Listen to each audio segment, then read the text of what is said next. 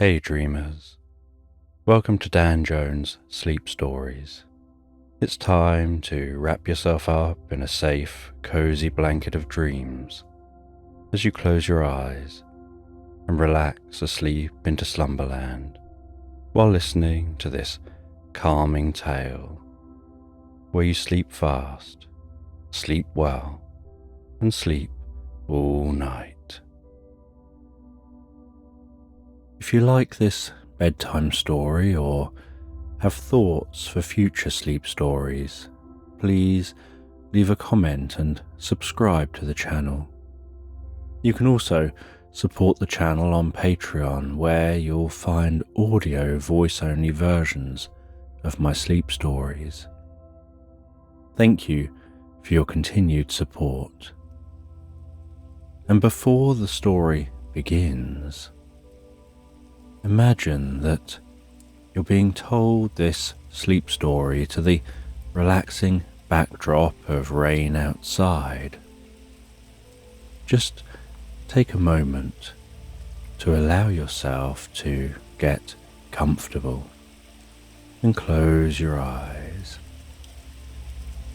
And as you drift deeply and soundly asleep, I don't know whether you'll drift deeper asleep to the sound of my voice or to the spaces between my words. And with your eyes closed, you can begin to have a sense of relaxing your mind and body as I count down from 20 to 1. Becoming deeper absorbed in the experience with each number. From 20, beginning to focus on the top of your head, noticing what your head is resting on, how it's supported gently in place, the comfort in and around your head as it rests there. 19.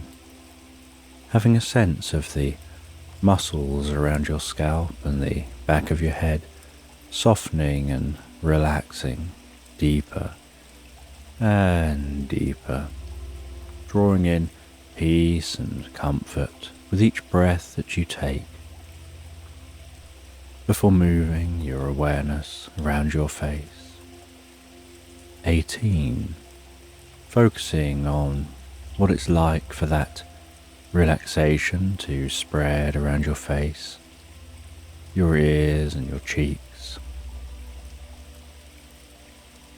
Having the muscles in these areas soften and relax.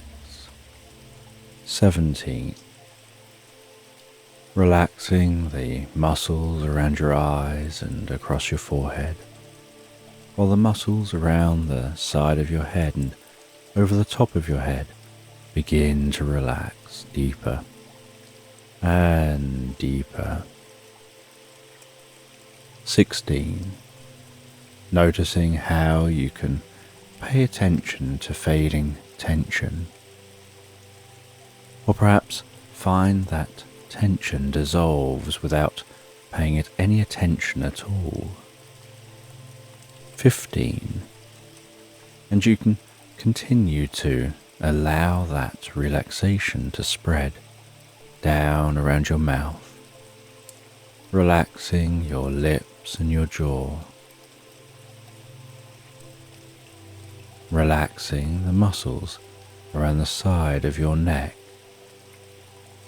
around to the back of your neck and around your throat. 14. And as your jaw relaxes and hangs slightly loose, limp and comfortable, that relaxation can continue to move down to your shoulders and your upper back. 13. And I don't know whether that relaxation happens fastest around your shoulders, or in the upper back, or perhaps down the tops or the front of your shoulders. As that relaxation progresses around your back and your chest, softening and relaxing those muscles fully, deeply and comfortably. 12. And as those muscles soften and relax while you rest there, that relaxation can begin to spread down the arms to the hands, all the way down to the fingertips. 11. And I don't know which arm will relax fully fastest, whether it'll be the left arm or the right arm, or whether the arms will relax at the same rate and speed as each other. 10. And as that relaxation continues through those arms, it can flow down through your stomach, your sides and lower back, all the way down to your bottom, before extending deeply down through your legs to the tips of your toes. 9. And as your body becomes deeper and deeper relaxed, while you drift into the most pleasant sleep, so your mind begins to relax as a wave of healing light gently passes down through your body. 8. You begin to have a sense of that healing light touching your forehead, enveloping your face and head with healing deep relaxation, absorbing comfortably and gently into you with each in-breath that you take. 7. Filling you with peace and calm, spreading that healing, restorative, recuperative light down through your body, calming your mind. 6. Breathing in healing, calm relaxation. And breathing out any stress or tension.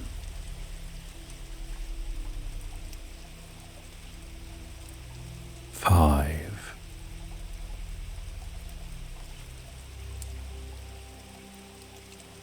Aware of that healing light passing down your neck, softening and relaxing those muscles, spreading that healing light throughout the neck as it spreads down with the next breath to your shoulders,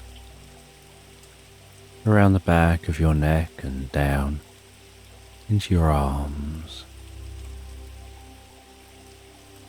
4. Gradually continuing that flow of healing light all the way to the tips of the fingers.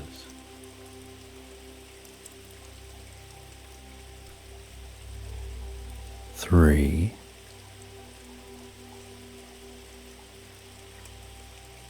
And with another in-breath, the healing light can spread down through the body, softening and relaxing muscles, healing deep within the body, filling the body with pleasure and deep relaxation. 2. As the light journeys down around your stomach, your lower back and sides, into your buttocks and all the way down to the soles of your feet, perhaps noticing your whole mind and body filling with a deep sense of peace and calm.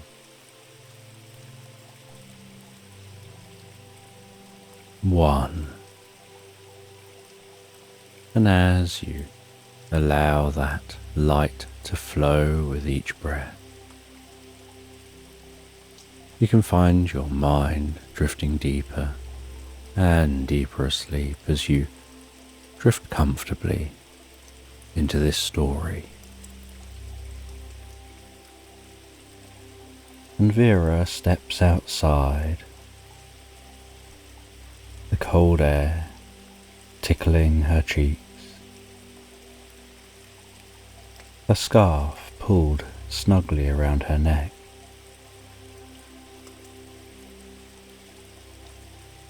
And as she walks in the brisk winter wind, feeling the weight of her coat resting on her shoulders, protecting her from the cold, she enjoys the feeling of being out on this chilly winter afternoon. There are grey clouds hanging overhead, stretching way off to the horizon. Streets are quiet and still. The houses stand so silently, their windows reflecting the afternoon light. And smoke rises from the various chimneys, barely visible against the backdrop of grey clouds. And Vera inhales deeply and comfortably, feeling the sensation of the cold air. As she breathes that in, it passes in through her nose, down into her body, and then breathes out, a cloud of air warmer than the surrounding air.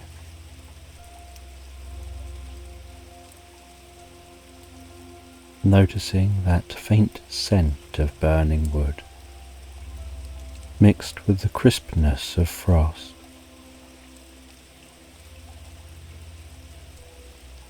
As the smell from the various fires within the houses mingles with the cold air outside, and although windy and overcast, there's a certain peacefulness and stillness to the world around her, with very few people moving around. Almost like there's a solitude enveloping everything, as if the world is wrapped in a blanket of calm. And as she continues to walk, the sound of each step on the cold stone beneath her feet, she enjoys the sound as she occasionally walks over fallen leaves, that gentle crunching sound. And after a while of walking, she can see the first flicker of light in the distance from the Christmas market down in the town. And she enjoys each year coming along to this Christmas market, the various stalls, the soft glow of fairy lights strung between those stalls, the decorations, the music, giving the town such a cosy, calming feel. And Vera feels that this sight just brings her such joy. And there's a bit more warmth here in the market. The chestnuts roasting, with some outdoor seating spaces, with fires for warmth. And she begins to explore the market, to the backdrop of the murmur of the voices around her, the sounds of the different traders trying to get customers' attention. Some of the stalls have lanterns hanging delicately within them, creating flickering shadows, dancing around the inside of marquees and small tents, and across the cobblestoned path. And as she walks, she passes a stall containing cakes, smells that scent of the different cakes, the spiced wintry cakes. Another stall with mulled wine. Continuing walking, she can smell the scent of cinnamon, orange zest, and other sweet smells. And while walking around this market, she hears singing and sees a small choir singing familiar carols.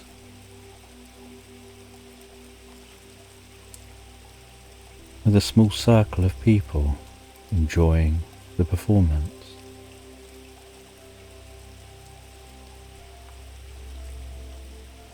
And Vera always enjoys the way that the market transforms the dullness of winter into something so beautiful, with the soft glow of the lights. The way everyone seems so friendly and happy to see each other, and the joy of the festive decorations. And she continues looking around these stalls, and while walking around, she can see children playing, children walking along holding parents' hands and grandparents' hands, couples with their hands intertwined, and some wrapping each other up into their arms for warmth as they explore the market, pointing at different items, making purchases, admiring the different stalls. And as she explores, so she eventually finds her attention drawn to a stall selling delicate glass ornaments, each one glowing and glistening so beautifully under the lantern's light, seeming to almost shimmer and sparkle. These glass ornaments, handmade, so fragile and intricate. Some shaped as Christmas tree decorations like snowflakes, their edges seeming so fine and almost too delicate to touch, and she thinks of how difficult it must have been to make such ornaments by hand.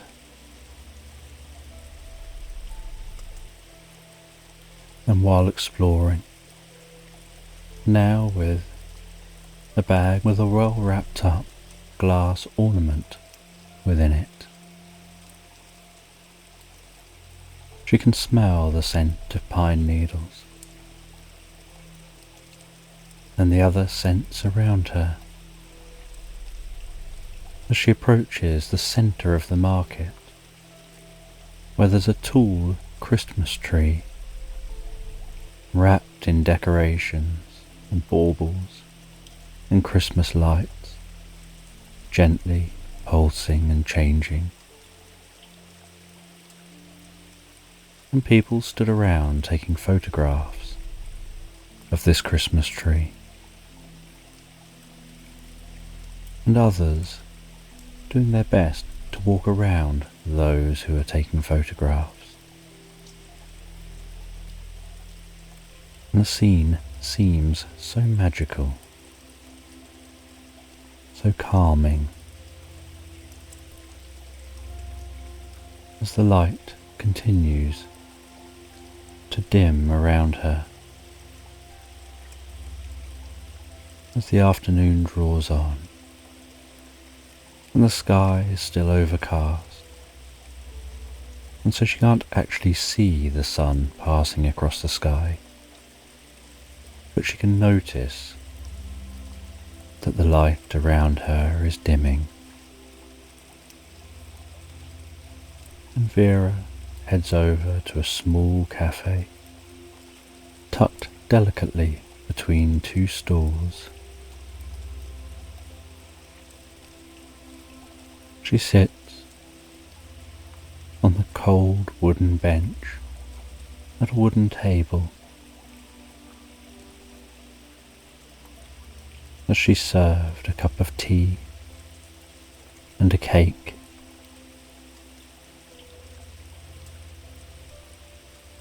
Then she looks around her and watches the world pass by.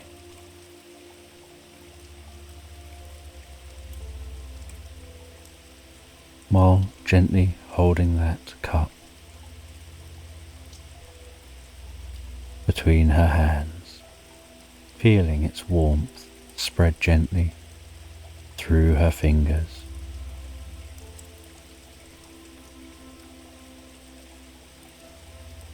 Drifting into her mind as she lazily drinks that drink.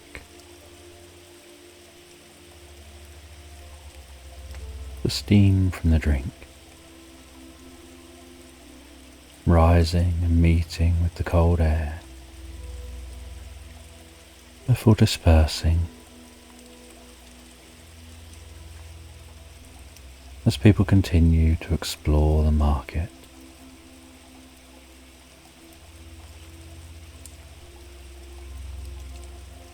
And as she rests there, drinking that drink, so her thoughts begin to drift to memories of different times,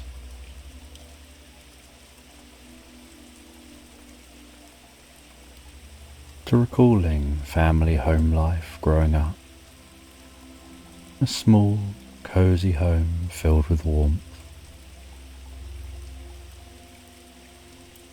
The sights and sounds and scents as her parents decorated the house for winter. The warm, crackling log fire in the living room.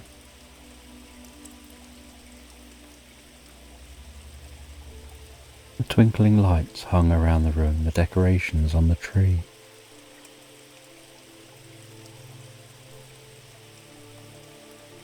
And she allows herself to be absorbed in those memories, enjoying the pleasant experience in her mind.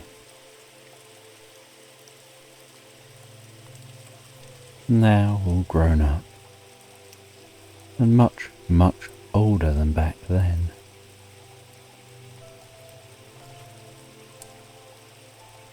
Her family are spread all over the place. But on Christmas Day, they all come together to enjoy time with each other, enjoy a cosy roast dinner. And she gets to enjoy her grandchildren running through the rooms, playing, watching them open their presents.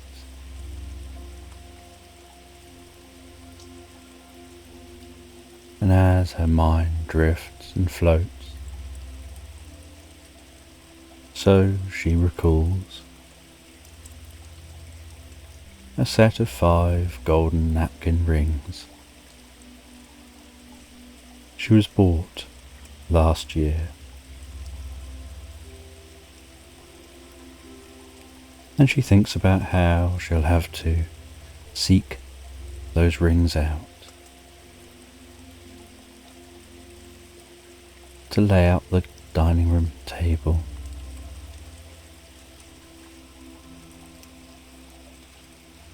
and she looks forward to seeing her family, having them all coming together at the same place at the same time.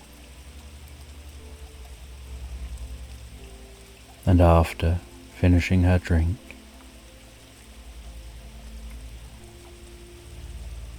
she sets back off from this cafe, heading back, exploring the market.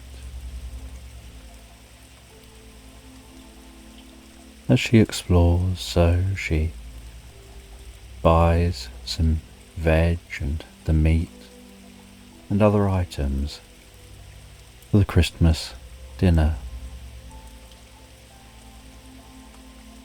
She picks up a few items like last-minute presents for her family that she just happened to see in this market. Handmade goods she knows they won't be able to get anywhere else.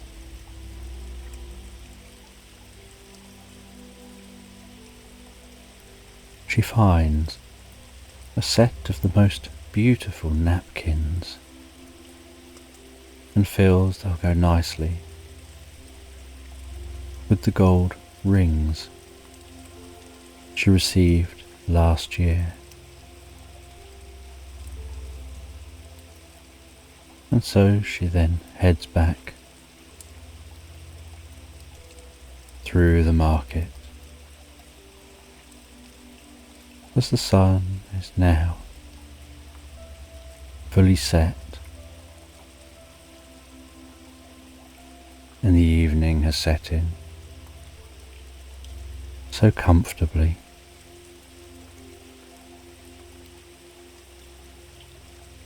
And she heads home with her goods.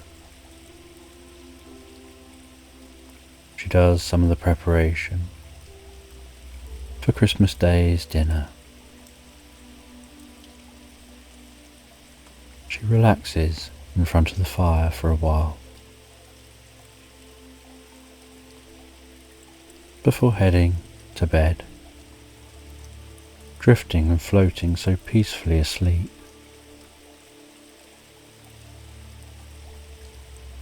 And the next day, on Christmas Day, she continues to prepare the Christmas dinner.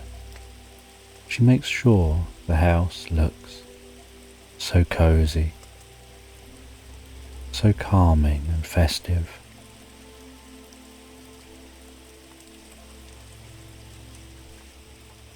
As the family members turn up,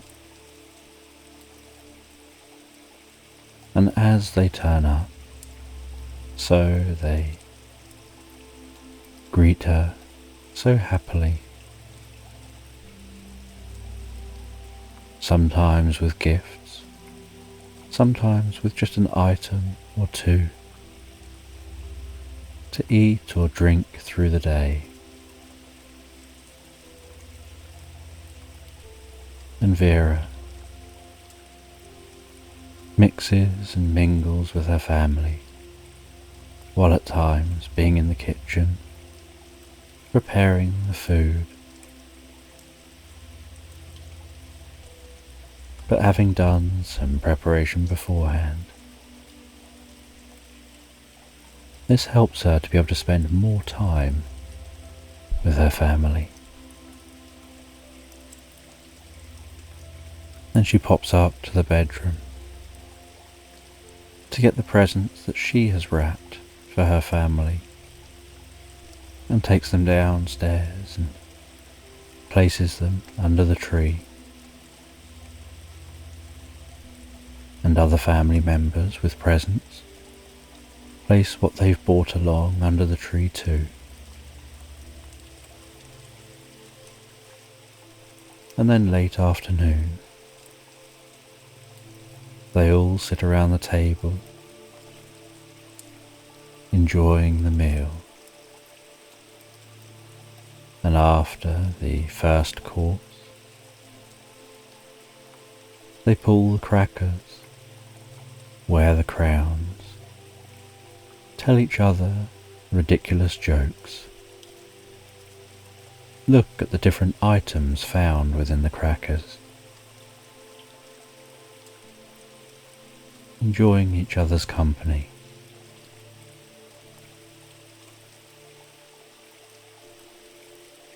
Before then enjoying the main meal, then the dessert,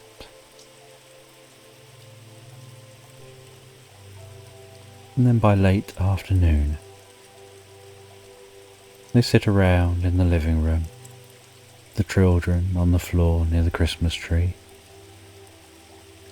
the adults in the chairs, trying not to fall asleep to their full stomachs.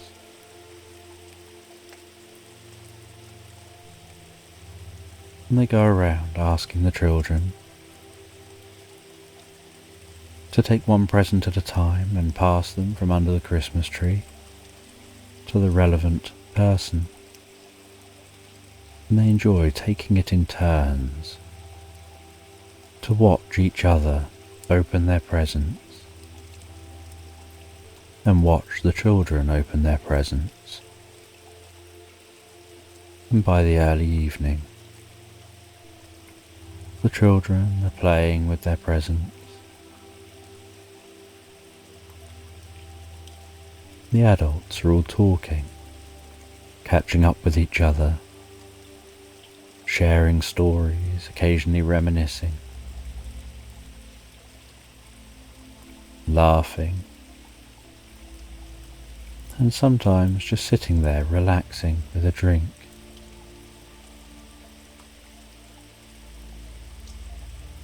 And then as the evening moves on, so the different sets of family members say their goodbyes and set off on their journeys back home. And after everyone has gone and the evening's getting later, Vera, feeling deep contentment in her heart, finishes tidying away and cleaning up before relaxing down for a while, enjoying the peace and quiet, the cozy feeling of resting, and thinking back on the family she's seen today, before then heading to bed, where she drifts and floats so peacefully, so comfortably asleep into slumberland. And it's Christmas Eve and a girl is in a car, and the world outside the car is quiet, wrapped in the crispness of winter. The air is cold, turning any breath into delicate clouds that float upwards before disappearing softly into the night. Snowflakes are tumbling lazily through the sky, each flake drifting and dancing in the beams of street lamps, and they settle soundlessly on rooftops and tree branches, turning the world into the most magical scene. And inside the car, the girl is nestled warmly in her coat and scarf, her cheeks still slightly pink from the cold outside. The hum of the engine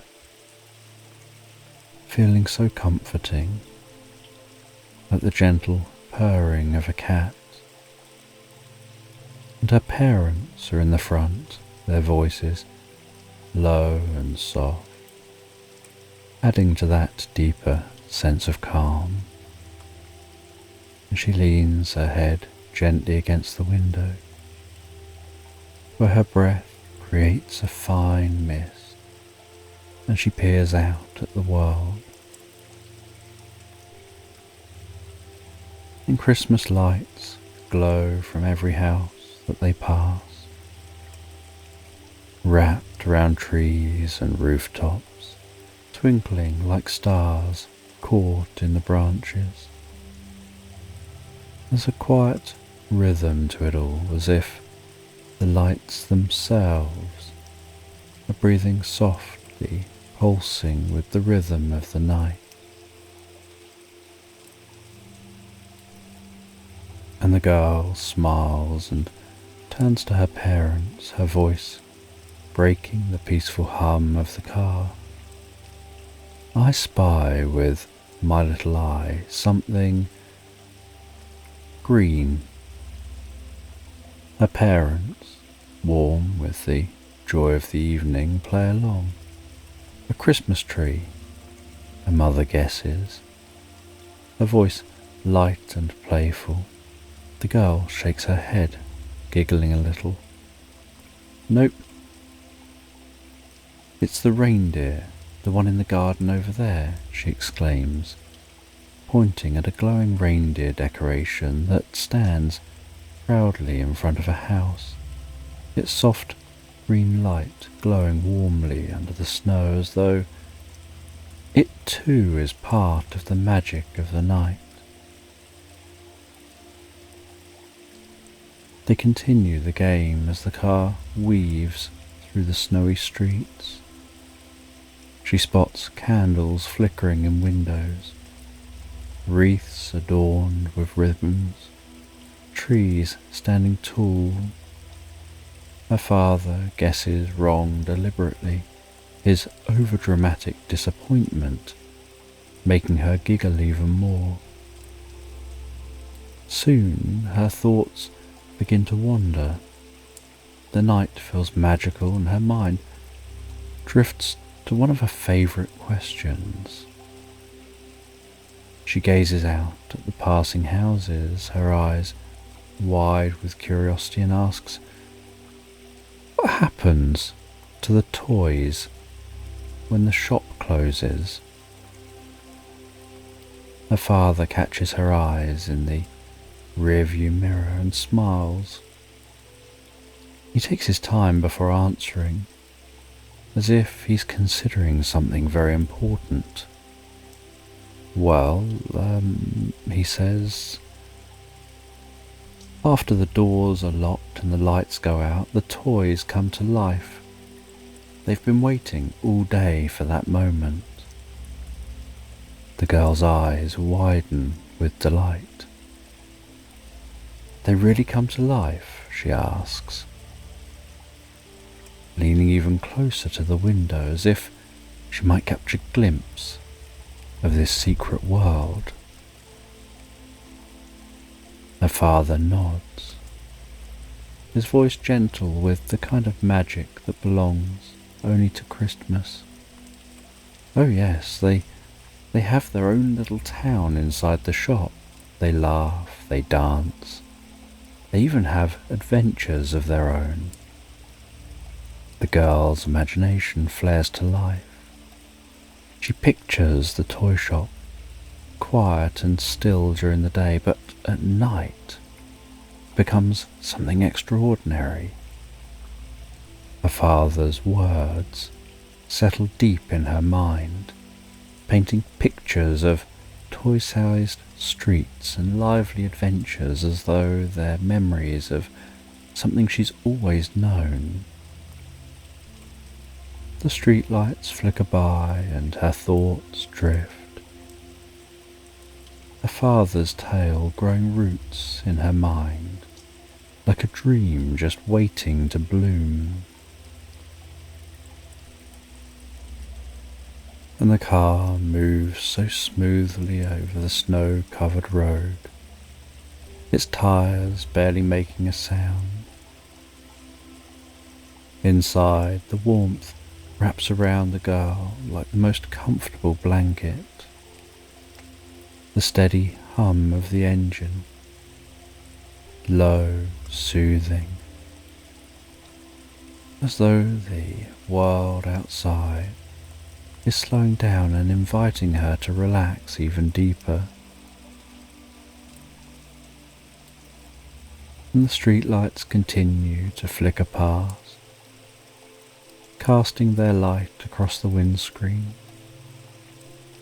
the glow moving across the glass in slow, rhythmic waves, as if time is stretching and melting, elongating the moments between each wave.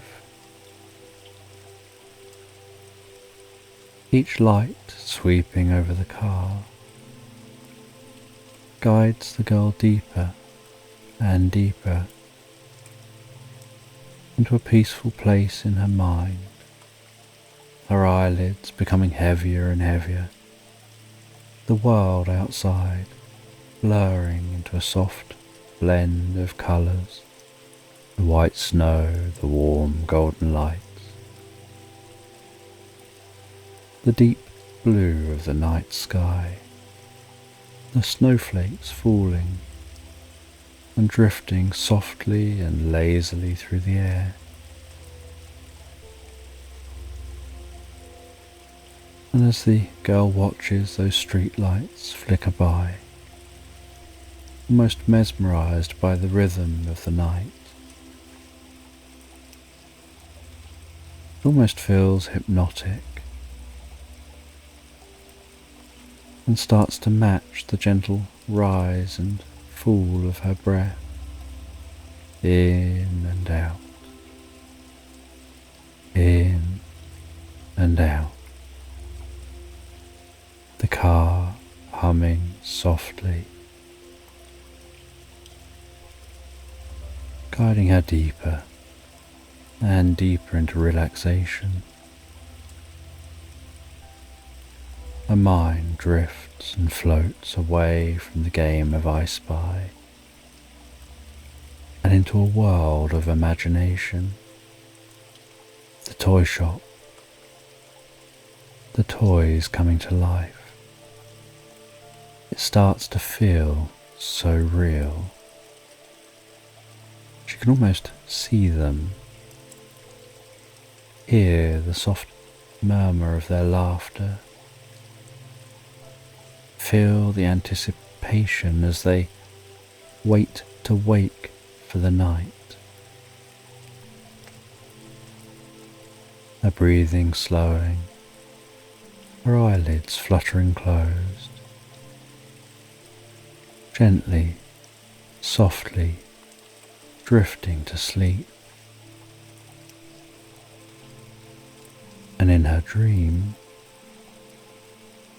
she's standing in front of a toy shop, its windows glowing with the last flickers of holiday light. The glass gleams warmly, casting the most pleasant golden light on the snow-covered pavement. She recognizes that this toy shop is the one she visited earlier in the day. The shelves filled with dolls and plush animals and toys of all shapes and sizes. But here, in her dream, everything feels different. Time has slowed as though the whole world is taking a deep, comfortable breath. The wooden sign above the door swings gently in the breeze. The hum of the world outside fades into a gentle stillness, setting over the street. She watches as the light inside the shop begins to dim. One by one, lights go out, and the toys are bathed in a soft half-light as though the shop itself is preparing for something. For a moment everything is still, and then from the edges of the shelves a soft glow begins to shimmer, faint at first but growing brighter. The toys, which have been still and quiet all day, now begin to stir. It's a slow, gentle awakening.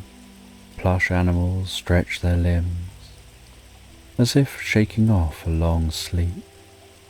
Dolls blink their eyes. Soldiers standing tall on shelves adjust the uniforms with precision. The aisles between the shelves begin to shift, the walls gently pulling back, expanding into something new. What was once a simple row of toys transforms into streets lined with tiny houses made from blocks, puzzle pieces and toy boxes. The shelves stretch higher, and the shop itself seems to breathe, expanding and shifting into a whole world of its own. It's no longer just a shop. It's now a magical town glowing softly with life. The girl feels a deep sense of wonder. Everything feels slow, gentle, as if the toys are moving to the rhythm of a quiet melody that only they can hear. Laughter rises softly, full of joy as toys of every kind come together in the streets, greeting one another after a long day of waiting. Plush animals bounce along the streets, their fur warm and soft, their eyes gleaming with happiness. Dolls in dresses twirl, their skirts swirling around them in gentle arcs, while soldiers march in graceful steps. Everything moves in slow motion. The girl's never seen anything quite like this, and yet something about it feels so familiar, as though this magical world was always meant to exist, hidden just beneath the surface of the everyday. Among the bustling toy streets, the girl notices a soft, fluffy teddy bear standing at the edge of the street. The teddy's golden fur glows warmly in the light, and its round, kind eyes shine with a sparkle of quiet adventure. It looks out over the magical town with a thoughtful expression, as if thinking about something important. Its soft paws rest at its sides, but its stance holds a gentle, determined energy. The teddy glances around as if searching for something, and soon spots a small group of toys nearby, a jack-in-the-box, a graceful ballerina, and a sturdy, wind-up soldier. The jack-in-the-box bounces over gently, the lid creaking softly as it moves with excitement. The ballerina stands poised, her delicate arms arched above her head, her tutu fluttering slightly in the dreamlike air. The soldier, standing tall, watches over them with a steady, protective gaze. The teddy steps forward, gathering the toys into a small circle. The girl watches, her heart quiet with curiosity, as the teddy speaks in a soft, gentle voice. There's a sense of purpose in its words, not rushed, but filled with a quiet urgency. Something important must be done tonight. There's a place far beyond these streets, the teddy says. Pixie Dell, it's where the magic is hidden. The fairy dust that can give us life, real life beyond this night. The toys listen, their eyes wide and excited. If we find the fairy dust tonight, we'll never have to wait in the future. We'll be able to live and play with children. We'll be able to be awake always. This is their one chance, their one night to find the magic that will change everything. As they walk through the enchanted streets, the girl watches on. There's something beautiful, something deeply calming about the way the toys move, the way they embark on their quest with such gentle determination. The toys walk side by side, heading towards something magical, something just out of reach.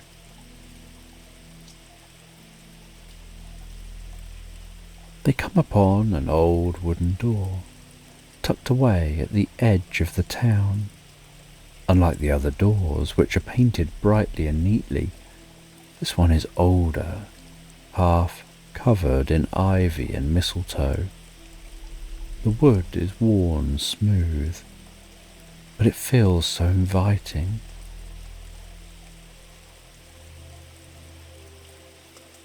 The teddy steps forward first, glances back at the others, and pulls the door open. Behind the door is a shimmering portal.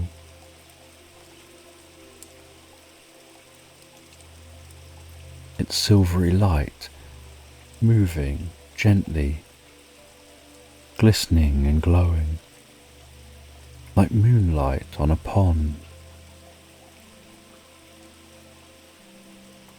One by one, the toys step through that portal. As they pass through, the world changes.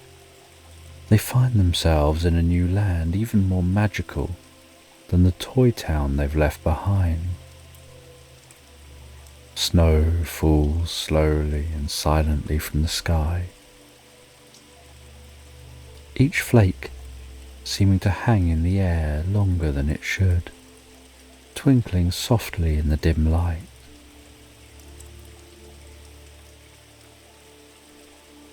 Everything seems to have a dreamlike glow to it. The air feels crisp and fresh, yet slightly warmer,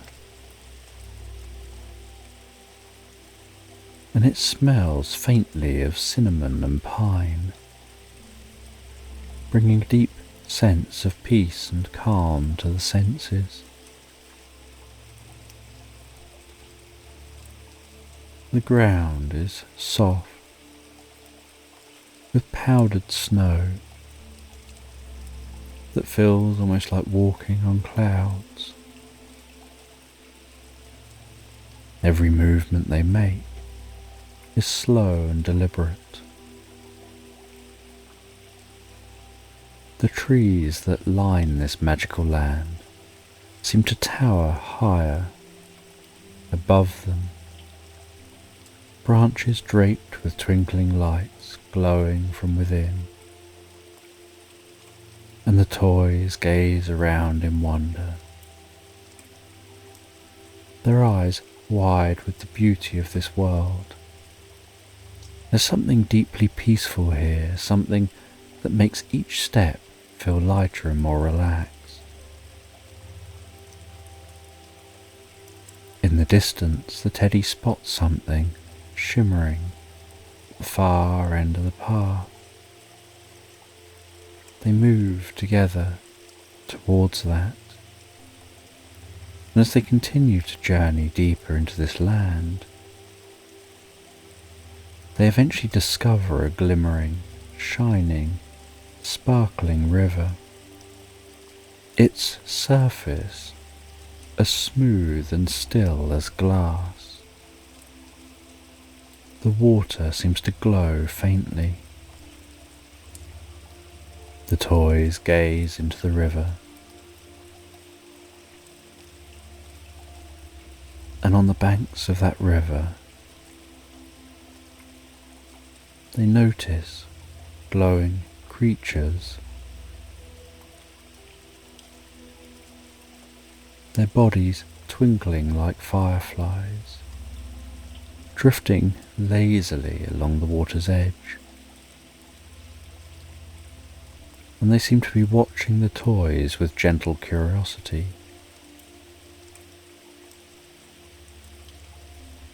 And the teddy bear and their friends continue along the edge of this river.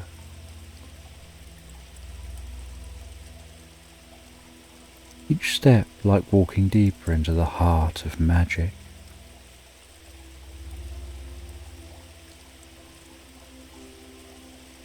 And they reach a clearing, a beautiful glade bathed in soft light.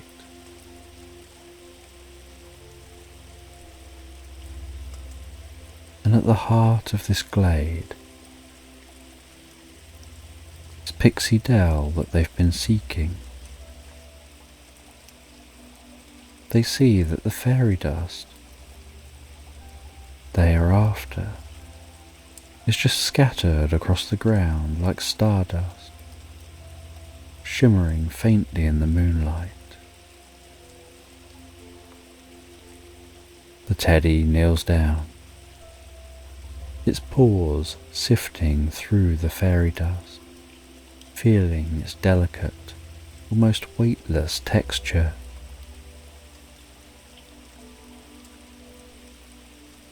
The toys begin to gather the dust,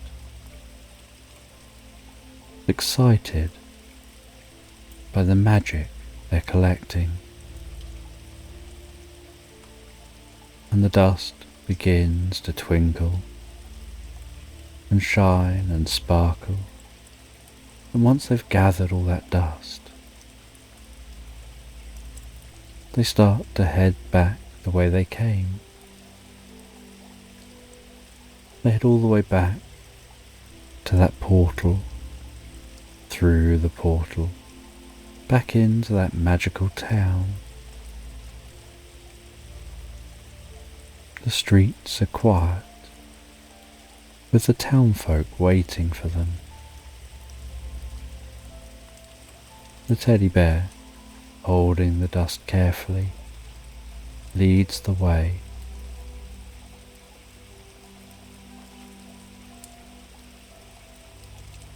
All the toys are gathered along the streets. Different toy animals and dolls and wooden figures, all moving along the streets and gathering in the town centre. And as the group arrive at the town centre. The air seems so still, and the teddy begins to sprinkle that fairy dust over the toys, and the dust drifts down like snowflakes, filling the air with a faint tinkling sound, like the sound of distant chimes. And the dust floats slowly and gently, settling over each toy with a warmth that feels like a gentle embrace. And as the dust touches them, the toys feel something stirring inside them, a slow, gentle warmth spreading from their hearts, filling them with a soft light, peaceful glow, reflecting the magic of the fairy dust.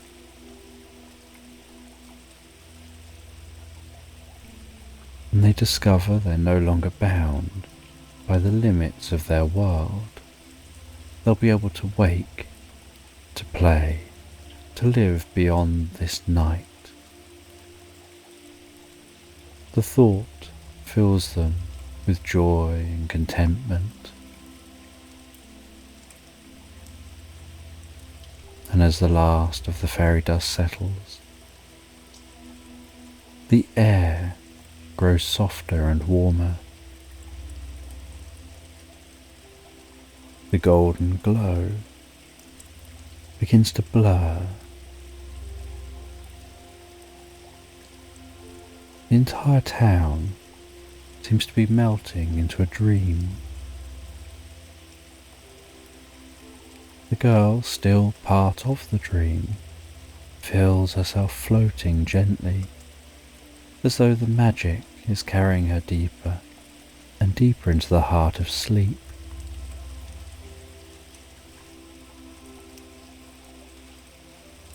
The scene around her softens like watercolours blending on a page. She can feel the warmth of the toy's joy, the happiness they exude. The sounds of this toy town begin to fade, becoming quieter and quieter. The girl's breathing slows as she sinks deeper and deeper into a comfortable sleep.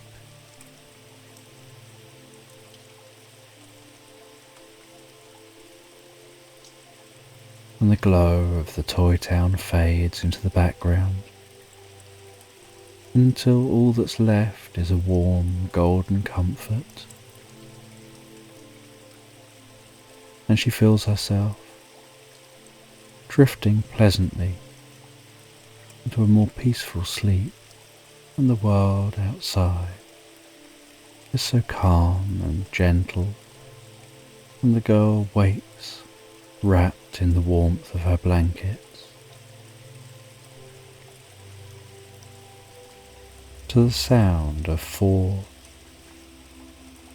cawing blackbirds perched outside her bedroom window. Their song is soft, mingling gently with the quiet of the morning, the first light of day. Aware she must have been asleep in the car and carried in by a parent to bed, and managed to sleep through the experience, and curious about that toy shop, the sense of that dream lingering in her mind. She feels that she can almost hear the soft hum of that toy shop. She can almost see the streets glowing with life, the toys on their mission.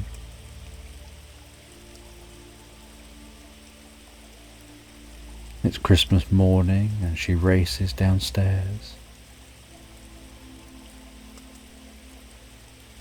She bounds into the living room, and beneath the tree, presents are stacked neatly, wrapped in bright paper and ribbons. The family gathered around, talking softly and friendly. She sits on the floor cross-legged, touching the different presents and the ribbons. And with her family, she begins to unwrap her gifts. And among the toys and books, one present catches her eye. A small, neatly wrapped box with a simple red ribbon. And she pulls it onto her lap, carefully unties the bow, and as she peels away the paper, she gives a gentle gasp. It's a teddy bear, golden and soft, with round, twinkling eyes that seem to hold a secret just for her. She feels her heart skip a beat as she recognizes it's the teddy from her dream, the one who led the toys through the portal, who sprinkled that fairy dust and brought the magic to life.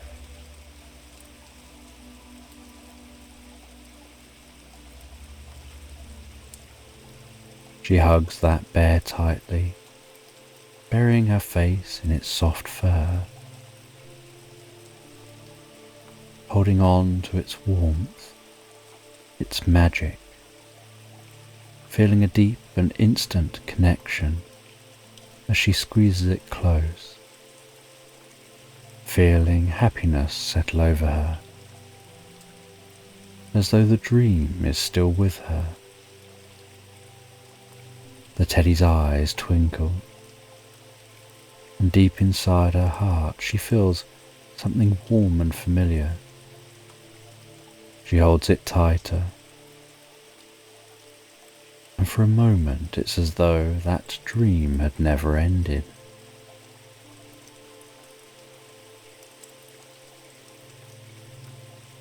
And Christmas Day passes with warmth and joy. The house filled with laughter, the sense of festive meals, the family sharing stories, unwrapping gifts, and the teddy bear stays by her side all day, tucked gently under her arm as she moves from room to room. And as the day begins to fade into evening, and the sunlight melts away into the horizon, she's aware that it's bedtime. She heads upstairs to the sound of the ticking clock. Her parents kiss her goodnight, their voices soft as they wish her sweet dreams. She feels their love wrapping around her. They turn out the light, with just the faintest glow coming from outside.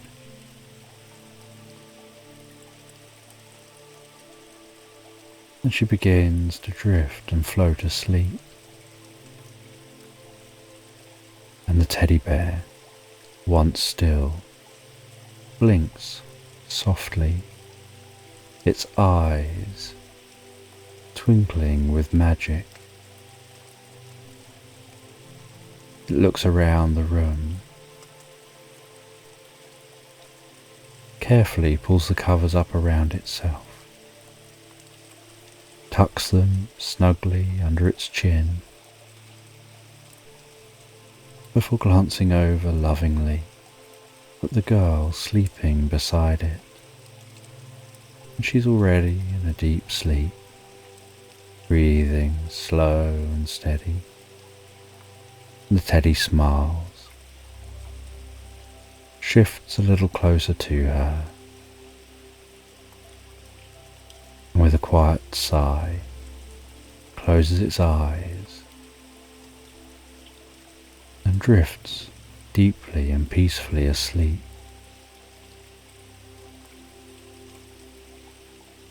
And as they drift and float asleep, so they sleep soundly to the magic of Christmas lingering in the air, drifting peacefully asleep into slumberland.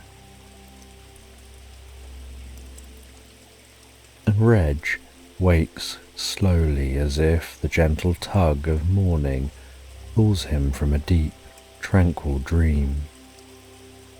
His eyes open to the dim light of a winter dawn, filtering through the small window of his stone cottage. For a moment, he lingers in the warm cocoon of his blankets, savouring the quiet. The air is cool and crisp, a reminder that outside the world is dressed in frost and silence.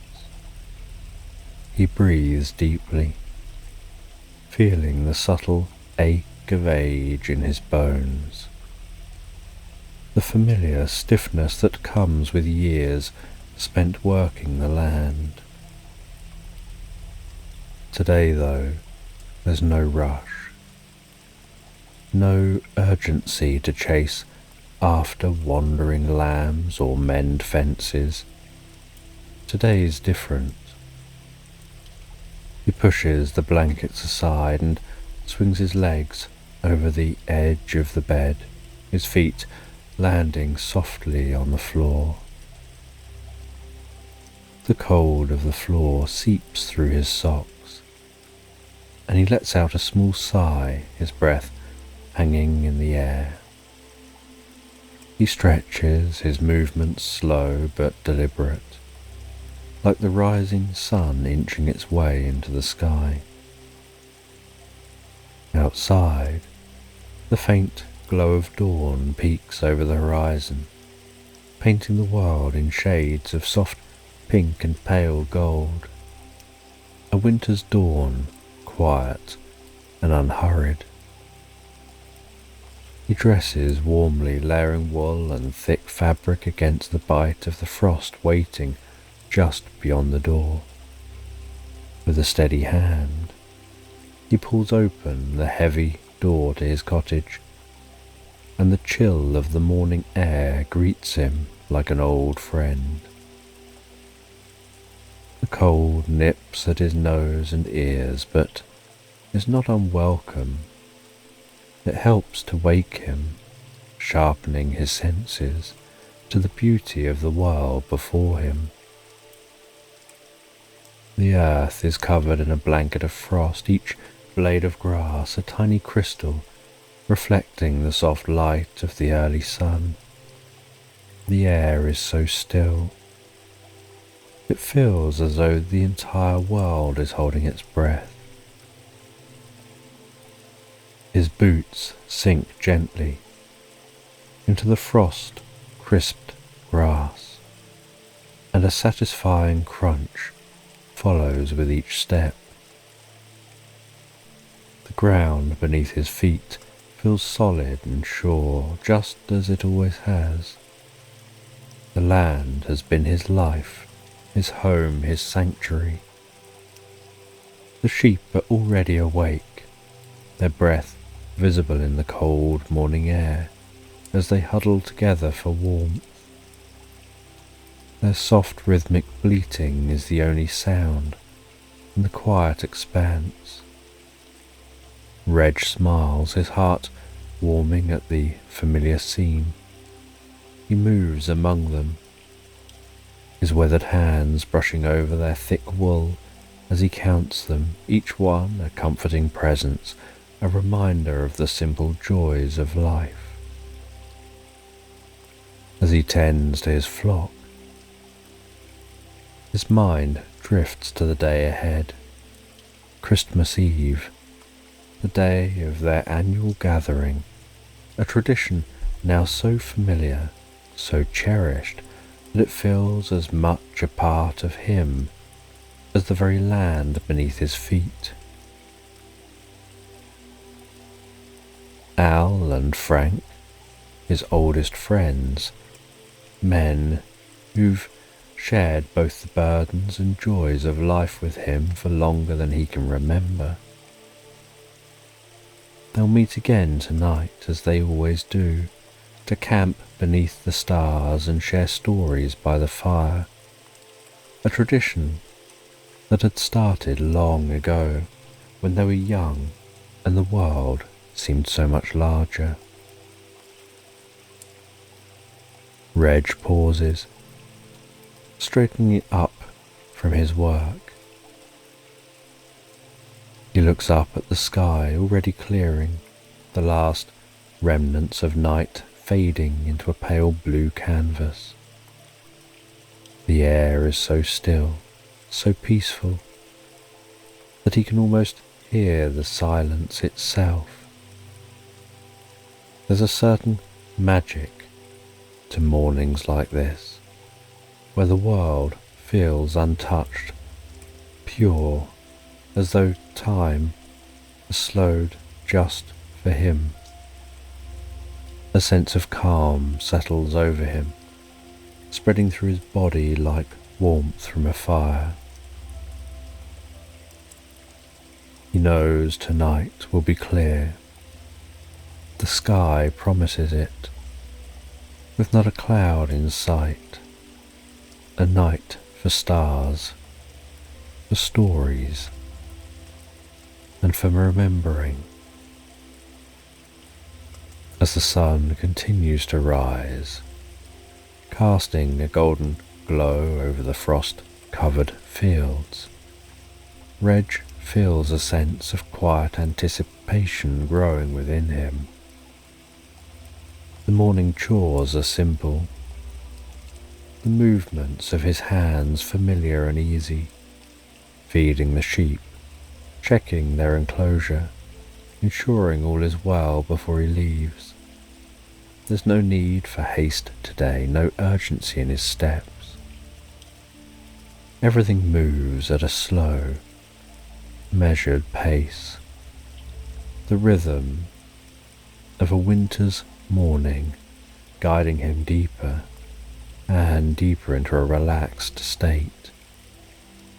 With each task completed, his mind drifts further into the peaceful reverie of the day.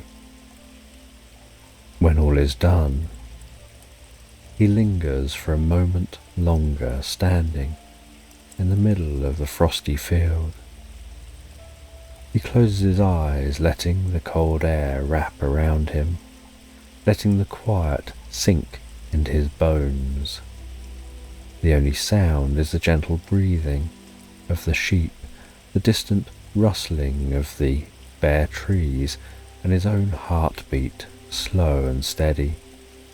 Then with a deep breath, he turns back towards the cottage, knowing it's time to go, time to meet his friends, time for the stories to begin again. He gathers his things carefully, every item placed with care into his pack. His thick woolen scarf, worn with age but still soft, wraps snugly around his neck, and his gloves, stiff from the cold, slide over his hands.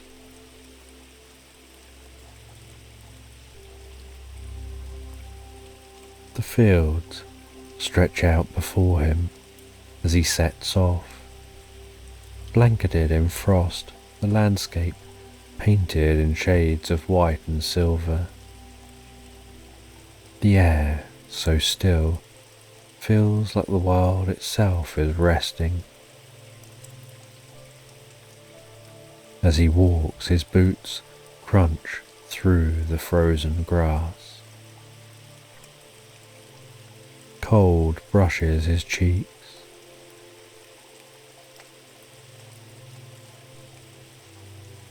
While walking, his thoughts drift back through the years.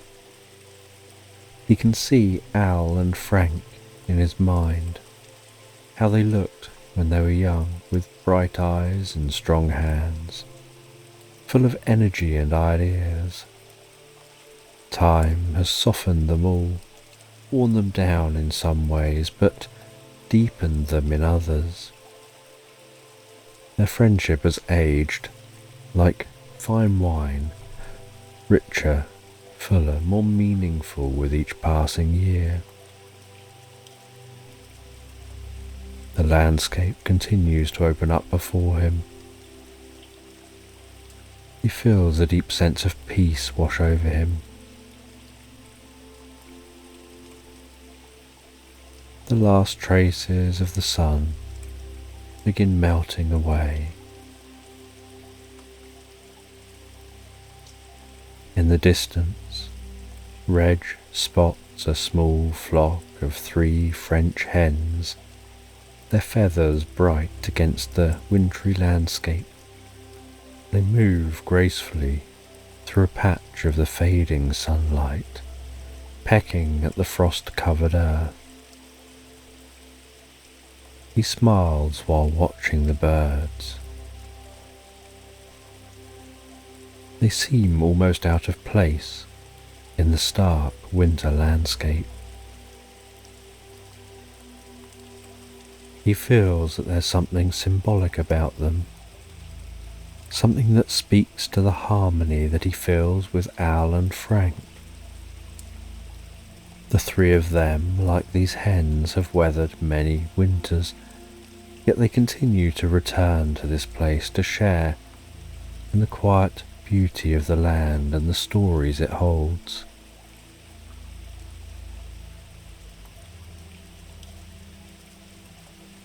Eventually, a small clearing comes into view, framed by the gentle rise of hills on one side and the forest of leafless trees on the other.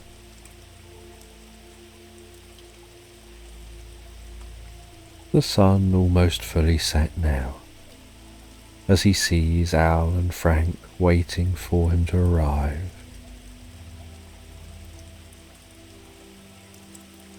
And as they spot each other, they all smile. And as they all meet, they stand there for a moment, just looking at each other, how they've aged.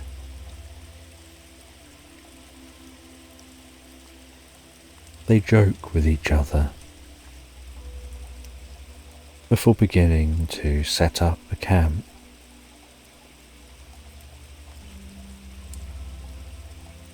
They talk to each other about small and simple things, of the sheep they tend to, of the weather,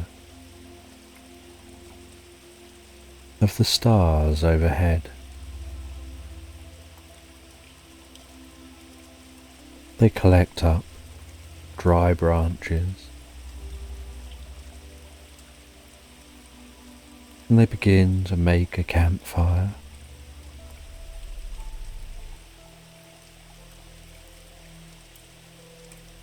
They arrange that wood carefully.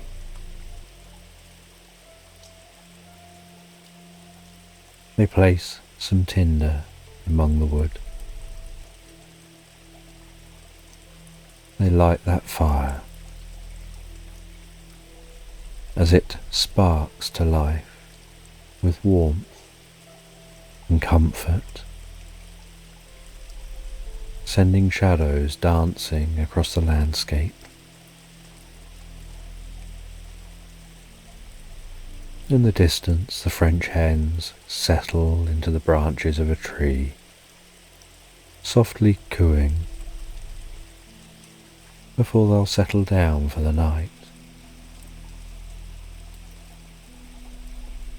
The stars twinkle overhead like a million tiny pinpricks of light scattered across the vast expanse.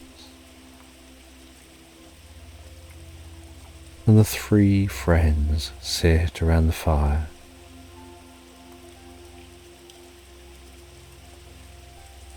initially in comfortable silence, enjoying the atmosphere around them. And as the evening gets darker and darker, and cooler, they wrap blankets around themselves while they chat and tell stories to one another. And then Al, the eldest of the group, asks a question. In all these years, apart from that night we first felt the spirit of this place, what's been the most profound moment of your life? His question lingers for a while in the air. Reg and Frank gaze at each other, their expressions thoughtful, each mulling the question over in their mind. Al leans back, his eyes moving from one friend to the other as he waits for a reply. The fire crackling softly, the light dancing lazily.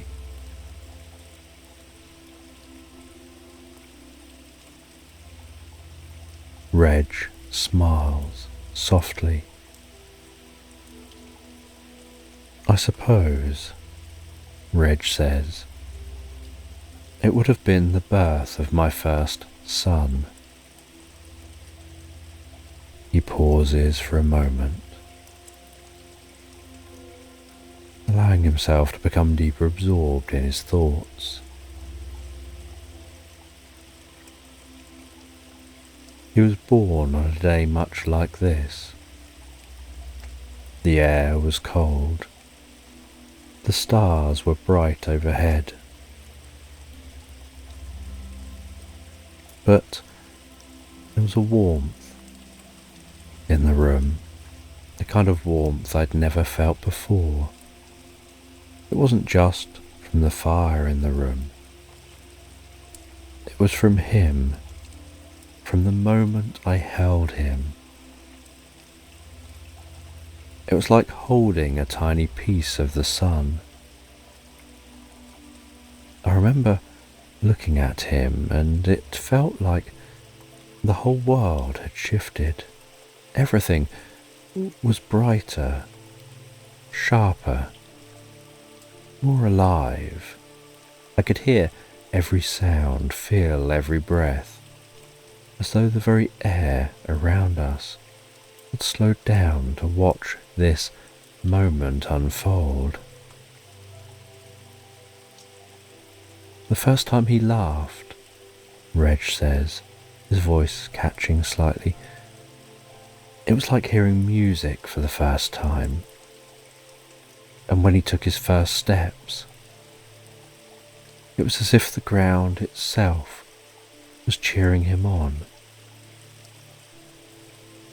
Frank and Al continue listening in silence.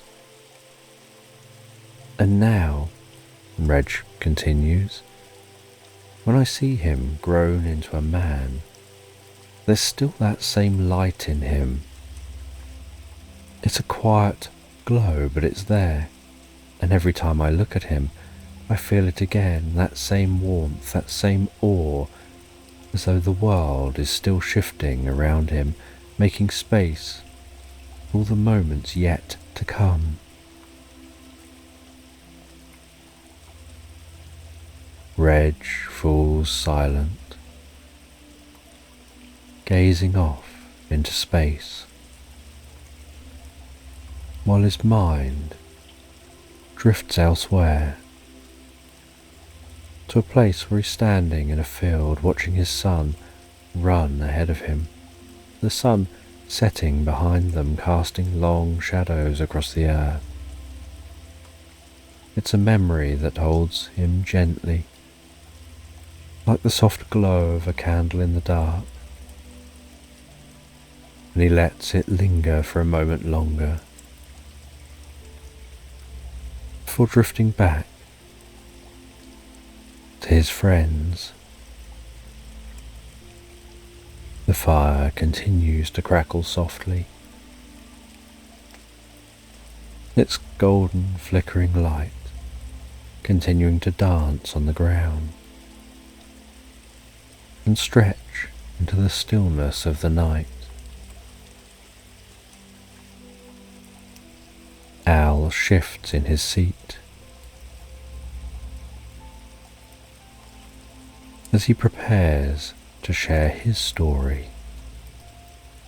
He gazes into the fire. It was many years ago, he begins. I was young then, much younger than I am now. I just started tending my own flock, trying to prove myself, trying to make my way in the world.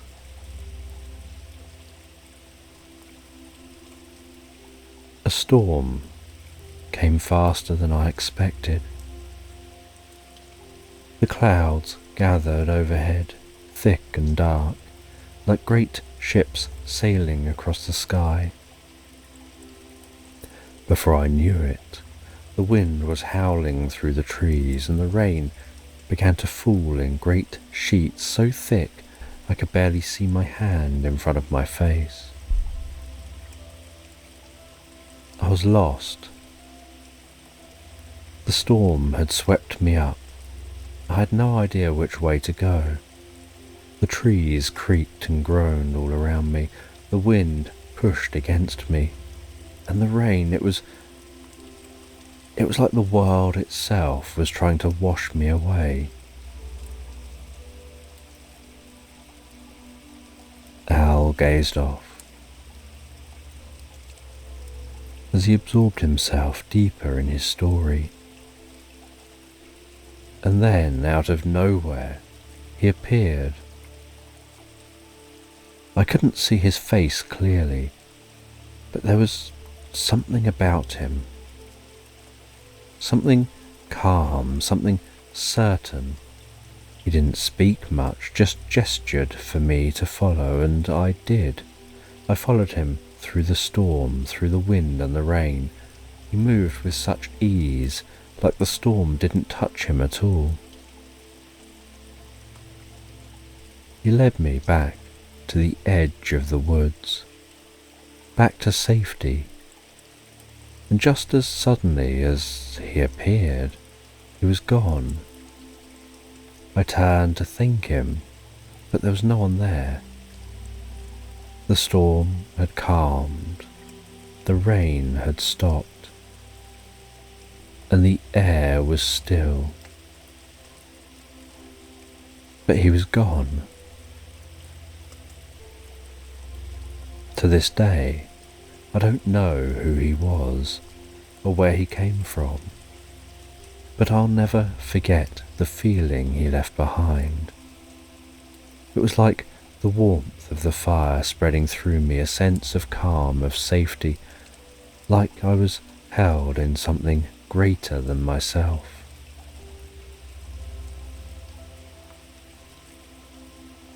Frank isn't a man of many words, but having listened to Al's story, he knows it's his turn to speak next. I suppose, Frank begins, if I had to pick one moment, it would be the time when I nearly lost everything. My farm had fallen on hard times. The crops failed. The sheep were thin and the debts, well, they kept piling up. I was on the verge of losing the land, losing everything. that my father and grandfather had built. I thought there was no way out. I tried everything, worked harder than I ever had, but nothing seemed to change. And just when I thought I would lose it all, a stranger appeared. He didn't say much, but he came to me, offered to pay off my debts. I didn't know him, had never seen him before, and yet there he was with an offer that seemed too good to be true. I accepted. I had no choice, and when I asked him why he was helping me, he just smiled and said, "Because you needed it." He didn't ask for anything in return, didn't leave his name, and when I tried to find him later, he was gone as though he'd never been there at all. Ever since that day, I've carried the belief that kindness is like a fire. It spreads, it's warm, and it doesn't ask for anything in return. For a moment, there's only silence. The kind of silence that soothes, a deep, calming quiet that invites reflection and peace.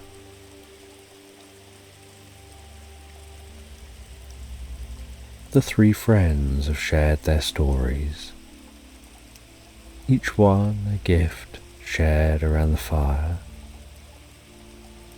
Their words now a part of the air, the land, and the night.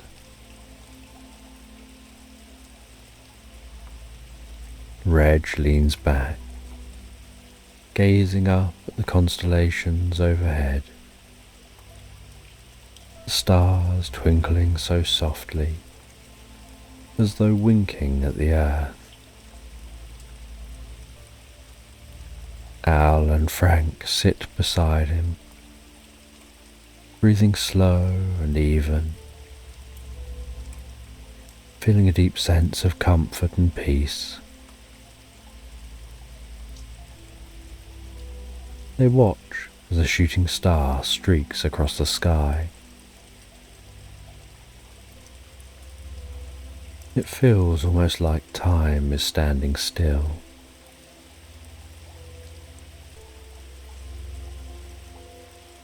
They exchange some quiet glances with each other, feeling no need for words, just enjoying their friendship and their time together. The three of them head to their tents as the fire has burned down to embers. They sit in the entrance to their tents, talking softly with each other for a little while, all feeling increasingly tired.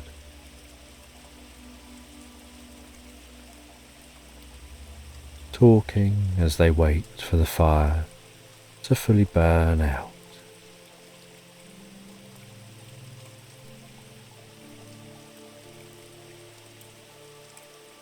And once the fire is fully burned down, and nothing but warmth remains,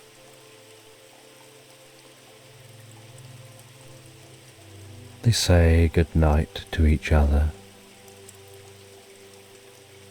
head into their tents and seal their tents, wrap themselves up warm for the night,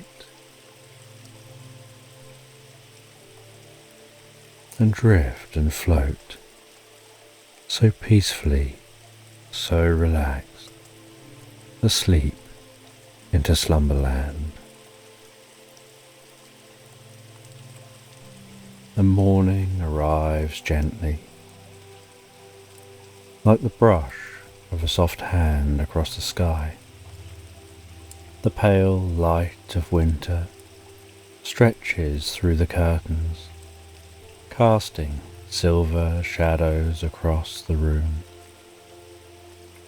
Outside, a thick blanket of snow drapes over the world, turning every edge into a softened curve, as if the earth itself has surrendered to a long, dreamlike slumber. The silence is profound, deep, peaceful, as if the snow has hushed all sound into a quiet, tender lullaby.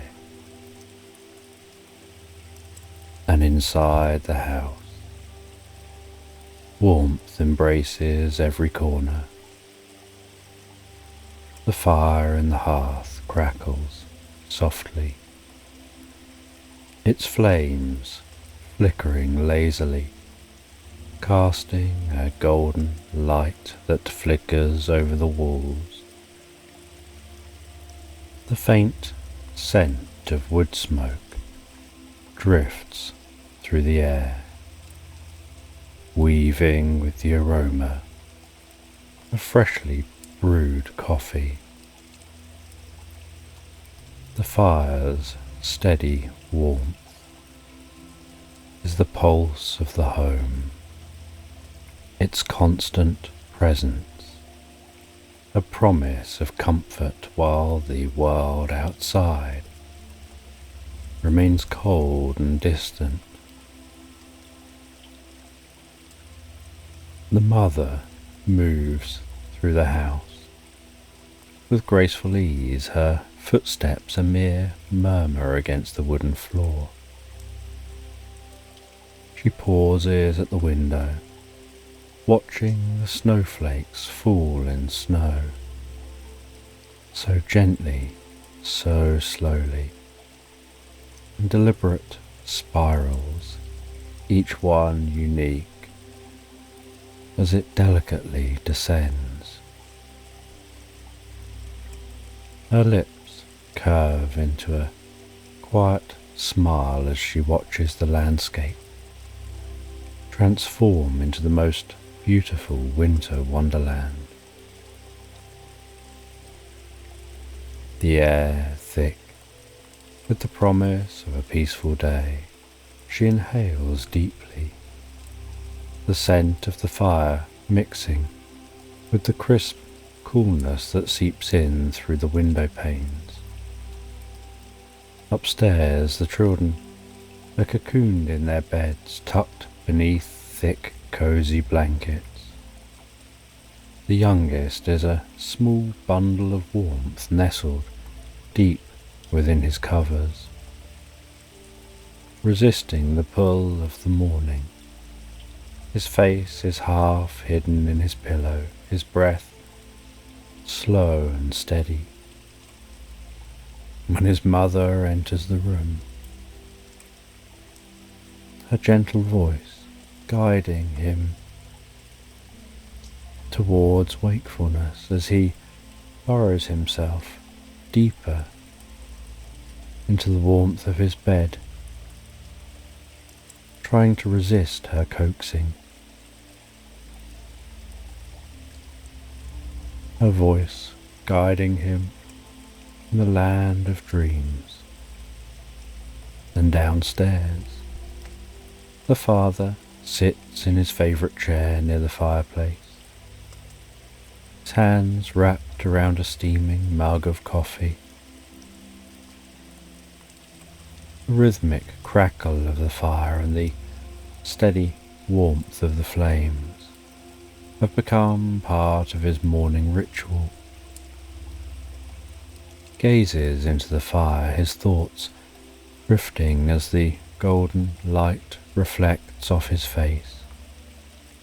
Outside, the snow continues to fall, but inside, there's only the comforting hum of the house gradually awakening, The older children eventually tumble down the stairs, laughter filling the quiet with a bright, joyful energy. Their excitement is as fresh as the new snow outside. Their laughter mingles with the sounds of the home, bringing it to life. The father smiles over the rim of his coffee cup, his eyes lighting up at the sight of them. The happiness is contagious, filling the house with warmth that rivals even the fire. The mother gathers the children at the front door, wrapping them in thick coats, scarves and gloves.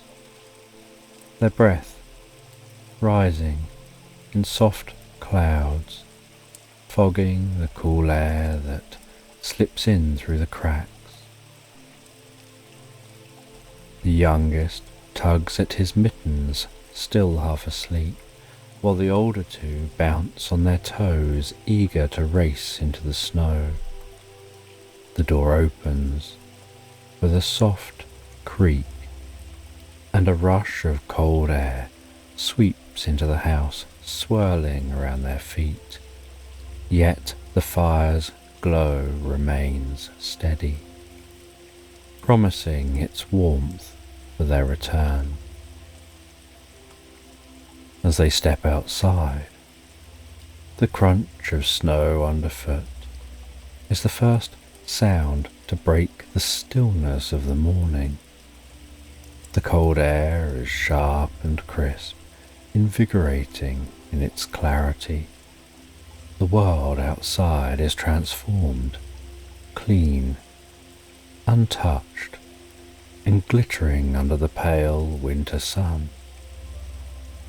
The mother breathes out, her breath visible in the cold as the children's laughter fills the frosty air. Behind them, the house remains, its windows glowing faintly with the warmth of the fire, a beacon of comfort awaiting their return. The world outside is a canvas of white, the snow sparkling like a sea of diamonds under the pale morning light. Each step sinks into the snow with a satisfying crunch, leaving behind imprints that mark their path.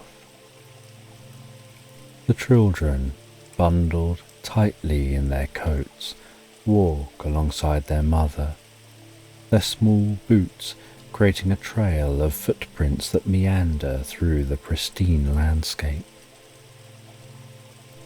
The air is cold, biting gently at their cheeks and noses, turning them a soft shade of pink. Above them, the sky stretches out in shades of silver and grey, blending with the snowy world below. The trees stand tall, their branches frosted with delicate icicles that catch the light and glimmer like crystals. Icicles hang from the rooftops, each one a winter jewel, sharp and glittering in the soft sunlight. The youngest child lags behind for a moment, his mittened hand outstretched to catch a snowflake. He marvels at its intricate pattern, watching as it melts almost immediately upon touching the warmth of his glove. His breath forms soft puffs in the air, each exhale mingling with the falling snowflakes, as if he's adding his own breath to the quiet stillness of the morning. His mother watches with a smile, her heart warmed by the sight of his wonder. The streets are quiet, the snow muffling every sound, creating a serene stillness that feels almost otherworldly. Only the occasional bird calls out, its voice a bright contrast against the muted tones of the snowy morning.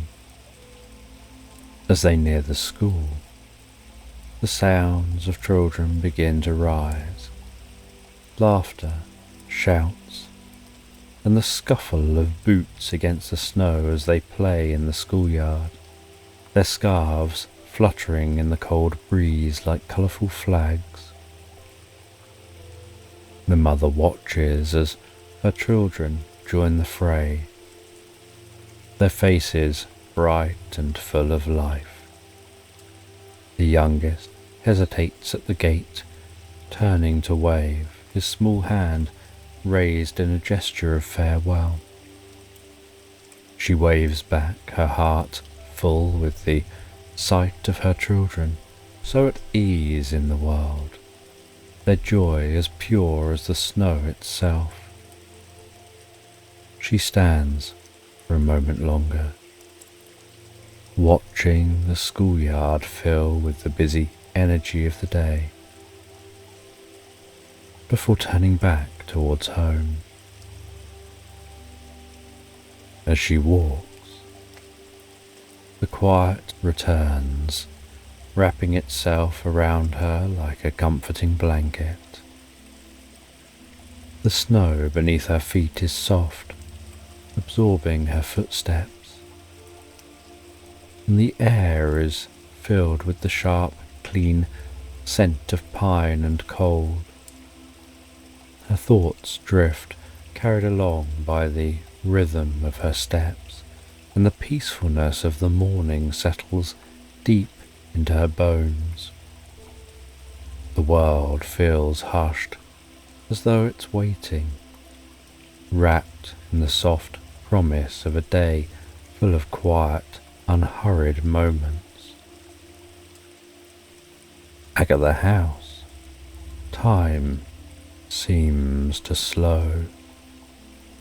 The gentle, rhythmic fall of snow outside matches the quiet stillness within. Inside, the warmth from the fire embraces the entire room, its golden light flickering across the walls in a lazy dance. The father sits at his desk near the hearth, his back warmed by the steady heat from the flames. It's a comforting presence, as familiar as an old friend. His pencil moves steadily across the paper, sketching the lines of a new design. Each stroke is careful, deliberate, the soft scrape of graphite on paper blending with the crackle of the fire. His eyes are focused on the intricate details of his drawing, but his mind drifts in the calm of the moment, absorbed by the peaceful rhythm that surrounds him. The room is filled with the faint scent of wood smoke, interwoven with the cool freshness that slips in from the snowy world beyond the windows. Occasionally, he pauses, stretching his arms above his head, feeling the warmth of the fire seep into his muscles, loosening the tightness in his back. There is something deeply satisfying about the quiet. The only interruptions are the occasional pop of the wood in the fire, or the soft ticking of the clock on the wall. It's a moment suspended in time, where the rest of the world feels far away. and all that matters is the present, the warmth, the fire, and the quiet space he inhabits. And as the day stretches into the afternoon, the fire continues its steady crackle, a low and constant murmur. The room remains wrapped in the golden light, and the father continues his work in peaceful silence, absorbed in the quiet rhythm of his day. But eventually, the soft chime of the clock stirs him from his reverie. He closes his sketchbook with a quiet thud, satisfied with his progress, though knowing there'll be time later to finish. He rises from his chair, shrugging on his thick winter coat and wrapping a scarf around his neck. The house holds the cold at bay, but as he steps through the door, the air is sharp and crisp, biting at his skin with its clarity. Snowflakes drift lazily from the sky, catching in his hair and resting momentarily on his coat before they melt. He smiles at the sight of the snow-covered world, his breath rising in soft clouds before him as he makes his way towards the school. The walk is brief, but it feels almost magical, as though he's journeying through a winter dream. The snow glistens like diamonds on the rooftops. The trees stand tall and bare, their branches dusted with silver frost.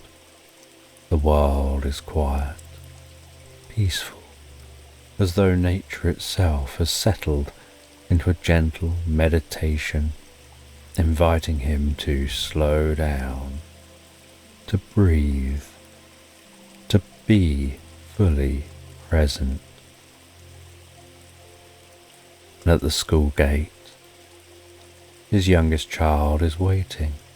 The child's face lights up at the sight of him, their wide smile full of excitement and warmth. The child rushes forward, slipping their small hand into his, and together they begin the walk back home.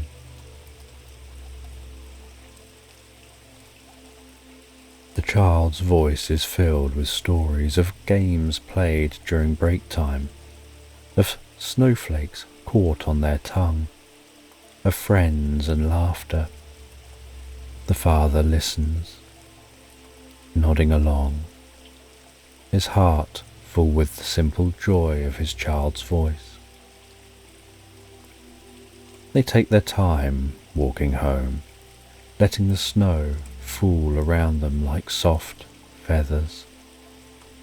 There's no hurry, no urgency, just the unhurried rhythm of a winter's day.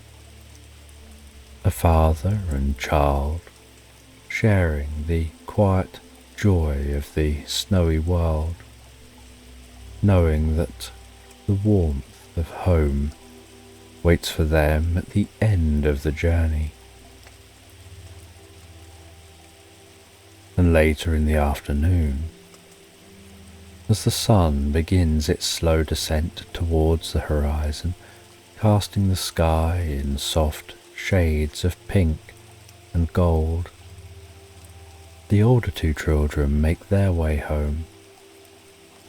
Their breath rises in puffs of mist. Their footsteps are slow, sinking into the thick layer of snow with each step. The biting cold gives them a feeling of invigoration, as though the air is alive and humming against their senses. As they near the house, the untouched snow in the garden beckons to them, its perfect surface inviting them to play. Without a word, they exchange a glance, and with a shared smile they veer off the path and begin rolling snow into large, solid balls, the foundation for their snowman. The air is filled with their laughter, bright and clear against the quiet of the winter afternoon. Their gloves grow thick with snow as they work, their cheeks flushed from the cold. They press the snow together with careful hands, building their snowman higher and higher, until it stands proudly in the garden, complete with stick arms and a crooked grin made of stones. The children stand back admiring their handiwork, their breath coming in little puffs of steam as they add the finishing touches, a scarf borrowed from one of their necks and a pair of old buttons they found in the snow. Something magical happens. From the bare branches of a tree nearby, 2 turtle doves descend. Their soft grey feathers are fluffed up against the cold, and they perch delicately on the snowman's stick arm, their gentle cooing adding a soft melody to the quiet.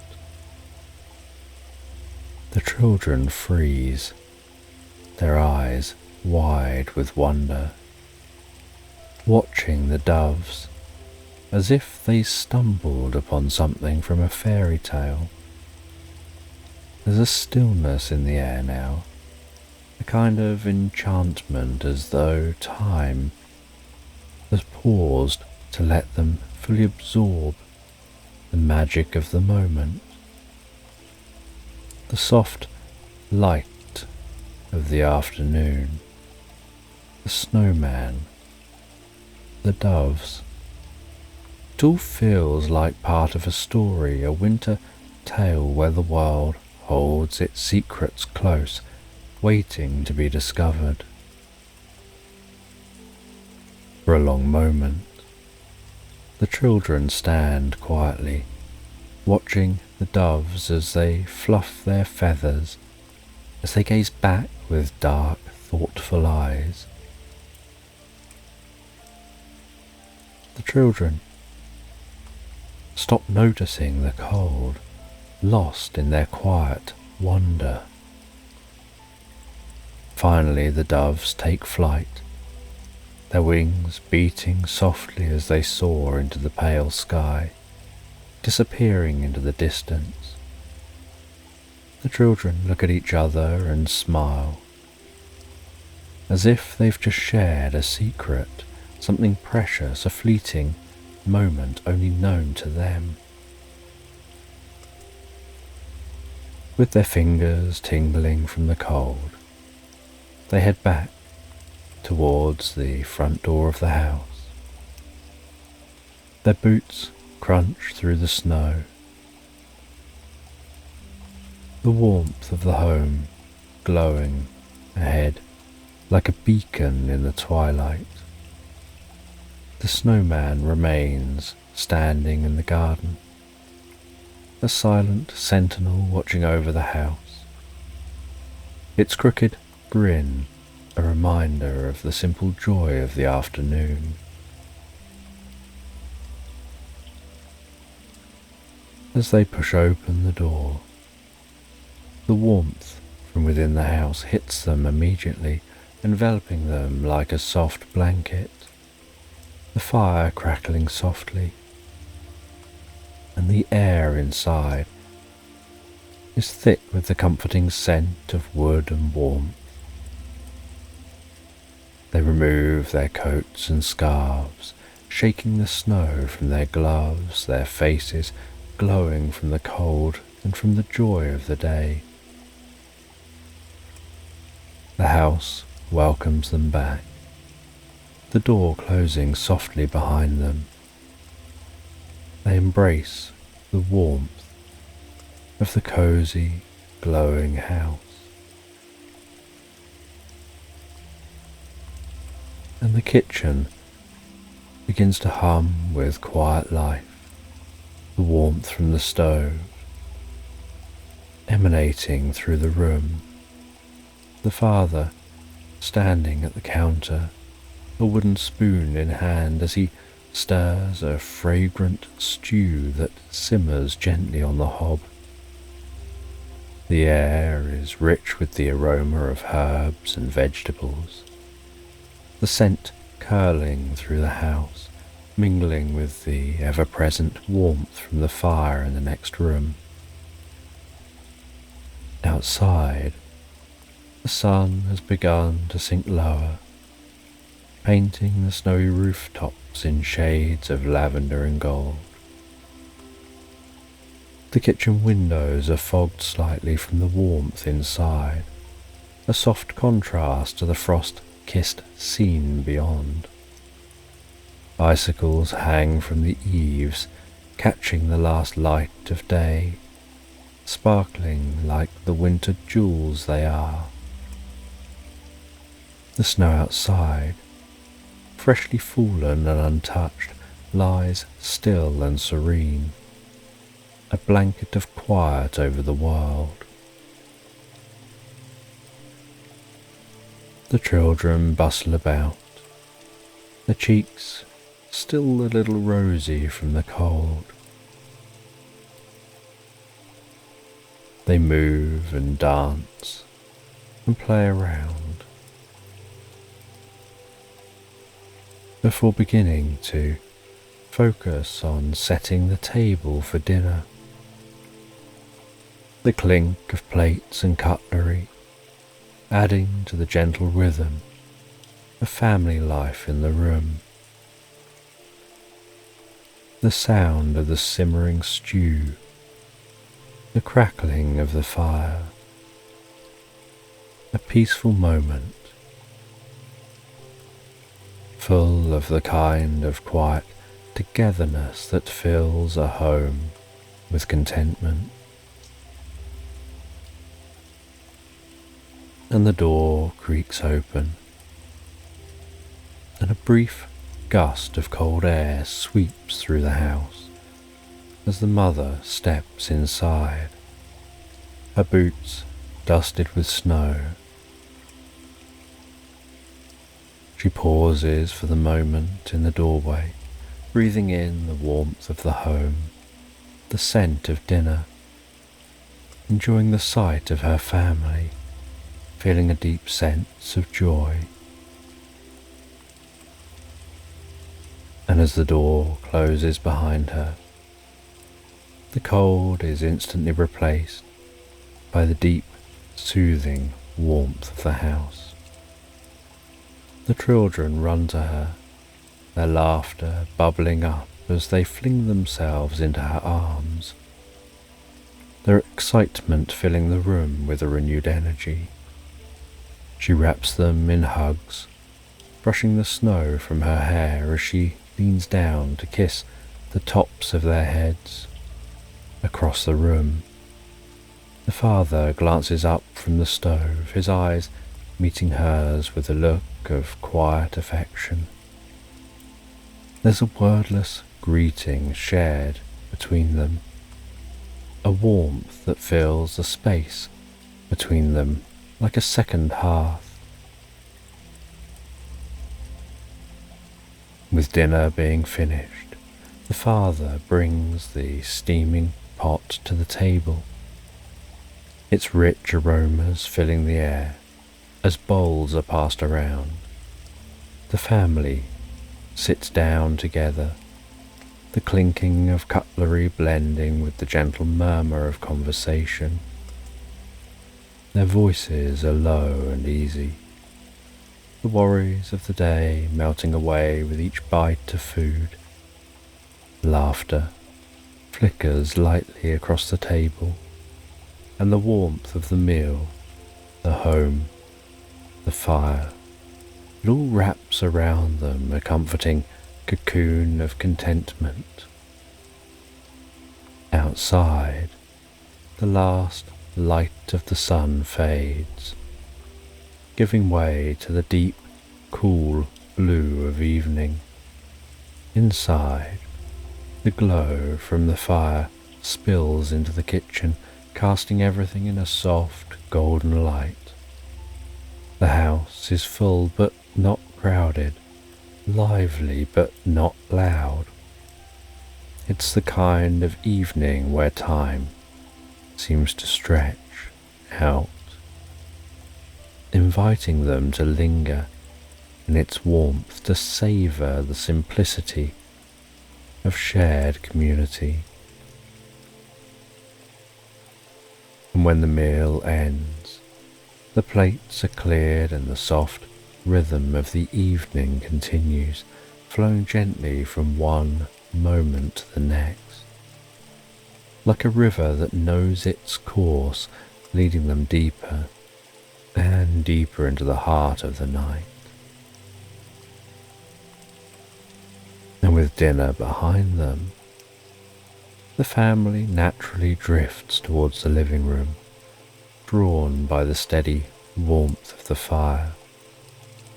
The flames are low, flickering gently, casting long, dancing shadows that move with a rhythm that feels as old as time itself. The fire is more than just warmth. It's the heart of the home,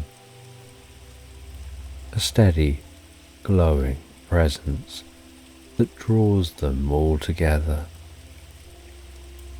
The family settles into their favourite places around the fire. The father reclines back into his armchair, his feet resting on a footstool, the soft creak of the leather chair, a familiar sound. The mother curls up on the sofa, the youngest child nestled against her side, their eyelids already drooping, with a gentle and deep pull of sleep. The older children sit cross-legged on the floor near the fire, their faces illuminated by its golden light as they share stories from their day. Their voices a soft murmur in the quiet room.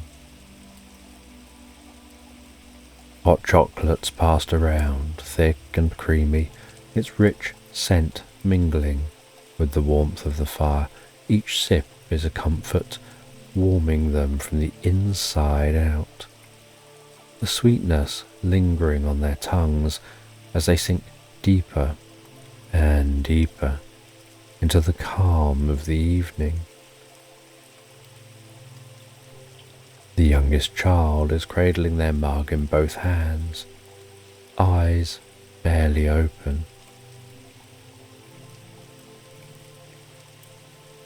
The heat from the fire and the velvety taste of the chocolate is soothing them all into a peaceful drowsiness.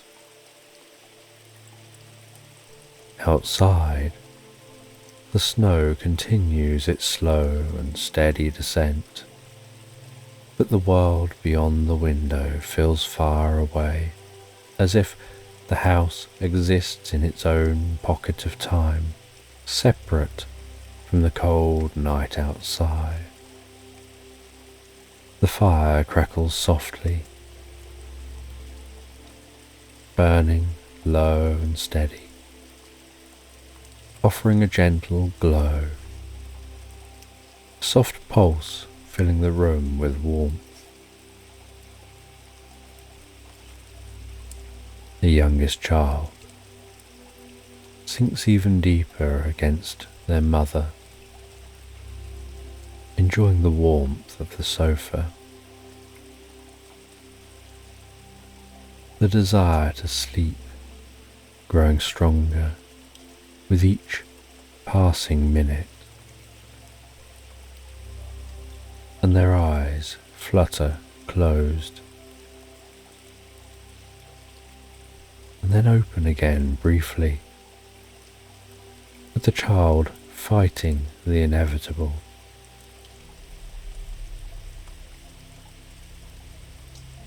Heading deeper and deeper towards sleep. The mother brushes a stray strand of hair away from the child's forehead. The older children still chatting quietly, occasionally pausing to enjoy the fire, with thoughts drifting in the soft glow. Their voices growing slower, their words fewer, as the calm of the room pulls them into its peaceful embrace. The evening continues to settle over the house, like a thick, soft blanket, filling every corner with warmth and the steady rhythm of nightfall.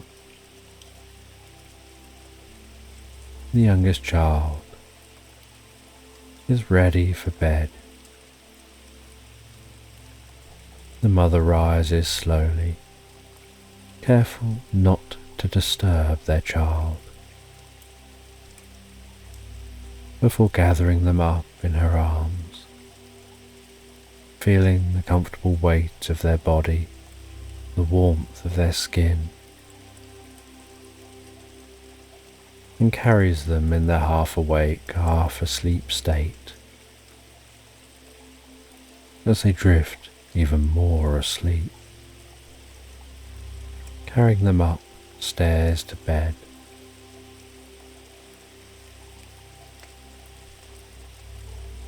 And this child's room is dimly lit by a small night light in the shape of a crescent moon, its soft glow bathing the walls in silvery light, casting delicate shadows that dance across the floor. The bed is waiting, layered with thick blankets, promising warmth and deeper comfort.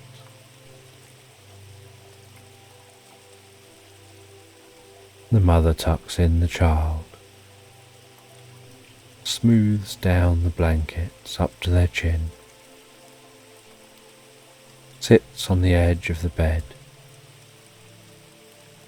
and begins to read. A children's storybook from the bedside table.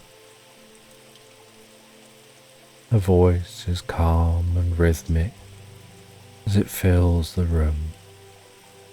The child barely awake, each word flowing so softly, so gently. The story familiar to the child, like an old friend, guiding the child's mind deeper and deeper asleep.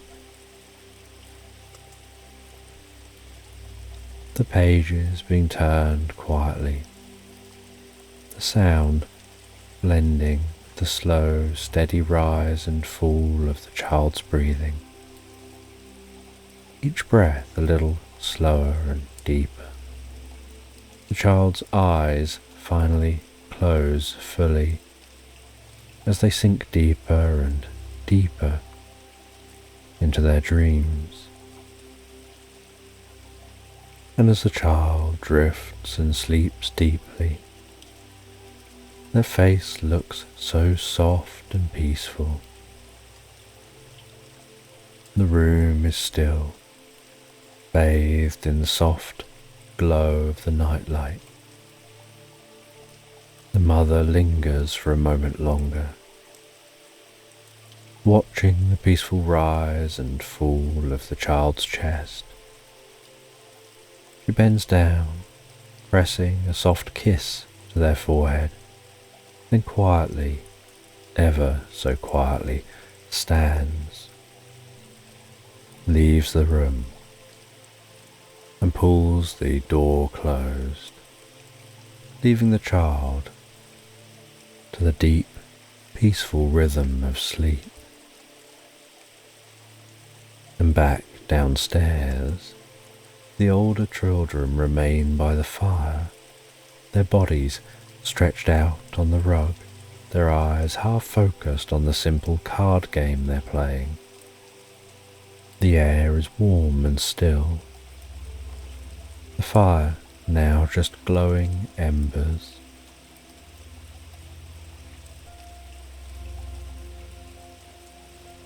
The house, so full of laughter and energy earlier, has now settled into a quiet rhythm, as though it too is preparing for a deep, peaceful night's sleep.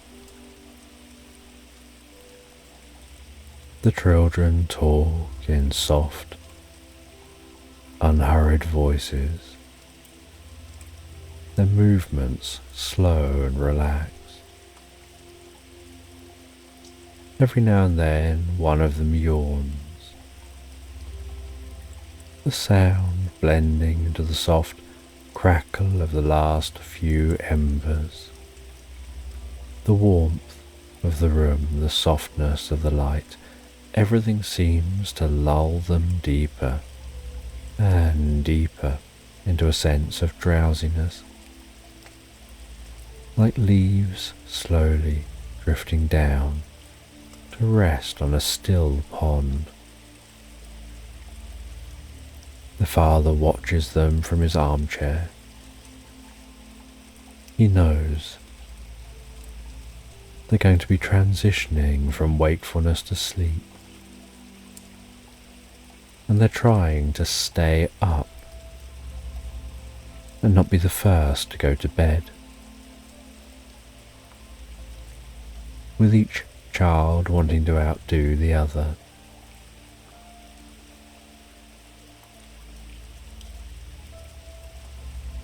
But eventually, sleep catches up with them. They both rise from the floor. The father stands with them. They head up the stairs, and in their rooms, they head to their beds.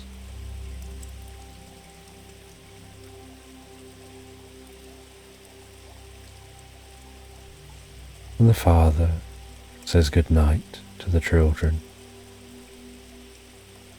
and the mother comes and says good night to the children. And now the house is still, wrapped in the deep quiet that only comes when the day is done and everyone is finally tucked up in bed. The fire still just embers. The parents head down to the sofa. They sit together on the sofa, wrapped in a thick woolen blanket.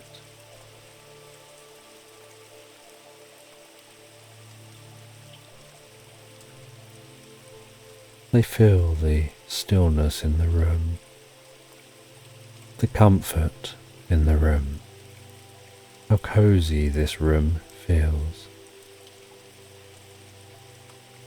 They talk of little things like the children's laughter, the snowman now standing proudly outside in the garden,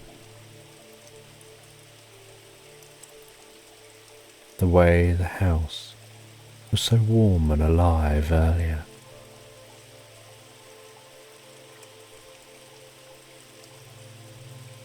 And every now and then they fall into a comfortable silence, the kind that doesn't need to be filled.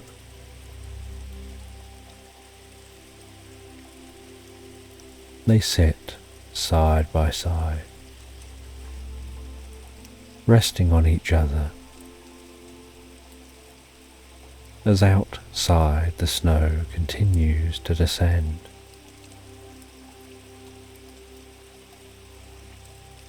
The mother pulls a blanket tighter around her, resting her head on her husband's shoulders, just enjoying relaxing together.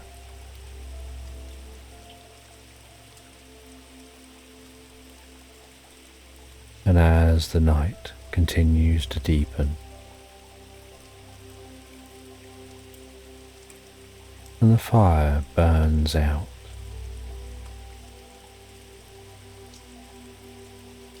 the parents begin to drift asleep.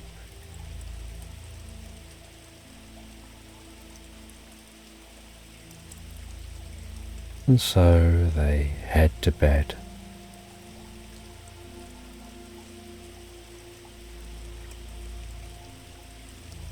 They let go of the last traces of wakefulness.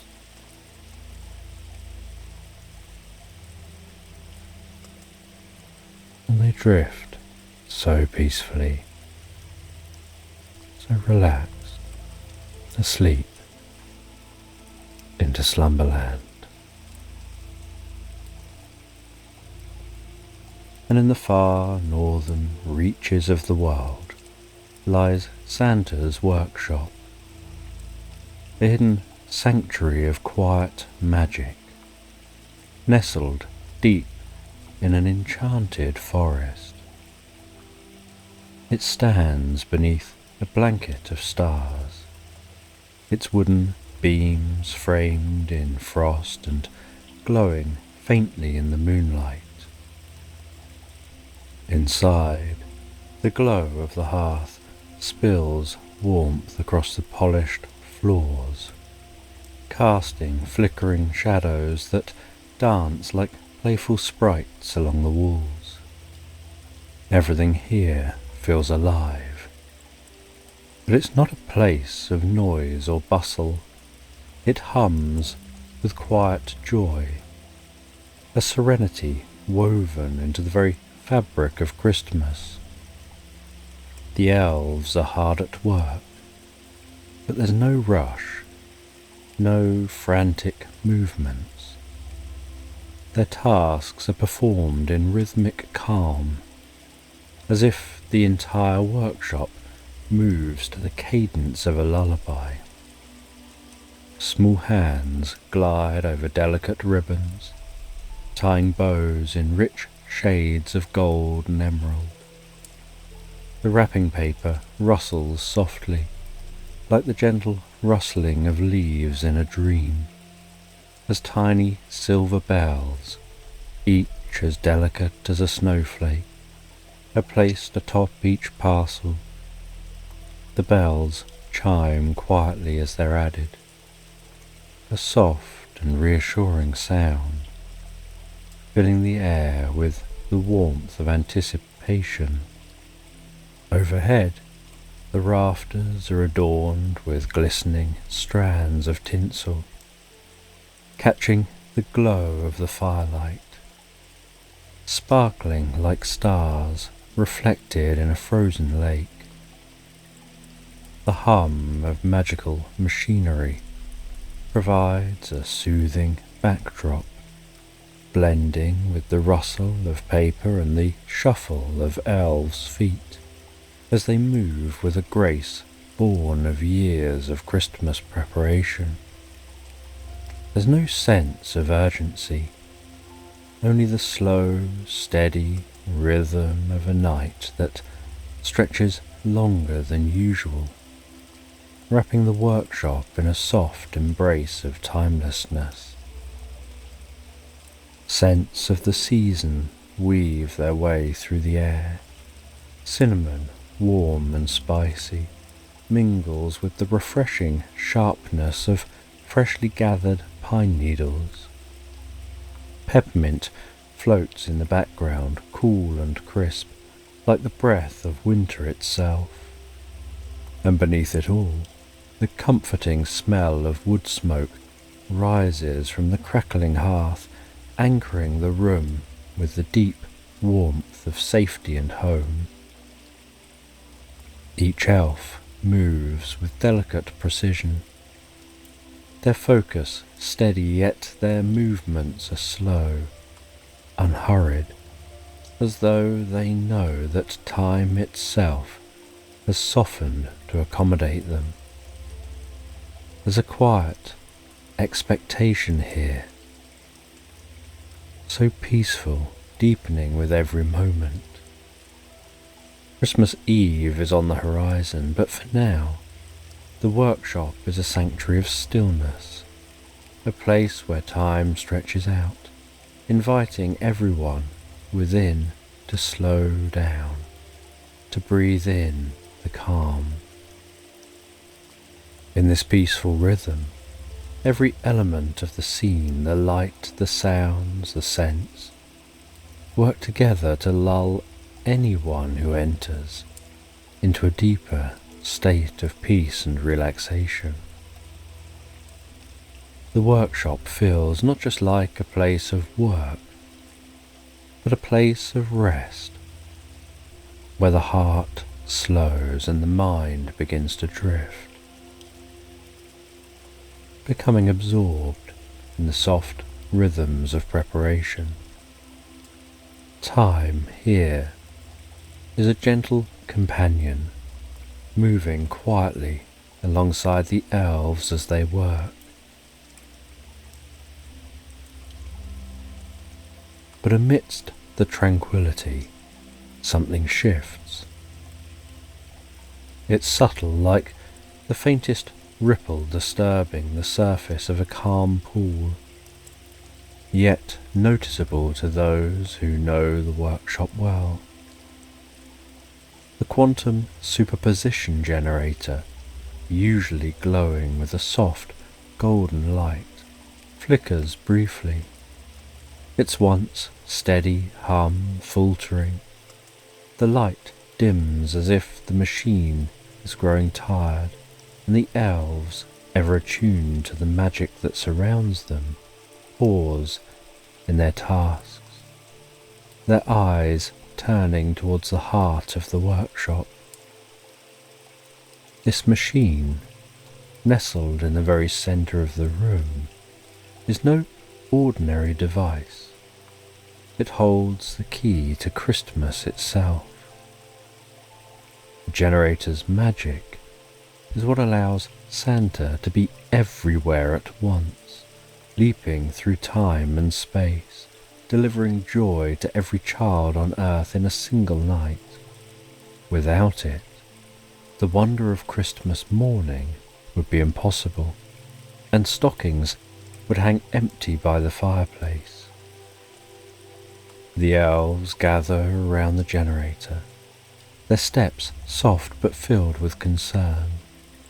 The light, once bright and steady like the first golden rays of dawn, now flickers weakly, like a candle fighting against a breeze, casts long, trembling shadows across the room. Its comforting glow, now uncertain, its hum reduced to a faint murmur. The head elf, a figure known for his calm authority, steps forward, his brow furrowed in quiet concentration as he approaches the machine, his small hands brushing gently over its surface, his fingers tracing the worn, familiar patterns of its intricate workings. The elves watch him in silence, their breaths held, not out of fear but out of reverence for the delicate magic at work. The generator splutters once, twice, and then its glow fades entirely, leaving the room dimmer as though a bit of its magic has slipped away. Yet There's no panic. Even now the workshop remains a place of quiet calm. The head elf straightens, his expression thoughtful but not troubled. "It seems," he says, his voice steady and sure, "that we will need help." And they all know who he means. The wise partridge who lives in the pear tree just outside the workshop is the only one with the knowledge and magic to repair such a delicate machine. The partridge, with its ancient wisdom, has seen countless Christmases come and go. It understands the inner workings of the generator better than anyone else. The decision to call for help is made quietly, as though even the act of asking for assistance must be handled with care. Finn, a young elf, volunteers to fetch the partridge. His steps are soft as the snow falling outside. The workshop, though quieter now without the hum of the generator, remains peaceful, its stillness deepened by the knowledge that help is on the way. Finn, small but brave, steps forward, his heart beating a little faster at the honour of being chosen. His face remains calm, a smile playing at the corners of his lips as he nods to the head elf and steps outside the workshop. The night air greets him, crisp and cool, like a refreshing exhale after a long, warm breath. The snow falls gently in soft, delicate flurries, each flake descending from the velvet sky like a quiet promise of peace, settling lightly on the ground in a shimmering blanket of white. The cold nips at Finn's cheeks, but it's a gentle cold, the kind that wakes the senses without biting too hard. He breathes in deeply, the scent of snow filling his lungs, clean and sharp, mingled with the faint fragrance of pine forests resting beneath the winter moon. With each step, his boots sink gently into the snow, creating a rhythmic crunch that echoes in the stillness. The sound is soothing, like the ticking of an old, comforting clock, marking time in the quiet night. Above him, the moon hangs low, glowing softly, casting its silver-blue light across the landscape. It feels as though the moon itself is watching over him, guiding his steps, its light painting long, gentle shadows across the snow. The world around him is silent, but not empty. It's a silence filled with the weight of dreams, with the quiet beauty of the sleeping world. The trees stand tall and still, their branches draped in snow, their outlines softened in the moonlight. Soft breeze stirs the air, but it's not a howl, more like a long, deep exhale, as though the earth itself is resting. Finn feels the quiet pressing in around him, like a soft hand on his shoulder, gently guiding him deeper and deeper into the calm of the night. Each step slows his thoughts, and with every footfall his mind becomes quieter, like the snowflakes that drift slowly down to the ground. The pear tree is not far.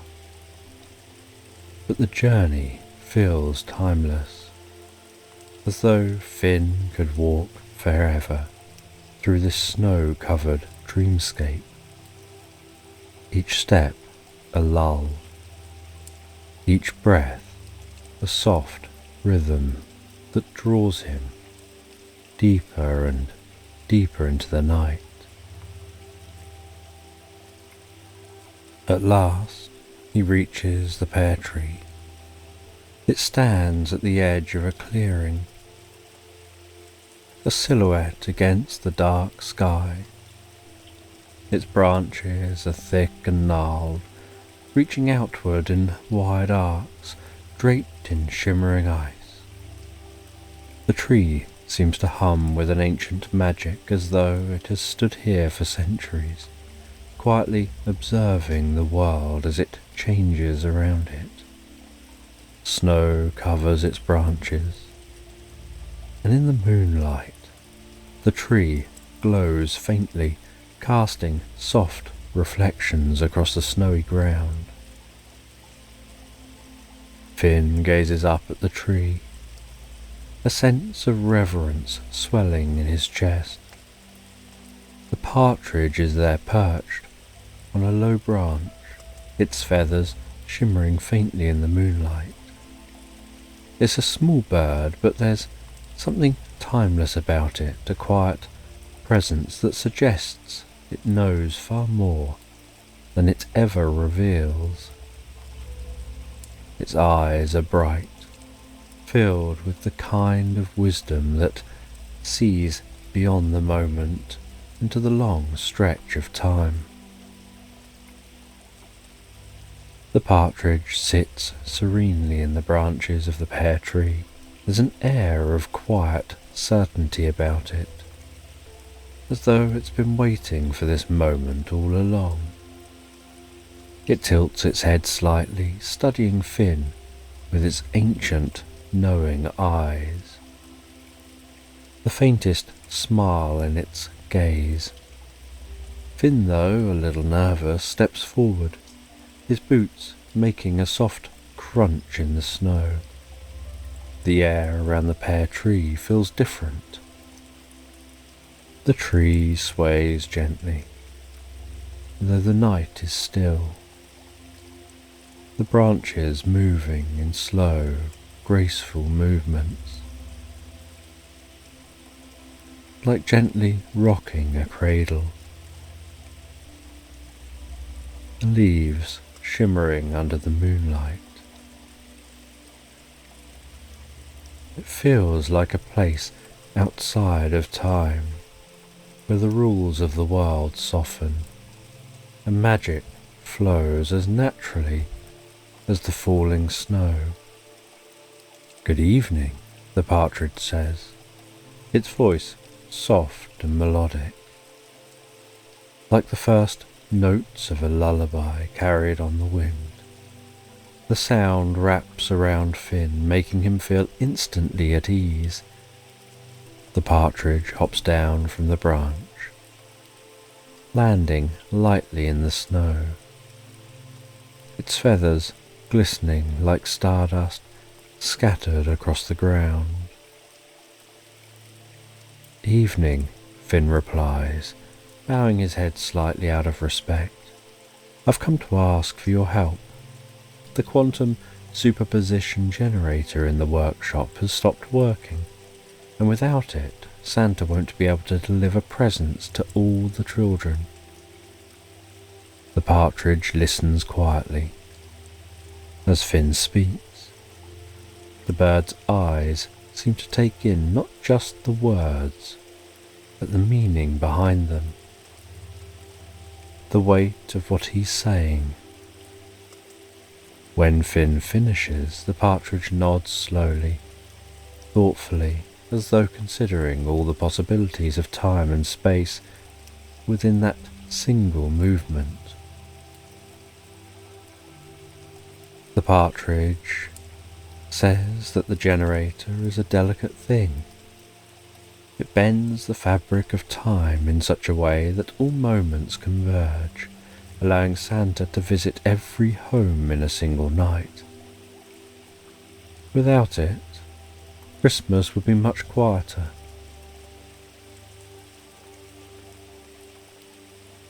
The partridge says that they'll help, and together the partridge and Finn head back to the workshop. The partridge decides to walk with Finn rather than fly, and the snow crunches delicately beneath their feet,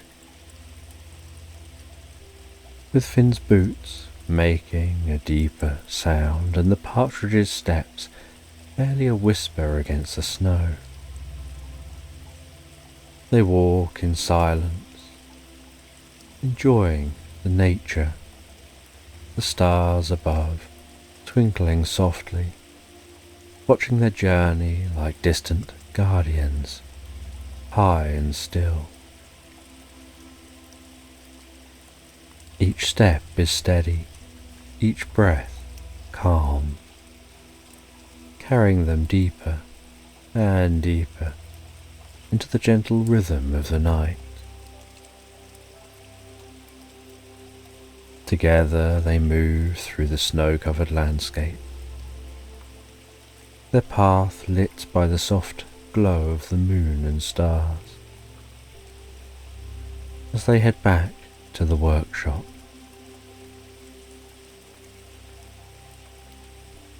and back inside the workshop, the warmth of the fire and the soft glow of the twinkling lights envelop Finn and the partridge as they step through the door.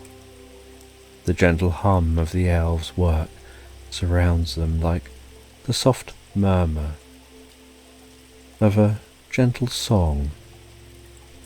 Santa stands nearly half, his hands folded behind his back, his eyes calm but watchful. His presence is steady, comforting, like the glow of a lighthouse guiding ships through the night.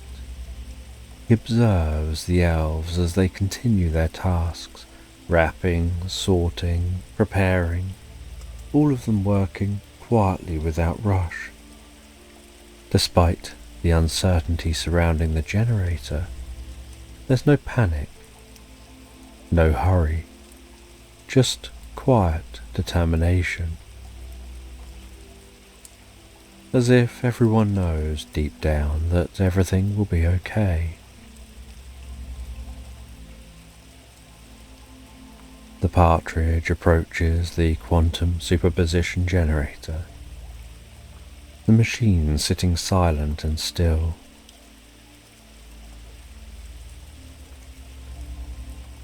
They hop onto the wooden workbench beside the generator, and with a soft hum of thought, the bird begins to inspect the machine. The generator is more than wires and gears. It's a living thing imbued with ancient magic that flows through time itself. As the partridge touches it lightly with its beak, it's as if the machine stirs in response, its magic awakening beneath the bird's careful gaze. There it is, the partridge murmurs softly, almost to itself, a knot in the fabric of time, as delicate as a strand of silk. Its eyes gleam with quiet understanding as it peers closer, its head tilting thoughtfully. It's not broken, just a little tangled, a wrinkle in the tapestry of time. With slow, careful movements, the partridge begins to explore the intricacies of the generator. Its wings flutter softly with each motion, like the pages of an ancient book being turned one by one. The bird moves like a master weaver examining a delicate piece of cloth, its feathers brushing against the threads of the machine with quiet reverence, each movement slow and deliberate, as though time itself has slowed to match the partridge's gentle pace. The elves continue working in the background, quietly, diligently, with some of their attention drawn to the partridge and their inspection of the machine.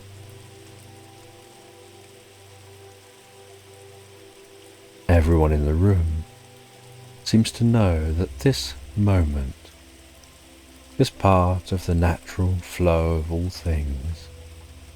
Santa steps closer, his boots making barely a sound against the wooden floor.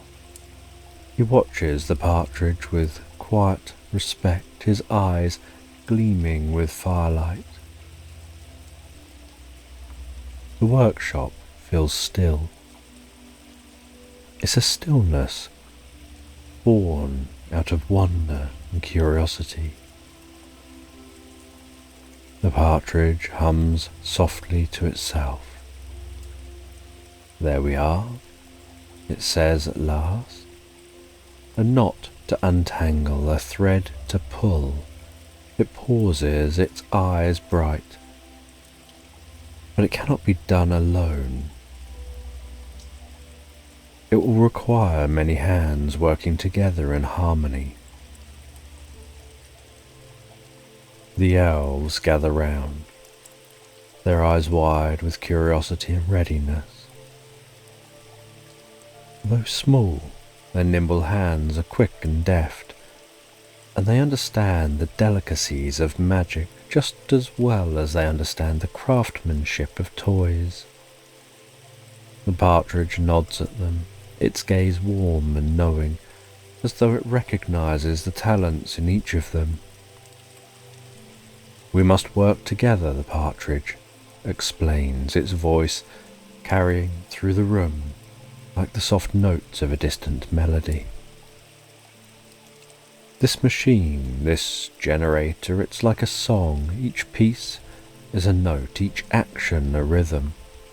Alone, the notes are lovely, but together they create the harmony we need to bring it back to life. The elves nod. They move fluidly, taking their place around the generator.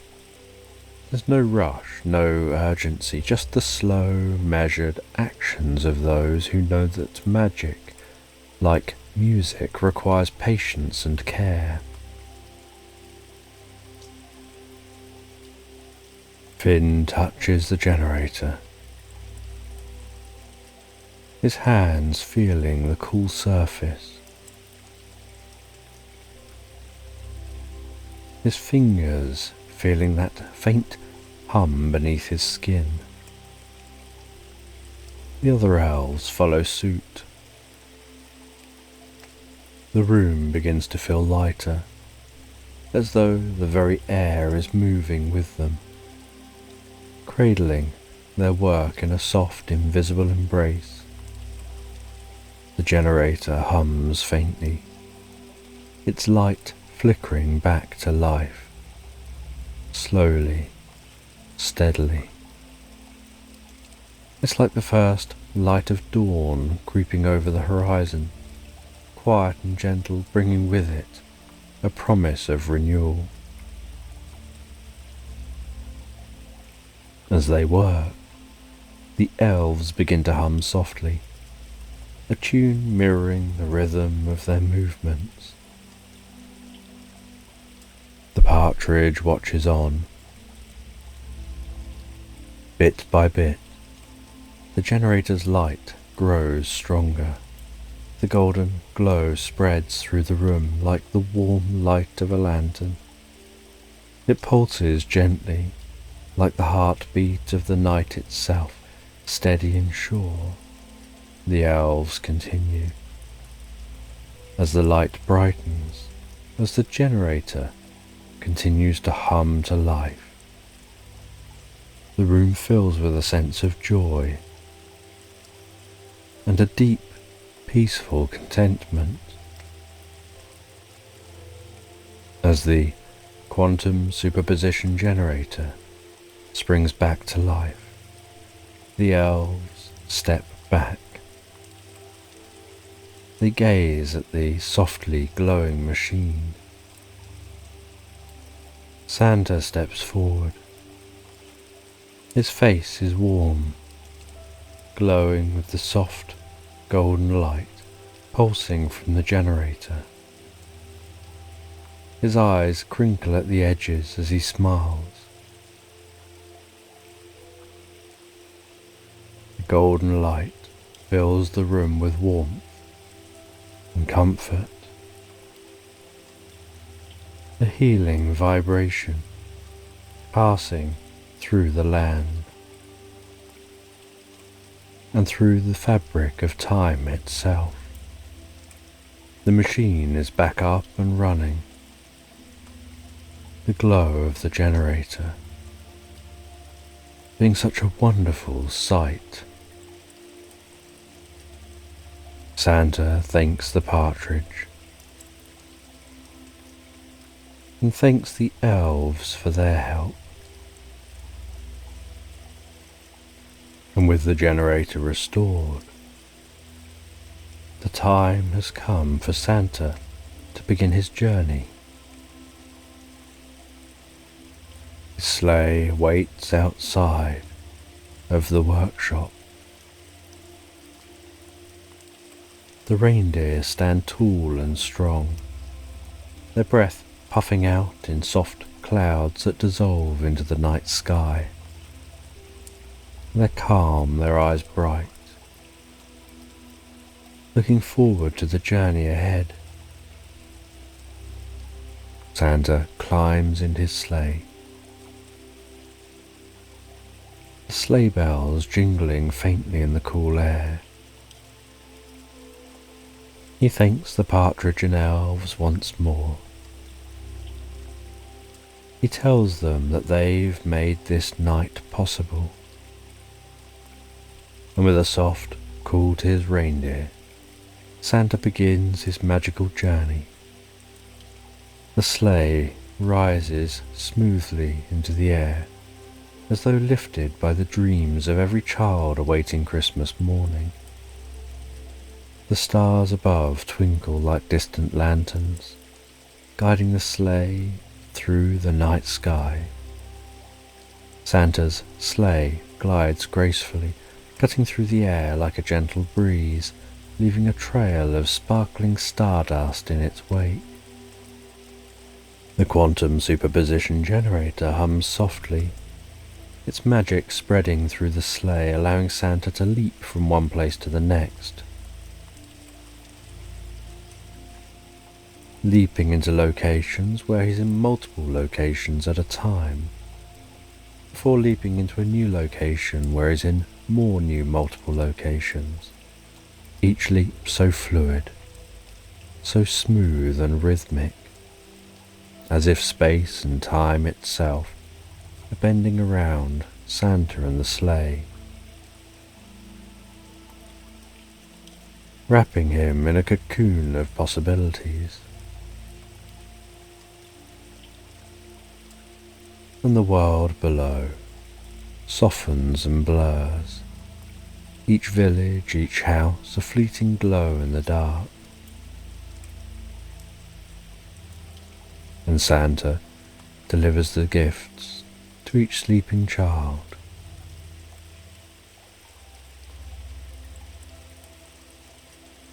And with each stop, Santa's sleigh touches down lightly on the rooftops. The stars above twinkling softly, and as the sky begins to shift, fading from the deep velvet blues of night to the pale blushing tones of dawn, the snow outside Santa's workshop glows faintly under the soft light of the rising sun. The door to the workshop swings slowly, softly, gently open as Santa steps inside, his red cloak dusted with snowflakes, He's tired. There's a deep, quiet satisfaction in his eyes, a warmth that radiates from his very being. Santa looks around at the elves, feeling a deep sense of gratitude for their work and support. And the partridge settles into his nest to drift and float peacefully asleep, as Santa and the elves head off for a well-earned nap, heading home, knowing they'll be back to do the same next year. But for now, heading home and drifting and floating peacefully asleep, relaxing so deeply and calmly into slumberland. And you're walking along through countryside, and the gentle rise and fall of the hills beneath your feet feels almost like a lullaby, the earth itself rocking you with every step. The air is crisp and clean, sweet with the scent of wild flowers that bloom in delicate clusters along the path. Above you, the sky stretches out in an endless blue, soft and smooth like a piece of silk, so calm that it feels as though the world itself is holding its breath. The sun is warm but not overwhelming, just a gentle golden blanket that drapes over the landscape, infusing the day with a serene glow, illuminating the hills, the grass, warming your skin with a kind of quiet tenderness, as though it's inviting you to relax deeper and deeper, to let go of anything that might be on your mind. And you continue to walk, and the ground beneath you gives slightly, the grass parting softly as though it recognizes every step that you take. And there's a soothing rhythm to the landscape, to your walking, to the gentle sway of the tall grasses brushing against your legs, the soft rustling of leaves stirred by a faint breeze. Everything around you moves so slowly, as though time itself is in no hurry, and the world invites you to match its pace. A low hum fills the air, the sound of bees moving lazily from one flower to the next, their wings buzzing in a slow, harmonious rhythm. You can hear the distant chirping of birds, their songs travelling through the air, calming your soul, each note carrying a message. As you relax deeper and deeper into the quiet peace that surrounds you, and with every breath, you can feel yourself becoming more connected to the world around you, drawing you deeper and deeper into the experience. And the hills you're walking over continue to undulate so softly, like the gentle movement of waves on a calm sea. Each ascent bringing with it a new view, a new stretch of peaceful green that unfolds before you, stretching out towards the horizon. And there's no hurry, no pressure to move quickly. And the path beneath you is soft, its edges lined with wildflowers swaying gently in the breeze, petals glowing softly in the golden light.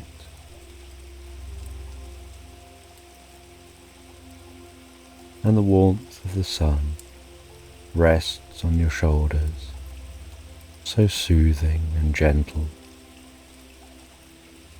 radiating through your body, filling you with a soft, drowsy comfort.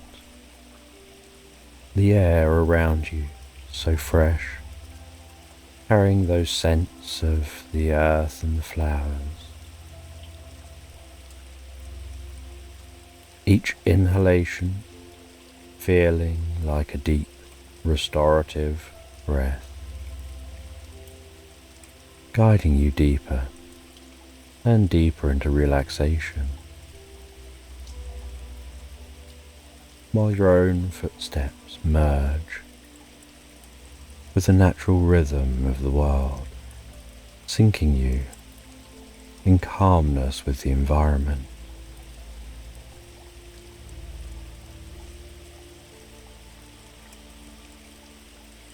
And as you continue to walk, those hills stretching out before you, you continue to feel so deeply and so comfortably relaxed.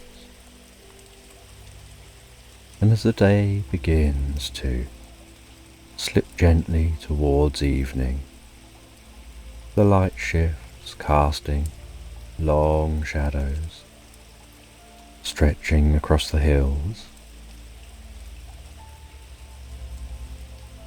The sun hanging lower in the sky, its golden rays softening and kissing the tops of the trees ahead. As you approach the edge of a forest,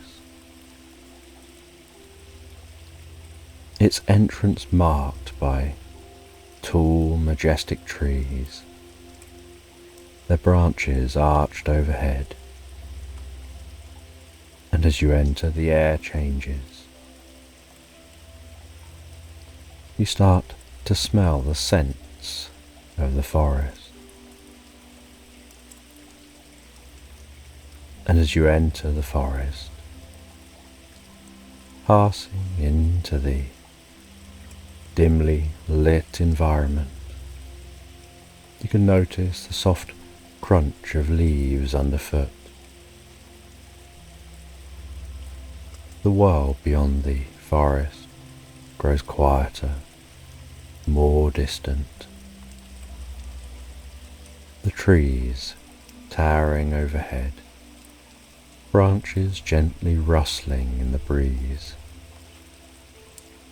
occasional leaves falling to the ground.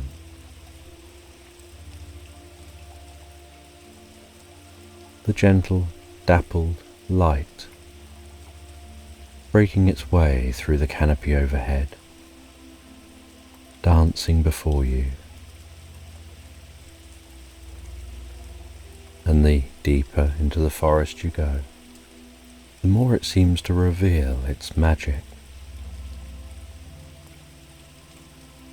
You notice soft, ethereal lights starting to glow from beneath the leaves, pulsing gently like the rhythm of a slow, peaceful heartbeat.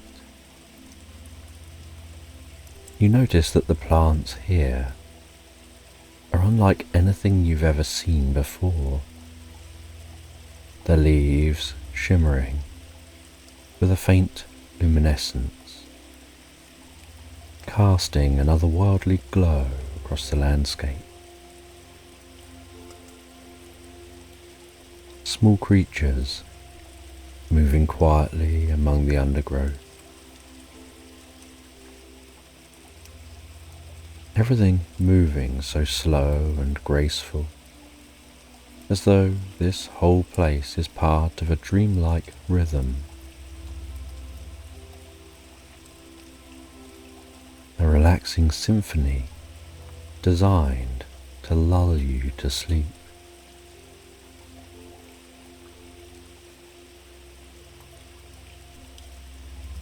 And as you continue walking, you start to hear the distant sound of water trickling over rocks, and the ground beneath you begins to feel a little softer, almost spongy.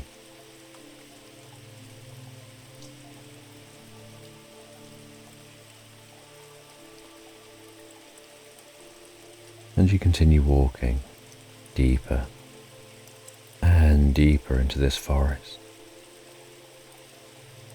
feeling a deep sense of peace and calm. And as night begins to set in, you find your way to that sound of flowing water.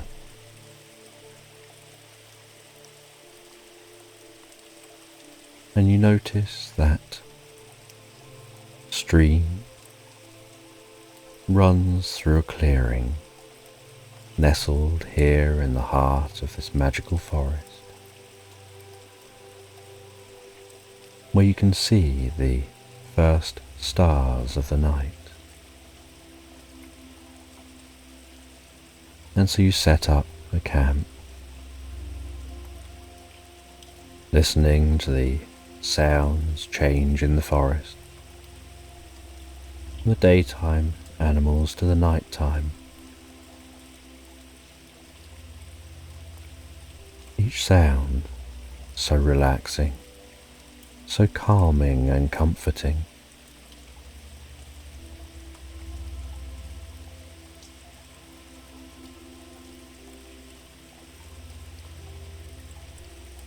You can notice the glowing, pulsing lights of this forest, from the plants and the animals, the insects flying in the air.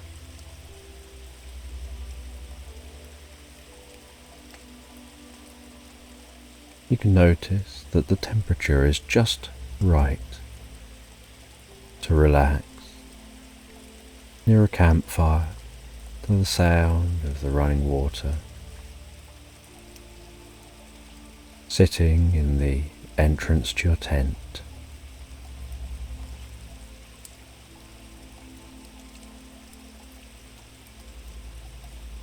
You enjoy a warm cup of tea. You can smell the scent of that tea, the feeling of the cup in your hands, the warmth radiating into your palms.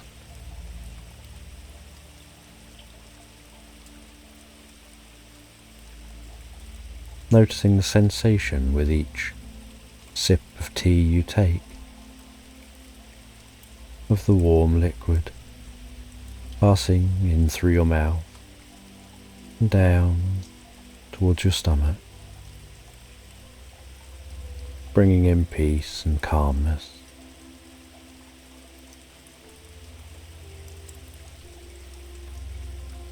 And as the night continues to deepen, so you can see the broadening blanket of stars and the most beautiful silvery crescent moon gently rising above the trees,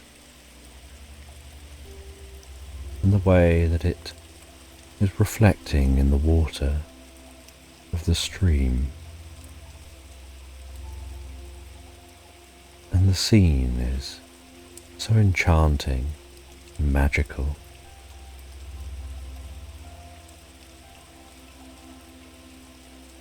And you're aware as you gaze up at those stars how the different constellations you can see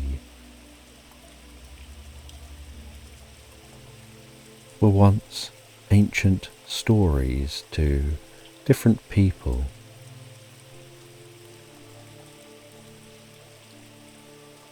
as people imbued the night sky with the stories of their time, of the myths and legends they wanted carried through the generations.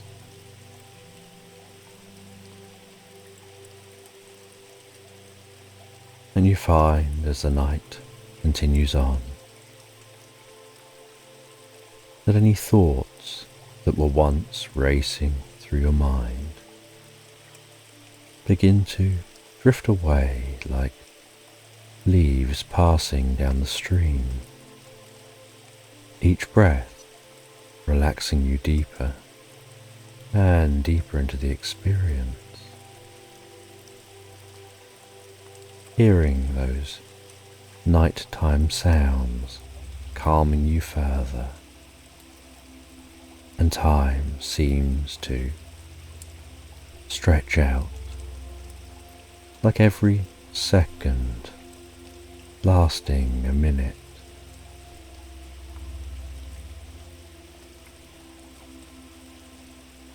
And then after a while, you rest back into the tent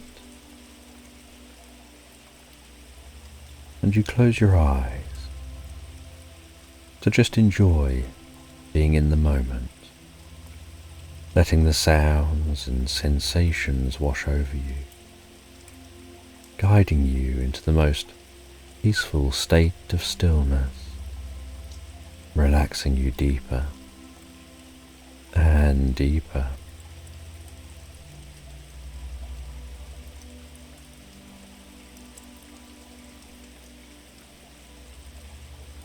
And as you lie back in the tent, listening to the sounds, you begin to comfortably drift asleep.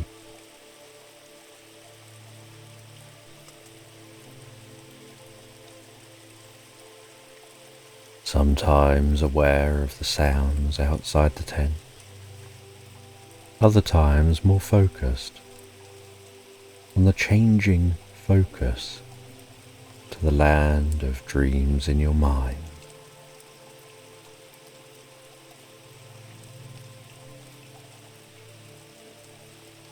The last of the worries fading away as you rest into peaceful slumber.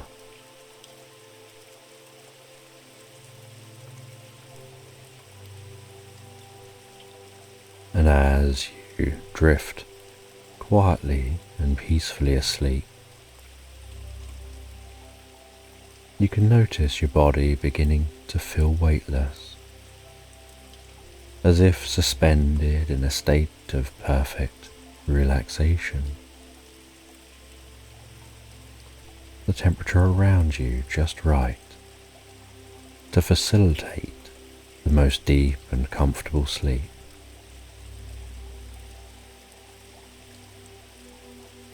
And the next morning, you awaken to the light of the new day shining onto the tent, making the tent seem to almost glow with warmth. You can hear the morning sounds of the forest.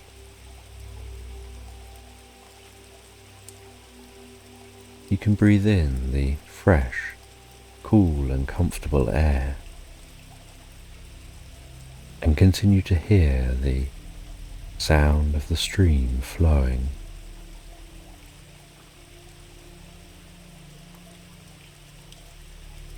You enjoy a comfortable breakfast, looking forward to your journey ahead today. And you pack up your camp and you follow that stream until the stream merges with a river.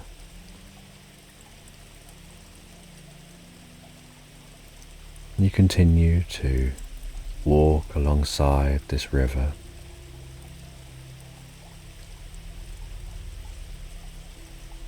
walking deeper and deeper through the forest, enjoying the soothing sound of the flow of the water.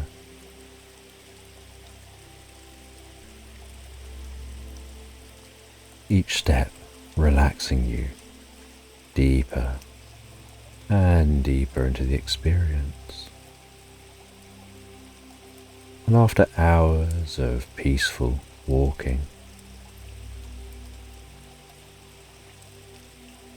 you find yourself approaching a secluded clearing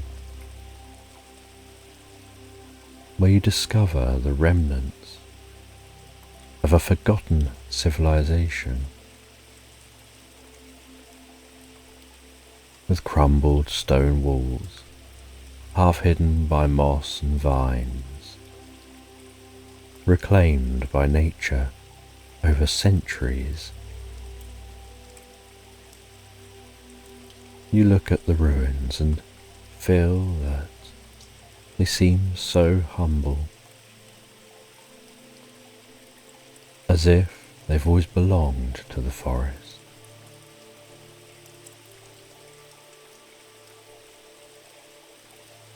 You notice the way that nature has so gently folded these ancient structures into its embrace.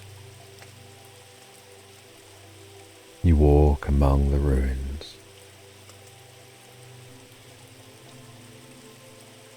You reach out and touch one of the crumbling walls, your fingers brushing so delicately against the rough surface of the stone,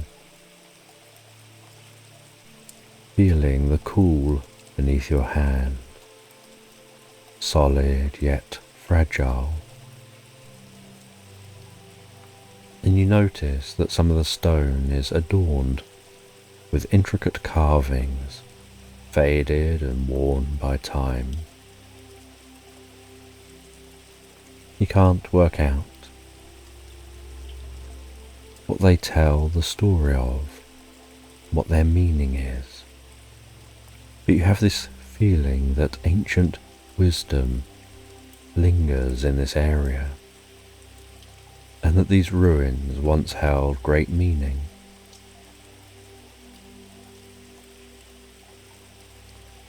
And this area feels so still, so contemplative, so relaxing. And as you walk around these ancient ruins, you discover an entrance to what appears to be an underground chamber. And the stones framing the entrance are larger and more ornate, yet still deeply weathered by time.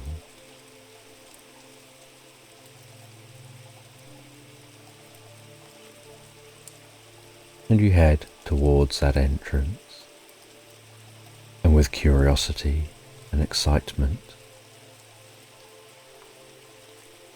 you walk through the threshold, descending, curious what you'll discover.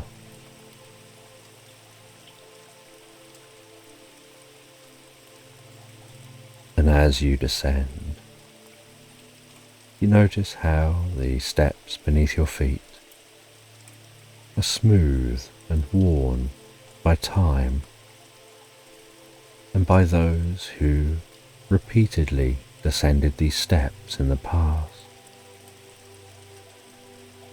And each footstep echoes so gently around the walls of this underground chamber.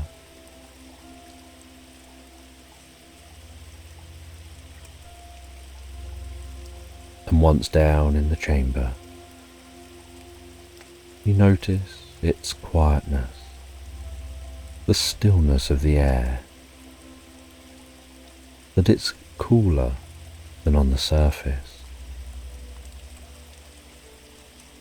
There seems to be a soft light filtering through the chamber from an unknown source, perhaps the walls just gently glowing themselves. You can see faded carvings, intricate designs, the way they seem to be depicting scenes of a flourishing civilization now long gone.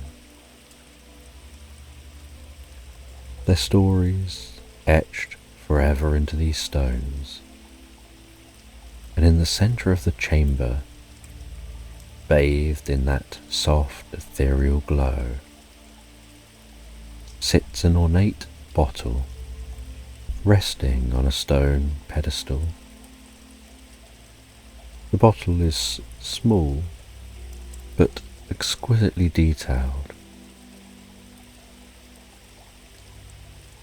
covered in gems which catch the soft light and sparkle and shimmer.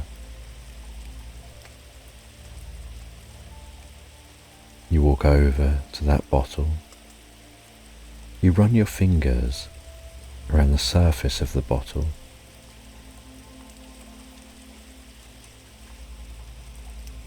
With a deep breath, you lift the bottle off of the pedestal,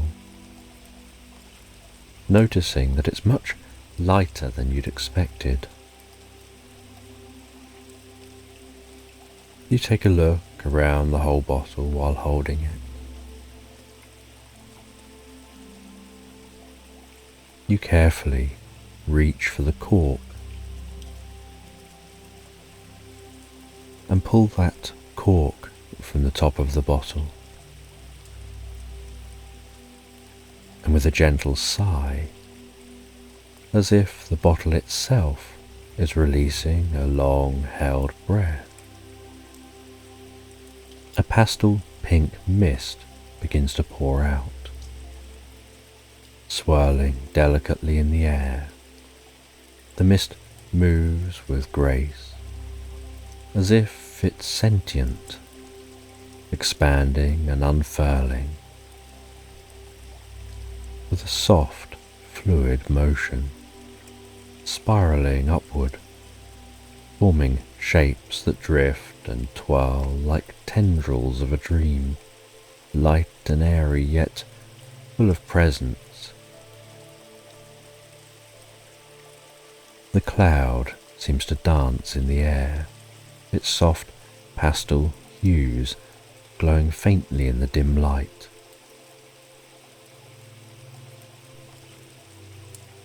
It swirls around you, its form ever changing, shifting like a gentle breeze through an open window.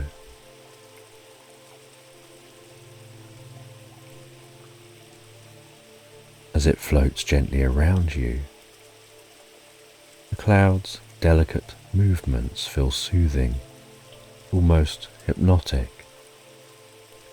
You can feel yourself relaxing deeper and deeper as your mind becomes quieter and quieter while watching the cloud's graceful dance. The room around you seems to blur at the edges, and all that exists in this moment is the soft, gentle presence of the pastel cloud, its form expanding and contracting in a peaceful rhythm.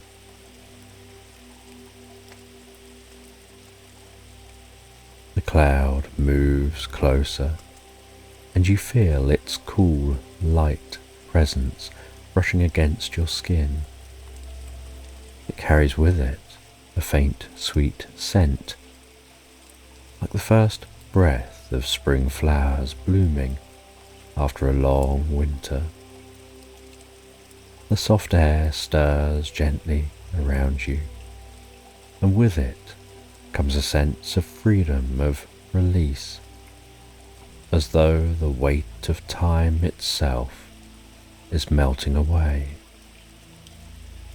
The cloud's presence is light, airy, and yet it feels deeply comforting, like being wrapped in a soft, invisible blanket that brings with it a profound sense of peace.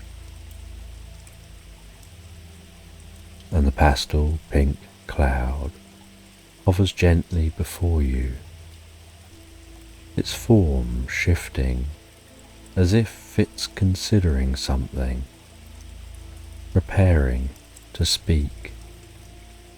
Then from the center of the cloud, a soft, melodic voice begins to emerge, a gentle, soothing sound, filling the chamber with peace and kindness. "Thank you," the cloud begins. "You've released me from the confines of my bottle. For centuries, I was trapped within, waiting for someone to find me, to set me free.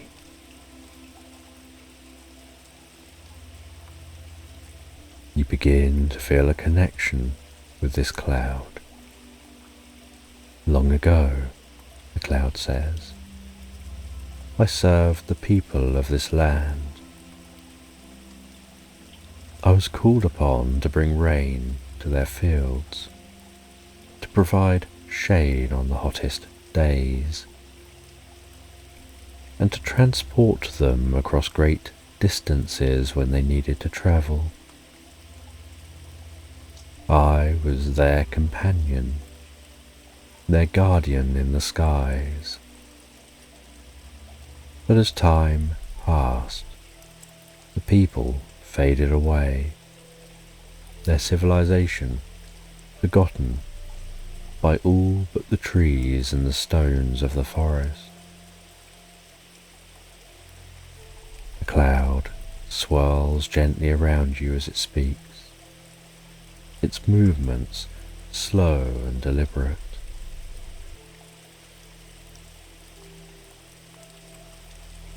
When the people were gone, no one remained to call me from the bottle, and so I remained trapped, waiting in silence, hoping that one day someone would come. And now you're here. The cloud pauses in a moment of quiet reflection. I'm free now, the cloud says, and for that I offer you my gratitude. Let me show you the world as it once was. Let me take you on a journey through the skies. The cloud begins to expand, filling the room, wrapping around you like a soft, weightless cocoon. Come, the cloud says, let's journey together. And with that, you feel yourself lifting softly off the ground, rising gently into the air as the cloud carries you upwards. The chamber beneath you fades away, and all around you is the soft, pastel glow of the cloud, its presence like a dream come to life, guiding you deeper and deeper into a world of peace and wonder. And the cloud lifts you gently into the air, as though the ground beneath your feet has melted away, leaving you weightless and free. You don't feel any tugging or pulling, only the soft, effortless sensation of rising. The air around you is cool and crisp, a refreshing breeze that brushes lightly against your face, carrying with it the scent of distant mountains and the sweetness of wild meadows below. Beneath you, the landscape stretches out vast and serene, like a painting unfolding before your eyes. Rolling hills, rippling softly like waves, their green folds blending into meadows that shimmer under the sunlight. Beyond the meadows, forests gather in a quiet cluster, their tall trees swaying in slow, rhythmic movements, as though they too are a part of the peaceful dance of the earth. Rivers wind their way through the landscape, silver threads glinting in the light, weaving patterns of calm as they meander towards the horizon. The cloud moves effortlessly, carrying you higher with each breath, its surface soft and cushioned beneath your body.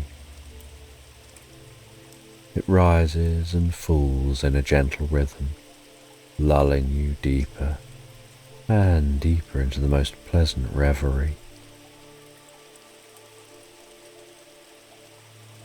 Above you, the sky stretches endlessly, a canvas of soft blues and whites. The clouds around you, floating in peaceful clusters.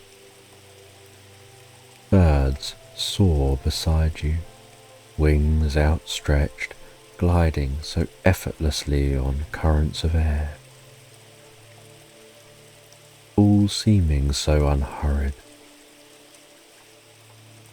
just dancing with the sky. Feathers shimmering in sunlight.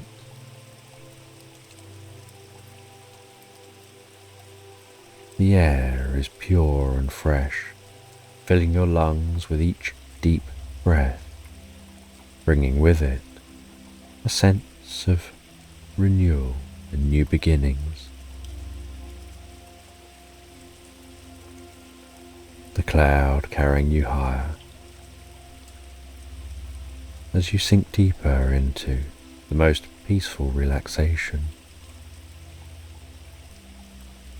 And as you approach the mountains, you can notice their snow-capped peaks sparkling like a million diamonds in those mountains. You begin to have this sense of how everything is connected, all the parts of the landscape, the flora and fauna,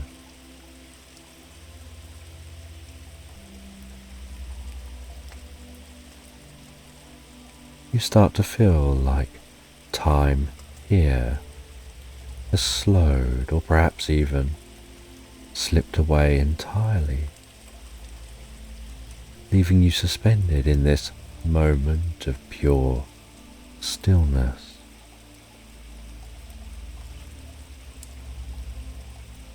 The more you float, the deeper you relax, and the deeper you relax, the softer the cloud seems to become. The cloud moves with the air,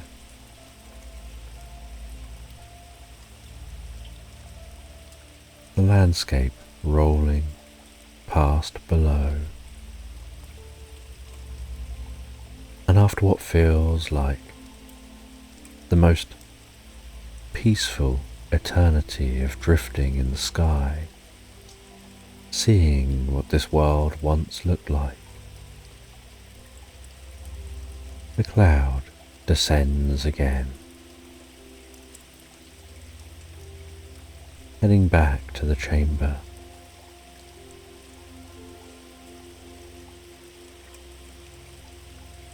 And once back in the chamber, The cloud swirls around you, gradually lowering you down to the chamber floor, dispersing from you and reforming before you, leaving you with a deep sense of peace and calm.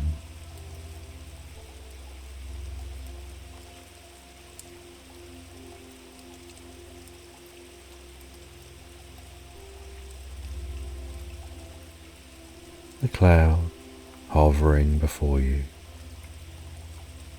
says that the artifact, which was here in this chamber,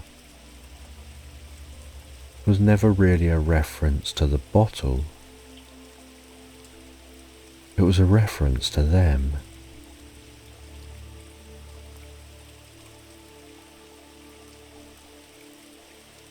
They spoke of how, now the bottle is open, they'll be able to come and go as they please.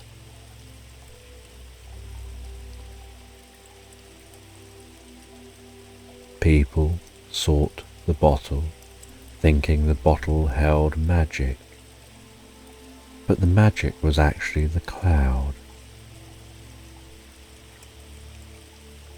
The cloud thanks you once more for freeing it.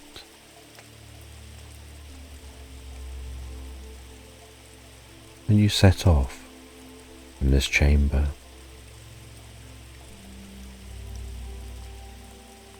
You make the journey back the way you came.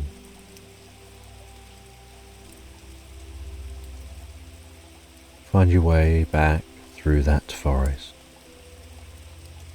back over the hills and meadows, all the way back home.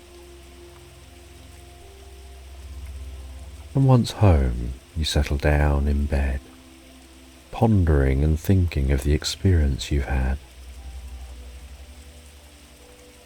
As you drift and float, so calmly, so peacefully relaxed, into slumberland.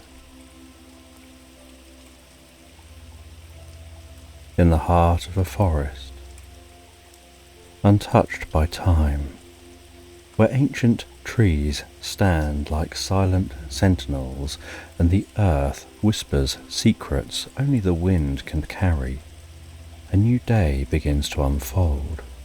The first light of dawn stretches its delicate fingers through the dense canopy, painting the world in hues of soft gold and tender green. The air is crisp, invigorating, and filled with the scent of pine needles and rich, damp earth, as though the very breath of the forest is infused with life itself. Nestled within a den, carved from the roots of a great oak, Lupa, a young wolf pup, stirs from the depths of sleep.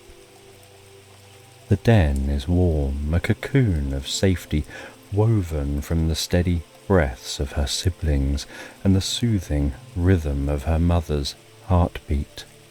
Lupa lies in a tangle of fur and limbs, the warmth of her family pressing against her small, soft body, grounding her in the comfort of the pack. But even as she dozes, the world beyond the den tugs at her awareness, like a distant melody carried on the wind. In her dreams she runs, her paws pound the earth, firm and sure, as the wind rushes through her fur, lifting her spirits and filling her with a wild, untamed joy. The forest spreads out before her, vast and full of wonder, each tree a towering giant, each shadow a mystery waiting to be explored.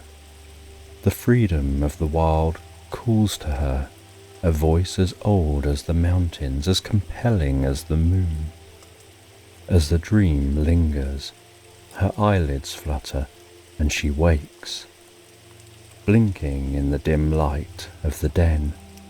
The vividness of the dream clings to her mind, like the echo of a far-off howl. She breathes in deeply, savouring the familiar scents of home, the earthy scent of the den, the sweet musk of her siblings, and the comforting aroma of her mother. But beneath it all, she detects something more, the scent of dawn, fresh and full of promise, seeping into the den, beckoning her outside. Lupa's heart quickens with anticipation. She stretches her small, lithe body, feeling the slight resistance of her muscles as they wake from their slumber. Around her, the den is filled with the soft sounds of her pack stirring, the gentle rustle of fur against the earth, the quiet snuffling as they prepare to greet the day. The light filtering into the den is soft, a promise of warmth and light beyond the confines of their shelter. Her mother, the alpha female, stirs beside her, her presence a reassuring constant. The older wolves rise first, their movements deliberate and calm, a well-practiced routine honed by years of survival in the wild. Lupa watches them, her young heart swelling with admiration and the desire to prove herself worthy of the pack. But more than anything, she feels the call of the wild, pulling her towards the unknown, towards the adventure that lies beyond the den's entrance. With a final glance at her siblings, still nestled in sleep's embrace, Lupa rises on her small paws. The earth beneath her is cool, a grounding sensation that steadies her excitement. The den, once a place of warmth and security, now feels like a threshold, a portal she's ready to cross. The world outside beckons, and with youthful energy and boundless curiosity, she steps forward, eager to greet the day. As she emerges into the open air, the world greets her like an old friend. The forest stretches out before her, every leaf and blade of grass illuminated by the soft, golden light of dawn. The birds are already awake, their songs filling the air with a chorus of life. Lupa pauses, her senses overwhelmed by the beauty of the moment. The cool breeze ruffles her fur, a gentle caress that carries the scents of pine, earth, and distant rain. The sky above is a canvas of pastel hues, promising a day full of possibilities. She breathes in deeply, filling her lungs with the fresh morning air, and feels the thrill of the wild coursing through her veins. This is her world, a place of endless wonder and adventure where every day brings new discoveries, and today she's ready to embrace it all. The pack gathers around her, their presence a comforting reminder that she's never alone. They are her family, her protectors, and her guides in this vast, untamed world. As they prepare for the day's run, Lupa feels a sense of belonging, of being part of something greater than herself.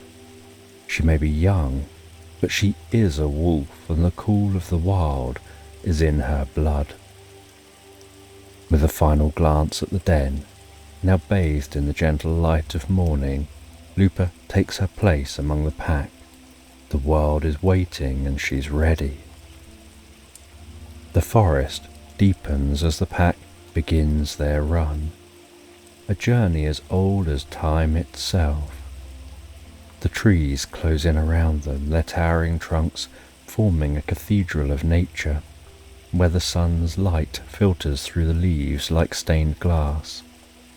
The ground beneath their paws is soft and forgiving, a carpet of fallen leaves and moss that muffles their movements, allowing them to glide silently through the undergrowth. Lupa runs alongside her pack, her small body moving in harmony with the rhythm of the run. Each stride is a dance, each breath a shared song that unites the pack in their journey. The bond between them is palpable, a living thread that connects them all, from the eldest wolf to the youngest pup. In this moment, Lupa feels the power of the pack, the strength that comes from unity, and the freedom that comes from the wild. The forest responds to their presence, its ancient heart beating in time with theirs. Birds take flight as they pass, their wings a flurry of colour against the green backdrop of the trees. A deer, grazing in a clearing, lifts its head, its large, dark eyes watching the pack with cautious curiosity, before it bounds away into the shadows. The wind, as if guided by the pack's movement, whispers through the trees, carrying the scents of pine, earth, and that distant rain. Lupa's senses are alive, each one attuned to the world around her. The sound of paws against the earth is a steady rhythm, like the heartbeat of the forest itself. The rustling leaves creating a symphony of sound. The scent of distant rain lingering in the air, while cool, fresh air fills her lungs, invigorating her with every breath. As she runs, Lupa becomes absorbed in the rhythm of the pack. Her thoughts, once a jumble of excitement and curiosity, now flow like a gentle stream, carrying her deeper into the heart of the forest. This is her reverie, a place where time seems to slow, and the world around her becomes a blur of green and gold.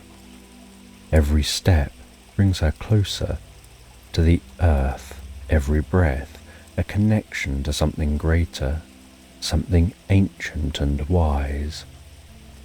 For a moment, she stumbles, her attention caught by a fluttering leaf or a glimmer of light dancing through the trees. The world around her seems to shift, the edges of her vision softening as if she's stepping into a dream. But before fear can take hold, an older wolf nudges her gently, guiding her back into the rhythm of the run. The touch is reassuring, a reminder that she's not alone, that the pack is always there to guide and protect her. Lupa recovers quickly, her youthful energy propelling her forward. The distraction fades and she once again becomes part of the pack, her thoughts flowing in harmony with their movement. The forest, once a place of mystery and wonder, now feels like home, a place where she belongs. The run continues, each step bringing them deeper into the forest, each breath drawing them closer to the wild heart of the world. Lupa loses herself in the rhythm, her thoughts drifting like leaves on a gentle breeze. The forest around her becoming a dreamscape, a place where reality and reverie merge into one. She feels the earth beneath her paws, solid and real, yet somehow ethereal, as if she's running on the very fabric of a dream. As the pack moves deeper into the forest, the light begins to change. The sun, now higher in the sky, casts longer shadows, and the colours of the forest shift from the bright greens of dawn to the richer, deeper hues of midday. The air grows warmer, and the scent of distant rain fades, replaced by the earthy aroma of sun-warmed pine and blooming flowers. Lupa's muscles stretch and relax with each stride, her body moving in perfect harmony with the rest of the pack. The feeling is exhilarating, a sensation of freedom and power that fills her with joy. She's part of something greater, something wild and untamed, and the world around her is alive with possibility. As they run, the forest seems to open up before them, revealing new paths and hidden glades. The trees, once tall and imposing, now feel like old friends, their branches reaching out to guide and protect. The world is a place of beauty and wonder, a place where every shadow holds a secret, every breeze a whispered story. And in this moment, as Lupa runs, she knows that she's exactly where she's meant to be. And the sun hangs gently in the sky, casting dappled light across the clearing at the edge of the hill where they pause to rest. The warmth of the day is tempered by a soft breeze, carrying with it the scent of wild flowers and the faint promise of a distant summer. The clearing itself is a sanctuary of tranquility, a grassy floor invitingly soft underfoot, as if nature herself had woven a carpet of green just for moments like these. Lupa stands at the centre of the clearing, her bright eyes gleaming with a mixture of mischief and joy.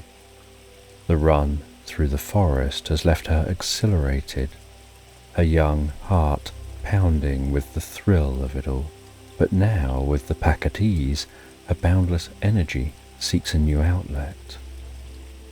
She glances at her siblings, who, like her, are feeling the irresistible pull of play. Each one, though similar in appearance, carries a unique spirit. One is quick and agile, darting about like a streak of lightning. Another is bold and daring, always the first to explore the unknown. And then there's Lupa, the curious one, always searching for the next mystery, the next adventure. With a playful bark, Lupa charges at her closest sibling, initiating a game of chase that sends the pups into a joyful frenzy. The sound of their laughter, soft yips and delighted barks fill the clearing, echoing off the surrounding trees and carrying on the breeze. It's a sound that seems to lift the spirits of the entire pack, a reminder of the innocence and joy of youth. The siblings scatter, weaving through the tall grass and darting between the trees at the clearing's edge. Lupa's legs pump with a rhythmic ease, her paws barely touching the ground as she runs. The world around her blurs into a kaleidoscope of green and gold, the sunlight filtering through the leaves in a way that makes the whole forest seem to shimmer. It's as if the very earth beneath her is alive, vibrating with the same energy that pulses through her veins. Lupa feels a thrill of pure, unbridled joy as she races after her siblings, her laughter joining theirs in the symphony of play. She dodges and weaves, her instincts guiding her as she anticipates their every move. Her fur bristles with excitement as she chases one sibling down the hill, the two of them tumbling together in a playful heap. The tickle of grass on her back as she rolls, the warmth of the sun on her fur, and the comforting sound of her sibling's breath beside her. All of it combines into a moment of pure, perfect happiness. The hill is a gentle slope, and as the pups roll down its side, the earth beneath them is soft and yielding, cushioning their playful descent. The world seems to slow down, each tumble and turn stretching out in time until it feels as though they're floating, suspended between the earth and sky. Lupa closes her eyes, letting the sensation wash over her, the gentle rustling of leaves, the feeling of weightlessness, the joy of being completely, utterly free. When they finally come to rest at the bottom of the hill, Lupa lies on her back, panting softly, her chest rising and falling in time with the rustling leaves. She opens her eyes to see the sky above, a brilliant blue canvas dotted with wisps of white clouds. The sun, still warm and bright, bathes her in its light, filling her with a deep sense of peace. Her siblings gather around her, their laughter subsiding into contented murmurs as they nuzzle one another affectionately. The bond between them is strong, a silent understanding that they're each part of something much larger than themselves. In this moment, lying in the sun-dappled grass, surrounded by those she loves, Lupa feels a profound connection not only to her family but to the land itself, the forest, the sky, the earth beneath her, all of it part of the same great, mysterious whole. As the pups settle down, their playfulness giving way to a calm that mirrors the stillness of the clearing, Lupa's mind begins to drift. Her thoughts, which moments ago were filled with the excitement of the chase, now turn inward, becoming absorbed in the quiet beauty of the world around her. The clearing with its soft grass and warm sun feels like a place out of a dream, a place where time slows down and every breath is filled with the sweetness of life. In this state of reverie, Lupa becomes aware of the subtle details that make this moment so perfect. The gentle flutter of a butterfly's wings as it dances on the breeze, the way the sunlight plays off the dew on the grass, turning it into a field of diamonds, and the soft, steady rhythm of her siblings' breathing as they begin to doze beside her.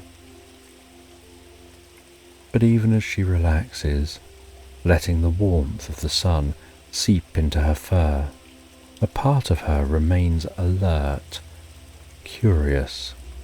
The joy of play has given way to a quiet wonder, a feeling that something new and exciting is just beyond her reach, waiting to be discovered. And it's this feeling that stirs her, that makes her sit up and look around the clearing, her keen eyes searching for whatever it is that's caught her attention. The world around her is still a peaceful place, but Lupa's sharp senses pick up on something. A flicker of light at the edge of the clearing, just at the bottom of the hill. It's faint, almost imperceptible, but it's enough to pique her curiosity. She glances at her siblings, who are now fully absorbed in their own rest, and then back at the source of the light. The pull of discovery is too strong to resist, and with a final, reassuring nuzzle to her siblings, she rises to her paws and trots off towards the edge of the clearing. The bottom of the hill is cool and shadowed, the sunlight unable to penetrate the thick canopy of leaves above. Here, the air is different, damp and slightly musty, with the scent of earth and stone mingling with the fresh green of the forest. Lupa's paws sink slightly into the soft earth as she approaches the source of the light, her heart beating with a mix of excitement and trepidation. The flicker of light comes from a dense tangle of vines and moss, which cling to the rocky base of the hill like a living curtain. The vines are thick, their leaves dark and glossy, and they move slightly in the breeze, as if they're alive. Lupa hesitates for a moment, her instincts warning her that this place is different, that it holds secrets she may not be ready to uncover. But the call of the wild, the same call that drew her from the den at dawn, now urges her forward. With a cautious step, Lupa approaches the vines. The light flickers again, just behind them, and she nudges the leaves aside with her nose, her curiosity overpowering her caution. The vines part easily, revealing a small, dark opening in the rock, a passageway that seems to lead deep into the earth. The light is faint, more of a glimmer than a glow, but it's enough to show her the way. Lupa's heart quickens as she peers into the darkness. The passage is narrow, barely wide enough for her to squeeze through, and the air that wafts from within is cool and damp, carrying with it the scent of old stone and deep hidden places. It's a scent that speaks of ancient secrets and forgotten paths, of places where the light of the sun has never reached. For a moment, Lupa hesitates. She glances back at the clearing, where the rest of the pack lies in peaceful repose, unaware of the discovery she's made. The familiar comfort of the pack calls to her, urging her to return, to stay within the safety of their presence. But the pull of the unknown, the thrill of discovery is stronger. She knows that this is a path she must walk alone. With a final, deep breath, she steps forward. The earth beneath her paws is cool and solid, grounding her as she begins to squeeze through the narrow gap in the rocks. The rough texture of the stone walls brush against her fur, and the darkness closes in around her like a thick, comforting blanket. The sounds of the outside world, of the pack, the forest, the wind, fades away, replaced by the soft, echoing drip of water somewhere deep within the passage. As she moves deeper into the cave, the light behind her fades and the dim glow ahead grows stronger, guiding her forward. The passageway twists and turns, each bend revealing another stretch of shadowy tunnel, until Lupa can no longer see the entrance. She's completely surrounded by the earth, the cool stone walls pressing close on either side, the air thick with the scent of ancient secrets. Lupa feels a strange sense of calm, a deep, peaceful sense that settles over her like a warm cloak. She finds the darkness is comforting, like the embrace of the den at night. The cool, damp air soothes her, the echo of her footsteps a quiet lullaby that carries her deeper and deeper into the heart of the earth. Every step feels like a journey into another world, a place where time stands still and the concerns of the outside world are left behind. The cave is a realm of silence and shadow, where the only sound is the steady rhythm of her breathing, the only light the faint ethereal glow that guides her forward.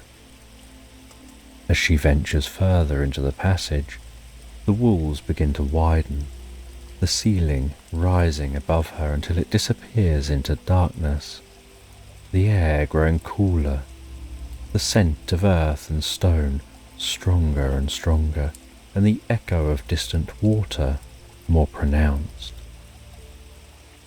Lupa senses that there is multiple sounds and scents coming from within this cave and through this cave. She's aware of every touch of the rough stone against her fur, filling her with a sense of awe and wonder.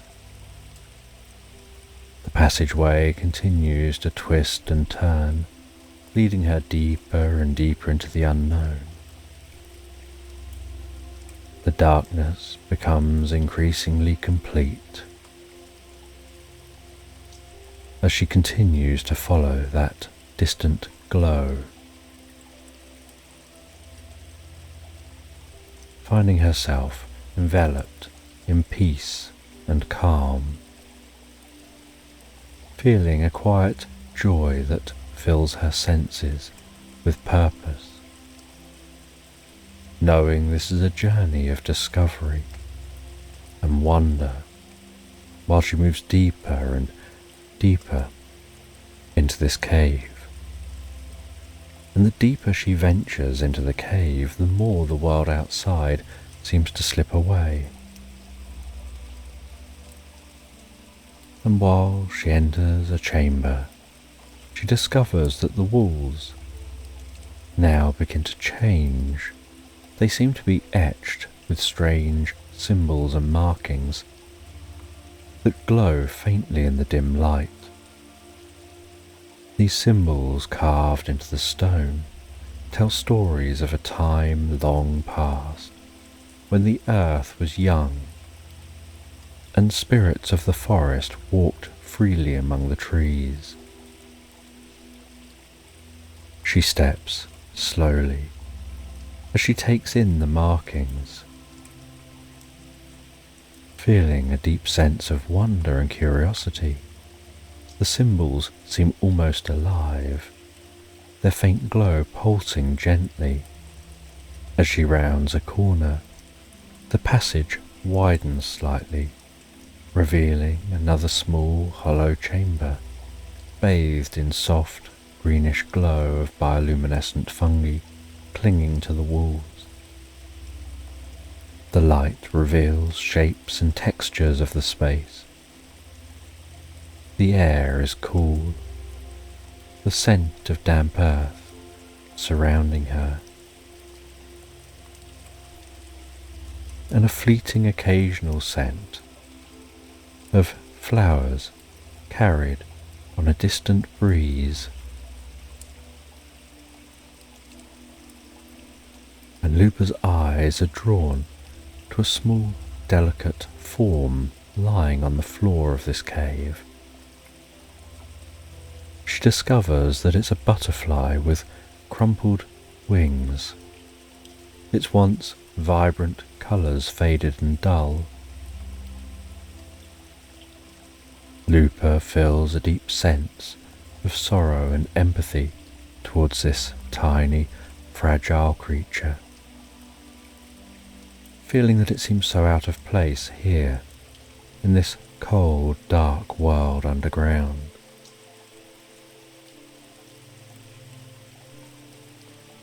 She approaches that butterfly, lowers her head, a warm breath washing over the butterfly, and a soft, comforting feeling, and the butterfly's wings flutter weakly in response.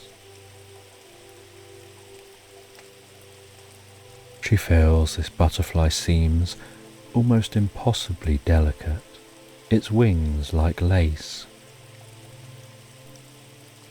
And yet she feels there's a strength radiating from the butterfly, a resilience resonating deep within that butterfly that she recognizes within herself.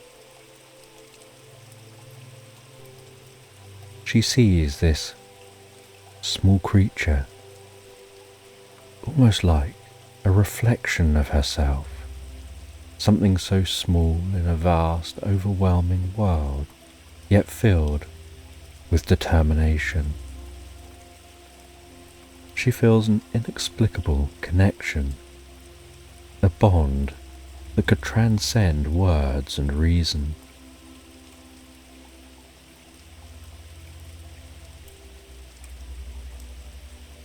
She started to sense that this cave was beginning to feel more like a sanctuary, a place where time slows down and the rest of the world fades away. The markings on the walls, the soft glow of the fungi, the cool damp air, all becoming part of this moment. The stillness of the cave increasing, as if the earth itself is holding its breath. Lupa begins to drift inside her mind and begins to build up a sense of compassion, loving kindness within her heart, and begins to project out that compassion and loving kindness with each breath, with each beat of her heart. And as that loving kindness beams out from within her, pulsating out into the cave, she starts to hear the distant drip of water echoing through the cave. She starts to feel a deeper sense of calm, a sense that her breathing is beginning to match the rhythm of that dripping water. The butterfly begins to glow with a quiet light. Lupa remains focused, watching that light, holding onto that loving kindness, allowing that to pulsate through the cave. She notices the butterfly's wings beginning to mend, and the more they mend, the deeper Lupa's sense of peace and calm. The butterfly seems to be infusing with an otherworldly light. There seems to be a hum of energy vibrating through the cave, resonating through the stone and the very air they're breathing.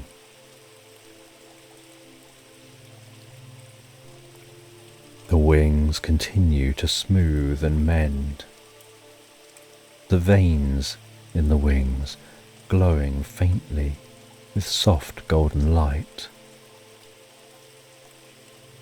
The butterfly transforming, growing, repairing. Lupa in awe at the magic that seems to be happening, while she holds on to that sense of loving kindness and projecting that out into the world. Colour begins to return to the butterfly's wings, and that colour increases in vibrancy, of blues and purples and golds rippling across its wings. Lupa begins to feel a sense of wonder and gratitude as she sees that butterfly healing. Before the butterfly stands to its feet, flutters its wings. Before flapping those wings and hovering and flying around, beating its wings softly in front of Lupa. And its wings beating seem to carry a message of gratitude and kindness and appreciation for Lupa's help. She learns that this butterfly is a spirit of the forest, a guardian of the natural world, and because of Lupa's kindness, they give her a gift, a token of gratitude for the compassion that she showed. They hand Lupa a small shimmering stone, a smooth and round stone glowing softly with a calming light that seems to pulse gently like the heartbeat of the earth. Lupa takes that stone and can instantly feel the power of it passing through her, filling her with a deep sense of peace and calm. And through its fluttering wings, the butterfly communicates that the stone will guide her through the rest of her journey and be there for her whenever she needs it,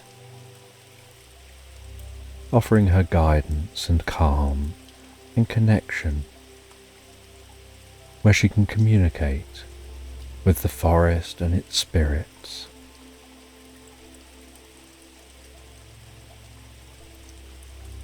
And holding that stone, Lupa feels that calm washing over her. A calm which resonates to the core of her being, easing any fears she might have, soothing any worries she might have, and filling her with strength and wisdom. And then the butterfly flies off down the cave, and Lupa watches as it flies along that cave, illuminating the walls around it with its soft, warm glow, before disappearing out of sight. As Lupa herself now heads through the cave, finds her way back through that cave and back into the forest, back into that air of the forest which seems so much thicker than the air in the chamber. She feels a different connection to this forest, different understanding of the forest than she had when she entered this place. She feels that her senses have heightened even further, that she can hear every sound of the forest in the most comforting way, that she feels a deeper sense of beauty in the forest than she'd felt before, that she can be aware of the energy of all living things in the forest and how interconnected everything is. She explores the forest, once familiar, now seemingly different. With a different perspective, almost like it's being seen through new eyes. And yet it's the same old forest. She finds her way to a river stretching through the forest. And this river seems alive, its powerful current weaving and cutting its way through the forest, like a vein of liquid.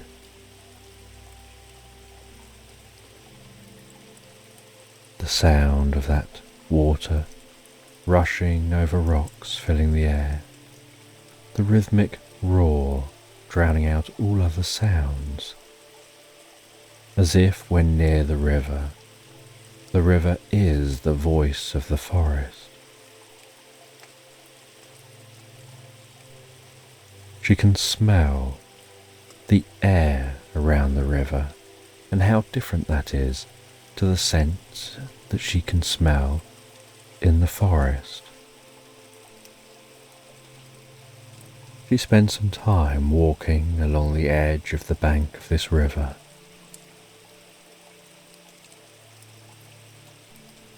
Learning from the river, watching the way that twigs flow down the river, weave and bounce with the water,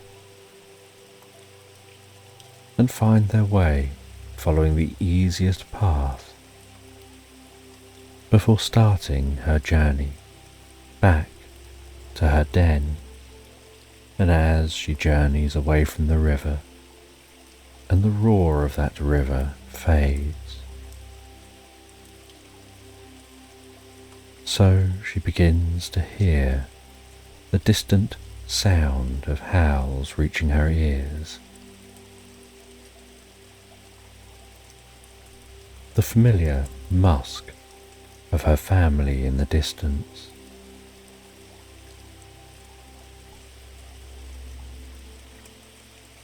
And she heads towards the sound of the howls, following the scent of that musk,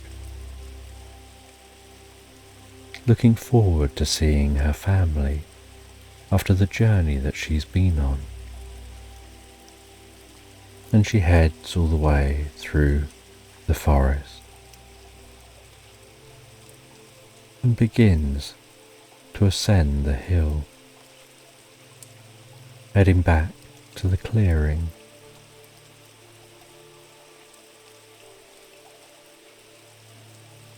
And back in the clearing, she sees the pack, their bodies outlined against the setting evening sun. She approaches her family. They greet her with wagging tails, shining eyes. They smell the different scents on her from her journey, and she excitedly tells them of her experiences. And they nuzzle together, they play, they rest, before heading back into the den, and Lupa taking her place among her family, feeling the warmth of their fur against hers, aware of the steady rhythm of their breathing. She closes her eyes for a moment, letting the sensations wash over her. And as the moon climbs higher in the sky, the gentle silver glow bouncing its way in through the entrance of the den, she begins to feel sleep approaching.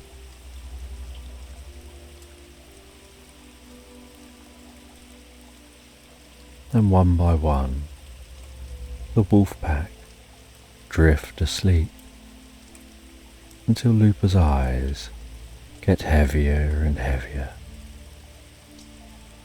before finally closing, and with a deep sense of warmth and comfort, and an even deeper connection to the world around her, she drifts and floats peacefully, relaxed asleep, into slumberland.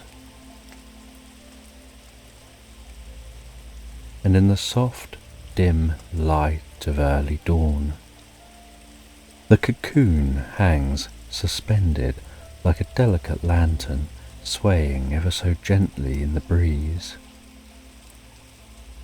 For days, weeks, perhaps even lifetimes, the butterfly has been cradled within its silken walls, wrapped in a warm, velvety darkness that feels both comforting and mysterious.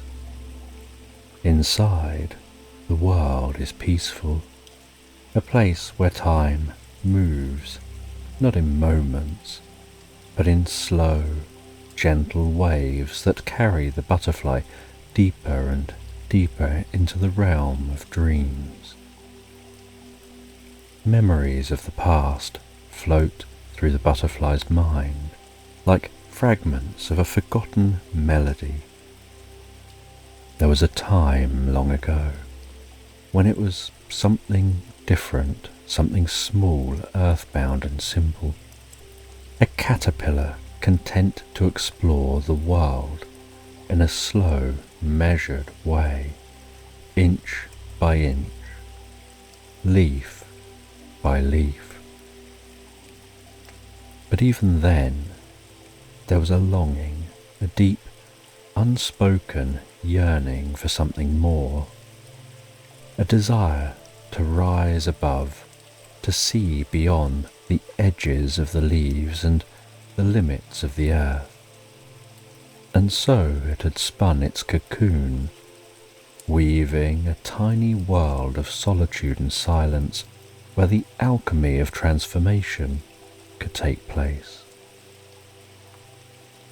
Within the cocoon, the butterfly's body began to change, slowly at first, like the shifting of shadows at twilight.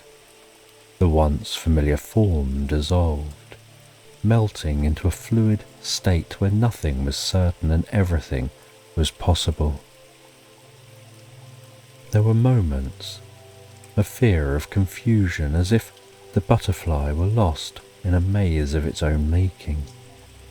But there were also moments of peace, where the darkness felt like a gentle embrace, holding the butterfly safe as it surrendered to the process of becoming.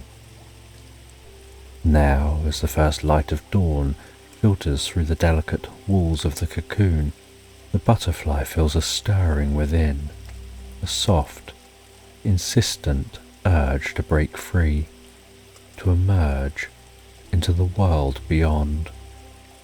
The cocoon, once a sanctuary, now feels confining, like a shell that no longer fits. With a slow, deliberate movement, the butterfly pushes against the walls, feeling them give way beneath its touch. The silken threads part easily, and a tiny crack of light appears, growing wider and brighter with each passing moment. The butterfly emerges slowly, cautiously, as if testing the air for the first time. Its wings, still crumpled and damp, cling to its sides like a second skin, shimmering with iridescent colours that shift and change in the light. The world outside is a symphony of sensations, a world of cool, dew-kissed grass that tickles its feet, of earthy scents that rise from the ground like a sigh, of birdsong that fills the air with a soft, melodious hum. As the butterfly stretches its wings, it feels the coolness of the dew against its delicate veins, a sensation that's both refreshing and strange. It flutters them experimentally, feeling the gentle resistance of the air, the way it lifts and supports, as if inviting the butterfly to take flight. But the wings are still heavy, weighed down by the last traces of the cocoon's moisture, and the butterfly knows that it must be patient, that it must wait for the sun's warmth to dry them fully. The meadow around the butterfly is bathed in the soft, golden light of dawn. The sun, still low on the horizon, casts long shadows across the grass, turning each blade into a tiny prism that refracts the light in 1,000 different hues. The air is cool and crisp, carrying the scent of wild flowers and the promise of a new day. Everything is fresh, untouched, as if the world itself is waking up for the first time. As the butterfly gazes out across the meadow, its eyes are drawn to a distant hill where an old, weathered monastery stands in quiet solitude. Perched atop the monastery's highest tower is a weather vane, its once bright metal now tarnished by time and the elements. The vane spins lazily in the morning breeze, its movements slow and rhythmic, as if it's dancing to a tune that only it can hear. There's something about the weather vane that fascinates the butterfly, something that stirs a deep sense of wonder and curiosity within. It watches as the vane turns, first one way, then another, as if it's pointing out different paths, different directions that the butterfly might take. The vane seems to hold a secret, a silent promise of journeys yet to come, and the butterfly feels a subtle connection to it, as if it is somehow linked to its own destiny. The butterfly flutters its wings again, more confidently this time, feeling the sun's warmth beginning to dry them, to strengthen them. It can sense the power building within, the energy that will soon propel it into the air, lifting it above the earth and into the vast expanse of the sky. But there's no rush. No need to hurry. The butterfly knows that everything has its time, that every moment is part of the journey, and that the journey itself is what matters. As the butterfly waits, it becomes aware of the gentle rustling of leaves in the nearby trees, the soft murmur of a stream that winds its way through the meadow, the distant call of a bird welcoming the dawn. The world is alive with sound, with movement, yet there's a deep sense of peace that pervades everything, a quiet stillness that invites the butterfly to relax, to let go, to become fully absorbed in the present moment. And finally, the butterfly feels that it's ready. With a final stretch, it opens its wings fully, feeling them catch the light, the colours shimmering like the surface of a still pond at sunset. It flutters them once, twice, and then with a gentle push, it lifts off the ground, rising slowly, gracefully into the air. The sensation is exhilarating. like stepping into a dream where the laws of gravity no longer apply, where the sky is a vast ocean and the butterfly is a tiny ship sailing into the unknown. As it ascends, the butterfly feels the wind beneath its wings, lifting it higher and higher, carrying it above the meadow, above the trees, towards the distant monastery and the spinning weather vane. The world below shrinks away, becoming a patchwork of green and gold, a quilt of fields and forests that stretch out as far as the eye can see. The butterfly feels a sense of liberation, of freedom, as if it's finally broken free of all constraints, of all the things that once held it back. And yet there's also a sense of purpose, a feeling that this journey is not just about flight, but about discovery, about finding something that lies beyond the horizon, beyond the limits of sight and sound. The butterfly feels a deep curiosity, a need to explore, to seek out the secrets that the world holds, to learn from the experiences that await. Guided by an unseen compass within, the butterfly flies on, leaving the meadow behind, its wings carrying it ever further into the vast unknown world. The butterfly flutters gently through the cool morning air, the soft hum of its wings blending with the distant melody of the waking forest. The world is a patchwork of light and shadow as the sun begins its slow ascent, casting golden beams that dance across the leaves. Each shaft of light feels like a bridge between realms, connecting the earth below with the vast sky above, and the butterfly moves through them as though passing between worlds, growing ever deeper and deeper into the heart of the forest. The trees here are ancient, their gnarled roots burrowing deep into the earth, their branches stretching high into the heavens, interlacing to form a canopy so thick that the sunlight filters through in only the faintest of whispers.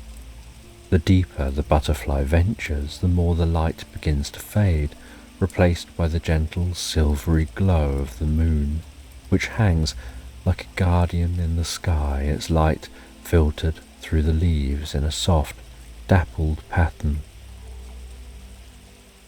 In this dreamlike world where night and day intertwine, the butterfly feels a sense of calm wash over it, a deep, soothing reverie that slows its thoughts and stills its wings. The air is cool and filled with the scent of moss and damp earth, a rich, grounding aroma that seems to draw the butterfly closer to the forest floor. There, among the shadows and the moonbeams, it spots the source of the calm, a wise owl perched high in the branches of a towering oak. The owl's eyes are large and luminous, reflecting the light of the moon as though they hold the entire night sky within them. Its feathers are soft and silent, blending seamlessly with the bark of the tree, as if the owl itself is part of the forest, an ancient guardian that has watched over this place for countless ages. The butterfly feels a pull towards the owl, as if drawn by an invisible thread, and it gently flutters upwards, coming to rest on a nearby branch.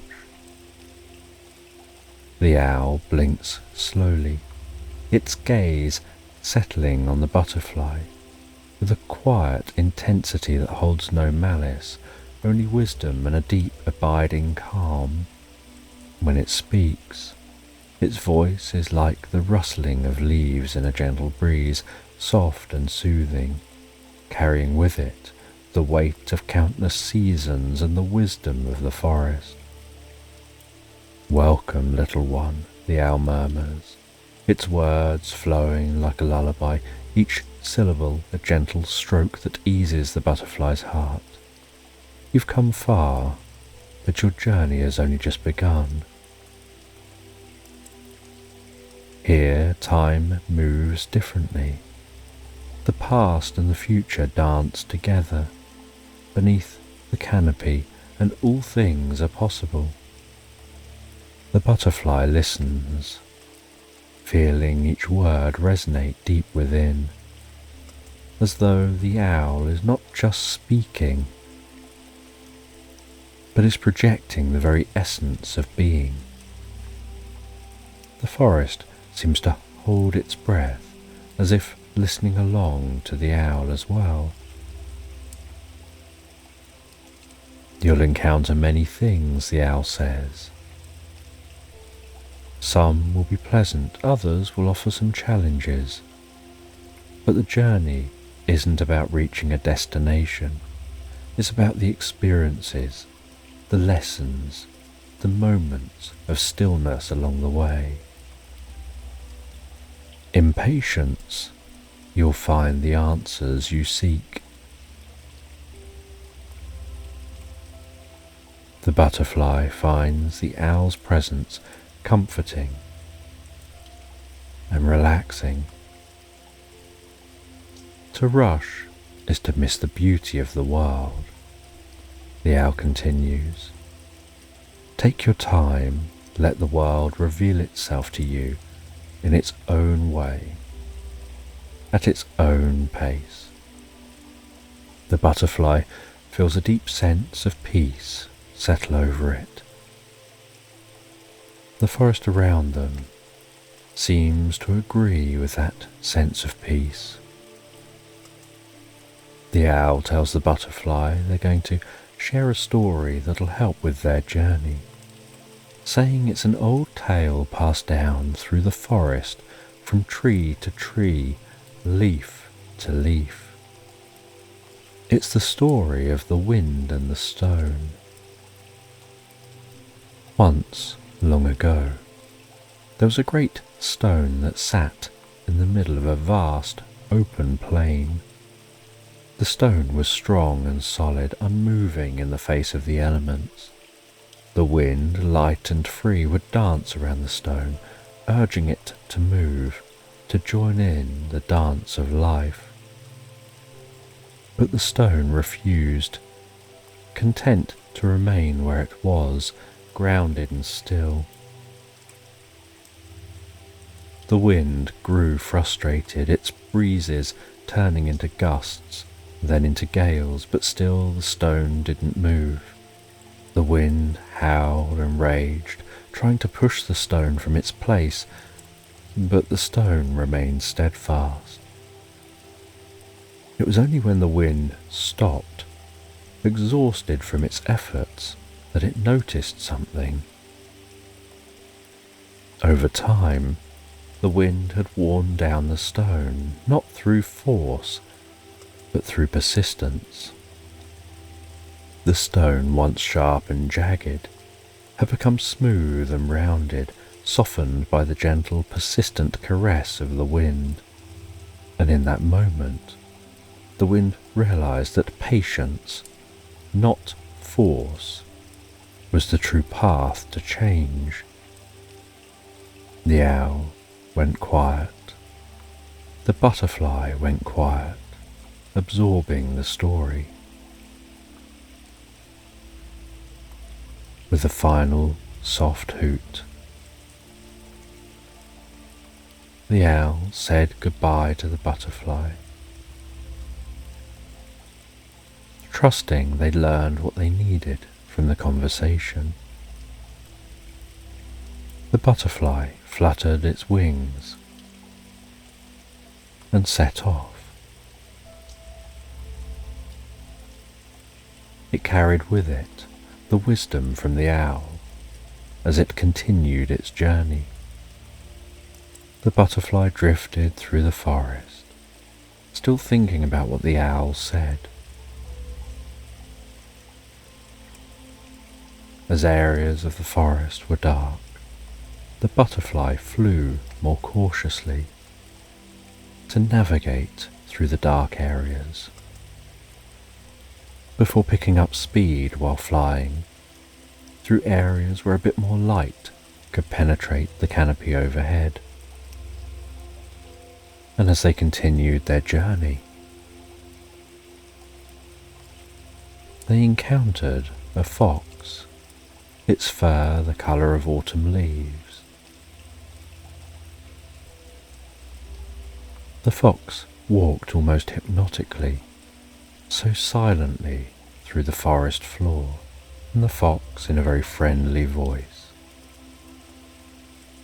engaged in conversation with the butterfly, curious where the butterfly was going and what the butterfly was doing.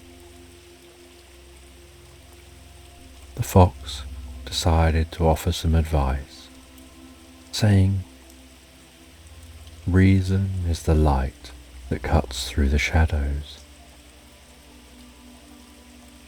It's the sharp edge that divides truth from illusion, the steady hand that guides you when all else is chaos.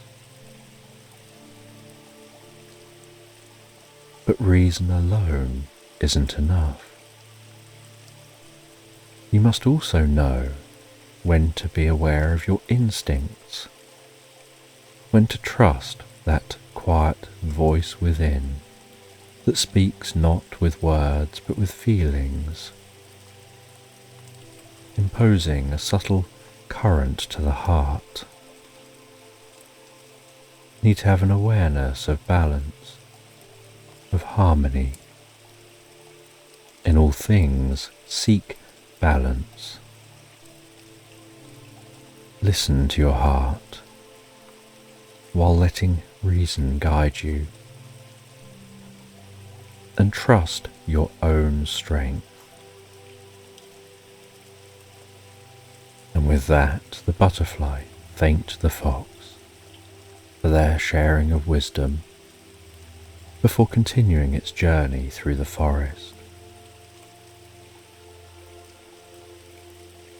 It felt it could almost hear a faint melodic tinkling sound, like the distant chime of bells carried on the wind. As the butterfly moved closer, the sound grew clearer, more distinct.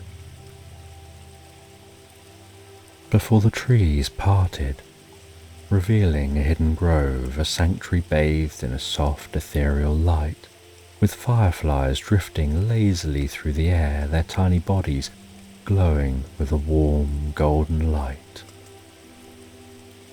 like stars which have descended to earth to dance among the trees. The butterfly hovered at the edge of the grove, captivated by the beauty and tranquility of the scene. The sound it had heard now revealed itself. A rhythmic flow of water, a fountain nestled at the heart of the grove, its clear waters bubbling quietly while cascading over smooth stones into a crystal clear pool below.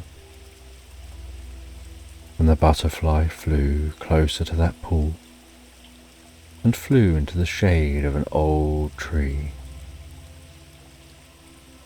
And as the butterfly hovered near the tree, so it noticed that each leaf seemed to reflect a different aspect of its journey. One leaf showing the owl, another showing the fox. Leaves shimmering with images of the past, of the butterfly's time as a caterpillar crawling around on other leaves, of the butterfly's time in the cocoon, held in darkness with just thoughts for company. And there were leaves hinting at the future that could be, with patterns shifting and changing from moment to moment like glimpses of possibilities yet to unfold.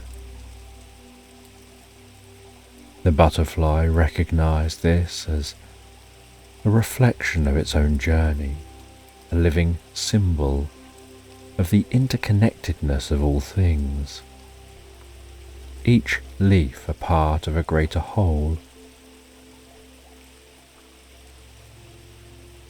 The butterfly felt drawn to the fountain. The water was so clear and cool, the surface reflecting the tree above. It rested by the fountain for a while, listening to the gentle flow of water, the soft tinkle of the leaves, the distant ethereal music that seems to come from everywhere and nowhere at once.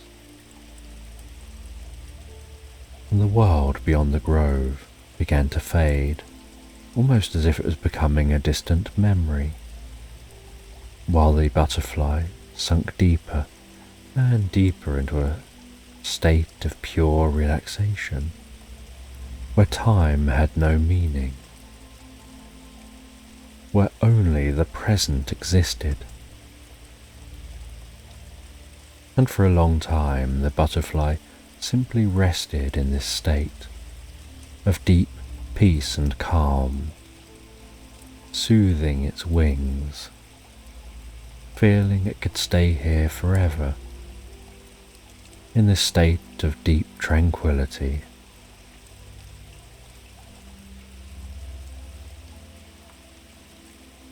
But eventually the butterfly was aware it had to move on, so with a gentle flutter of its wings, it rose from the fountain and flew back towards the edge of the grove, fireflies guiding its path, their light casting a warm, reassuring glow.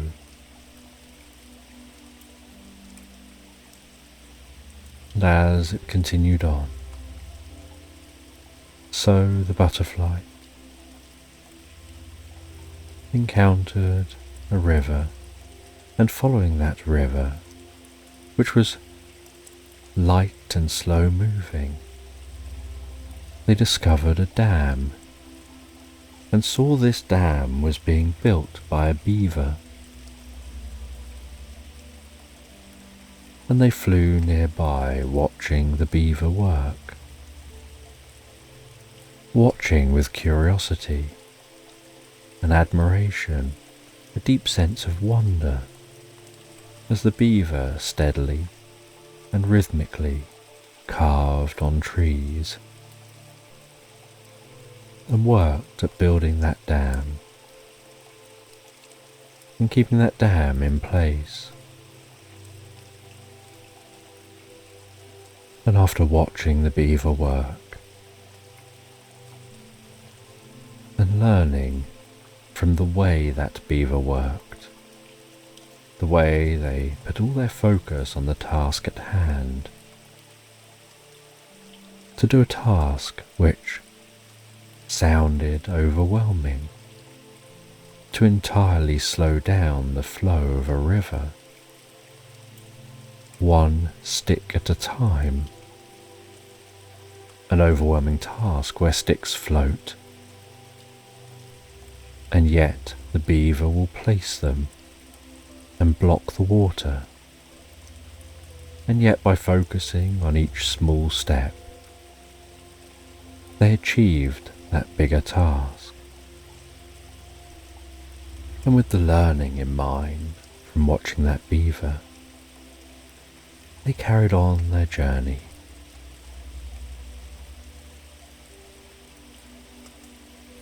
And as they carried on, day moved to night, the moon hanging low in the sky, silvery light bathing the landscape with a soft ethereal glow.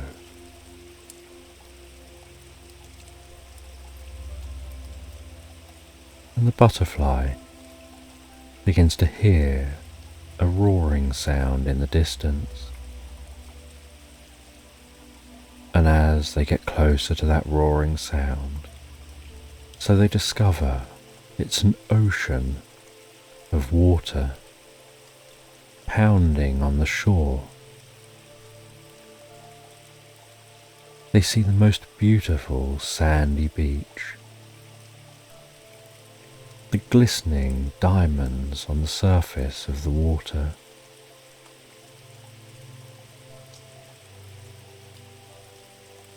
The bubbling water slapping onto the shore.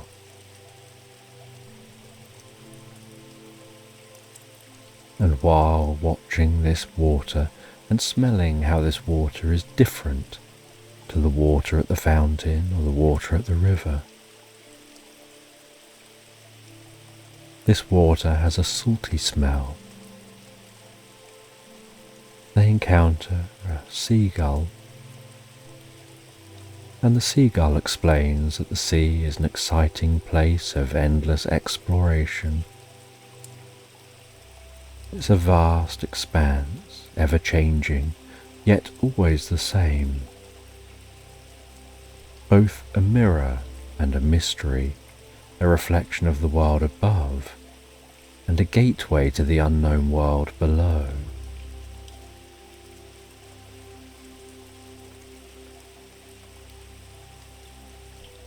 The seagull says they never tire of flying. They enjoy the freedom of flight. They enjoy the sea as their companion. They enjoy that there's always something new to discover, just beyond the horizon. They enjoy their journey. And the butterfly recalls back to hearing that before, about enjoying the journey. And as the butterfly flies away from the seagull, it notices the twinkling, sparkling of light in the distance along the seashore,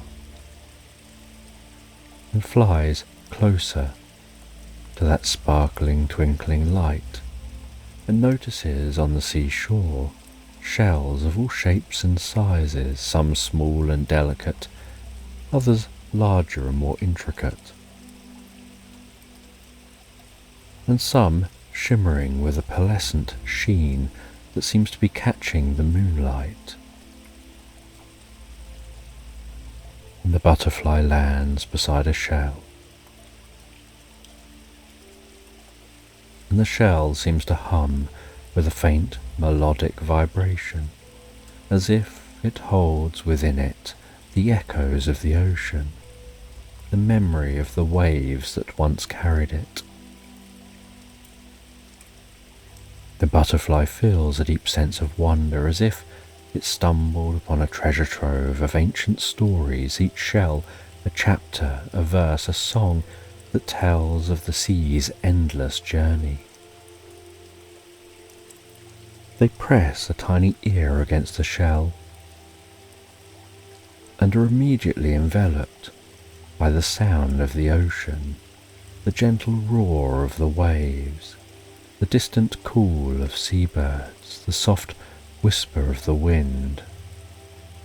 The sound is so soothing, almost hypnotic, and the butterfly feels itself drawn deeper and deeper into the shell's embrace. Each shell seems so unique and different from the last. The butterfly moves from one to the next, each time feeling a new emotion, a new sensation. One shell hums with the energy of a storm, the crash of waves against rocks, the howl of the wind as it tears through the sky. Another shell sings of calm waters, of a gentle breeze that caresses the sea's surface, of the warmth of the sun as it sets, casting the world in a golden light. The butterfly becomes absorbed in the world of the shells, losing itself in their stories, their songs. It feels as if it's journeying through the sea itself, exploring the depths, its mysteries, its ever-changing mood. The shells speak of distant lands, of coral reefs teeming with life, of underwater caves filled with treasures hidden from the world above. They tell of ships that sail across the horizon, of voyages that span oceans, of explorers who chart new courses seeking out the unknown. As the butterfly listens, it feels a deep connection to the sea, to the world it's yet to fully discover. The shells speak of the vastness of life, of the endless possibilities that lie in every wave, every ripple, every breeze. They remind the butterfly that its journey is part of something much greater, a thread in an intricate tapestry of the world, woven together with journeys of all the creatures that have come before and all those that will follow. And among the many shells, the butterfly finds one that resonates deeply with it, a small, delicate shell, its surface smooth and cool to the touch, with a soft, warm glow that seems to pulse. The butterfly lifts the shell gently in its wings, holding it close as it listens to the song it carries within. The shell hums with a quiet, peaceful melody, a lullaby that soothes the butterfly's soul, filling it with a sense of calm and contentment. The butterfly feels as if the shell is speaking directly to it. The butterfly closes its eyes, letting the shell's melody wash over it, feeling the tension in its body melt away, replaced by a deep, relaxing calm. It feels a sense of gratitude, appreciation for the journey, for the experiences, for the lessons. As the butterfly listens to the shell's soothing melody, the wisdom of its encounters flow through its mind. Each encounter a step on its path, on its journey, on its story, beginning to feel a sense of fulfillment. And the butterfly places the shell gently back on the sand, knowing the shell's song will stay with it as a memory, a guide. As they feel ready now to begin their journey home, they rise up into the air, the sounds of the shells fading into the distance, the sea stretching out before it, vast and endless, a reminder of infinite possibilities that can lie ahead. And the butterfly flies on, the night sky now filled with stars, feeling a deep sense of contentment. And the butterfly flies back in the direction of home, over the seas, the sands, the groves, through the forest,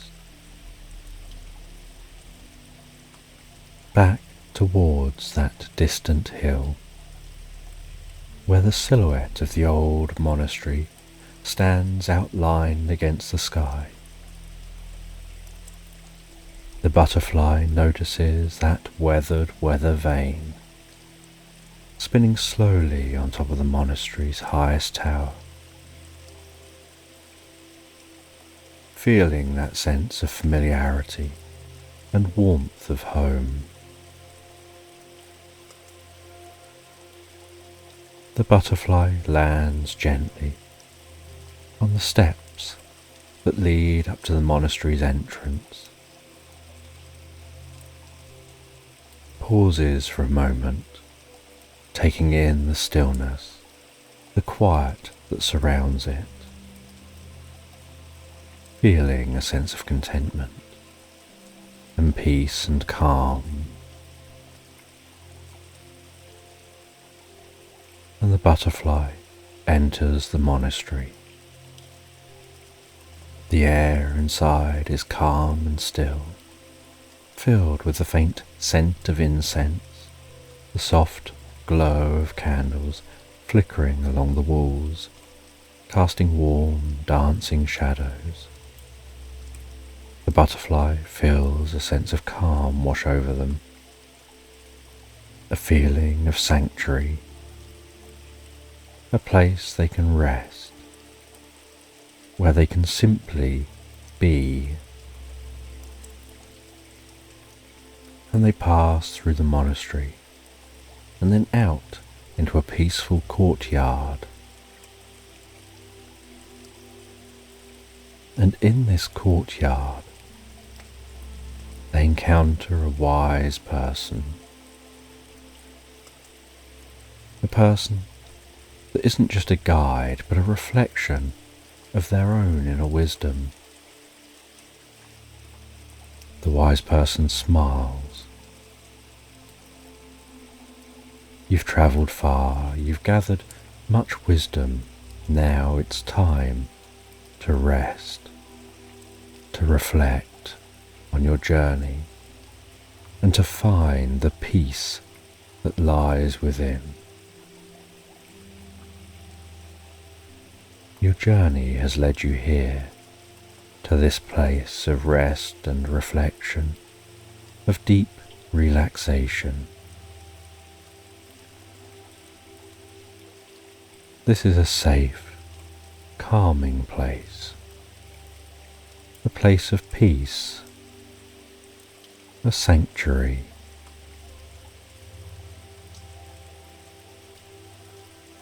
The butterfly feels its wings grow heavier and heavier. The world around it fades as it gets sleepier and sleepier. The sounds, the sights, the sensations become softer, more distant. The wise person's presence brings a deep and comforting feeling, almost like they feel that they can sleep while being watched over by a comfortable guide. And as they drift and float, so peacefully asleep,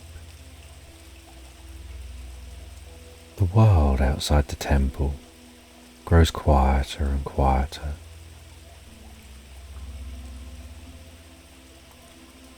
And the butterfly's mind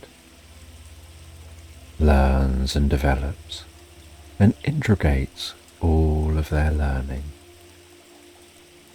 as they grow and become something more than themselves, drifting into the most pleasant dreams, the most peaceful reverie, the deepest, most relaxing slumberland, finding themselves falling asleep, drifting and floating into that slumberland.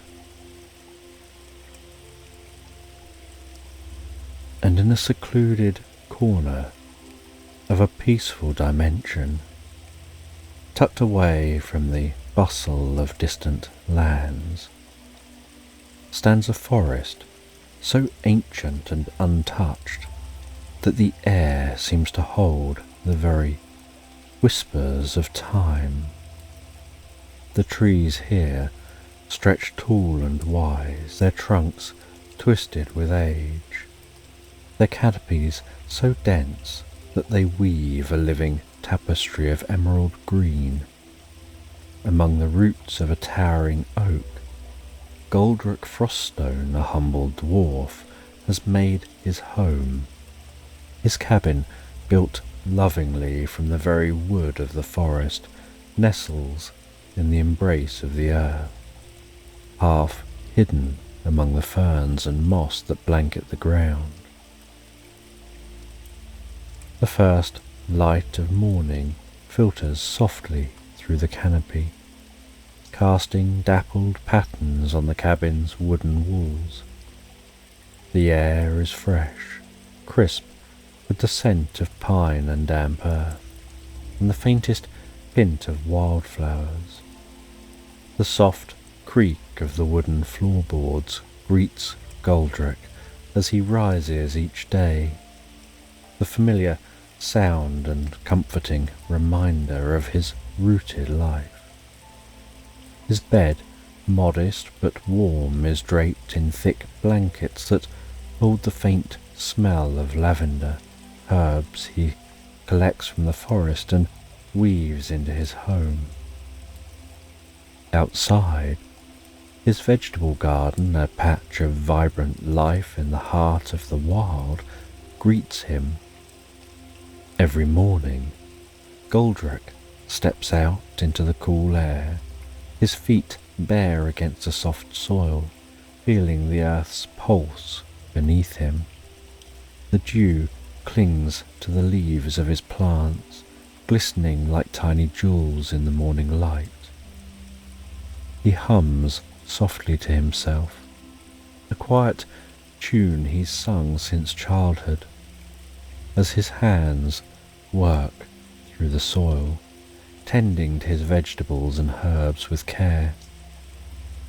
The trees rustle their leaves gently in the breeze, as though in conversation with the dwarf. The birds, perched high in the branches, sing their morning songs, a melody that fills the air with life. Goldrick often pauses to listen, his heart swelling with the simple joy of it. The forest feels alive, as though it breathes with him, its rhythms so closely aligned with his own. A pair of squirrels dart along the branches, chasing each other playfully, their tails flicking in excitement. Goldrick smiles at their antics, feeling a part of this living, breathing world. His cabin, though modest, is filled with warmth. The smell of wood smoke drifts from the chimney, curling lazily into the sky. Inside, the hearth's fire crackles softly, casting a warm glow that dances along the walls. Shelves line the cabin, filled with trinkets and books collected over years of quiet living. Small carvings, wooden figures of forest creatures, rest on his workbench, remnants of hours spent crafting, a skill passed down through generations of his kin. The scent of wild herbs, dried and hung from the beams, fills the air, mingling with the comforting aroma of fresh bread that bakes slowly in the oven. Goldrick's life is simple, but it's one of contentment. He takes pleasure in the small things, a well-tended garden, the feel of the earth beneath his fingers, the soft glow of the fire as he works with wood. His hands are rough from years of labour, but his touch is gentle, full of care. The routine of his day is a rhythm he knows by heart, one that brings him peace. He finds joy in these moments, in the quiet stillness that surrounds him, in the knowledge that here, in this hidden forest, he's at home. As the day winds down and the sun sinks low, casting long shadows across the forest floor, Goldrick retreats indoors. His evenings are slow and peaceful. He sits by the hearth, the flames crackling softly, the warmth seeping into his bones. In one hand he holds a cup of herbal tea, the steam rising gently, filling the room with the scent of chamomile and mint. The fire's glow flickers against the stone walls, casting dancing shadows that lull him into quiet contemplation. Outside, the forest hums with life, the soft rustle of leaves in the evening breeze, the distant call of an owl as it awakens for the night. Goldrick listens, feeling the quietude settle around him like a blanket. The weight of the day slips away as the fire warms his tired body. He gazes into the flames, watching them flicker and dance, his mind drifting into a peaceful reverie. His home is not grand, but it is his sanctuary, a place of deep comfort and serenity. As sleep approaches, Goldrick climbs into his bed, the heavy blankets pulling him into their warmth. His thoughts slow, the rhythm of the forest lulling him towards sleep. In the distance, the wind sings through the trees, a lullaby, gently rocking him to sleep. Goldrick dreams peacefully of the forest, of the sway of the trees, and the earth beneath him, cradling him in its ancient embrace. And the next morning begins just like any other. The forest is still and quiet, the early light of dawn casting a soft golden hue over the treetops. Goldrick steps outside, stretching in the cool morning air, but something feels off. The birds are silent. The usual chorus of morning song that fills the air is absent, leaving a hollow quiet that settles over the trees. The air itself feels thick, as if charged with an unseen energy, like the world is holding its breath. Goldrick frowns, his brow furrowing. It's a small change, but it unsettles him. He takes a step forward, the forest floor soft beneath his feet. His feet press into the damp earth as he moves deeper into the woods, his instincts guiding him towards the unknown. The path he knows so well, where the ferns brush his hands and the sunlight filters gently through the canopy, feels unfamiliar today. There's a weight in the air, a strange stillness, as if the forest is waiting for something to happen. The deeper and deeper he walks, the more the unease grows. The trees here are older, their branches twisting into shapes that seem to reach for him. The air is cooler, and a mist clings to the ground, swirling around his ankles as he steps through it. He's been this way before, but it feels different now, heavier, as though the forest itself is shifting around him. Goldrick's hand brushes a fern, its fronds soft beneath his fingers, but there's something beneath the surface that pulls him onward. His feet carry him further into the deep woods, where shadows linger between the trees. The air grows colder still, and his breath forms small clouds in front of him. He feels the presence of something new, something just out of reach. As he pushes past a thicket, the forest suddenly opens up into a hidden clearing, bathed in dim light. At its centre stands a stone portal, half buried in the earth, its surface covered in moss and vines. It hums softly as though alive, the faint vibration reaching Goldrick through the ground. The air around it is changed and charged with energy, a low hum that seems to pulse with each breath he takes. Goldrick stands at the edge of the clearing, his heart racing, his mind filled with questions. He steps closer, drawn by the strange light that shimmers at the portal's edge, shifting and flickering like a distant memory. There's something both familiar and utterly alien about this.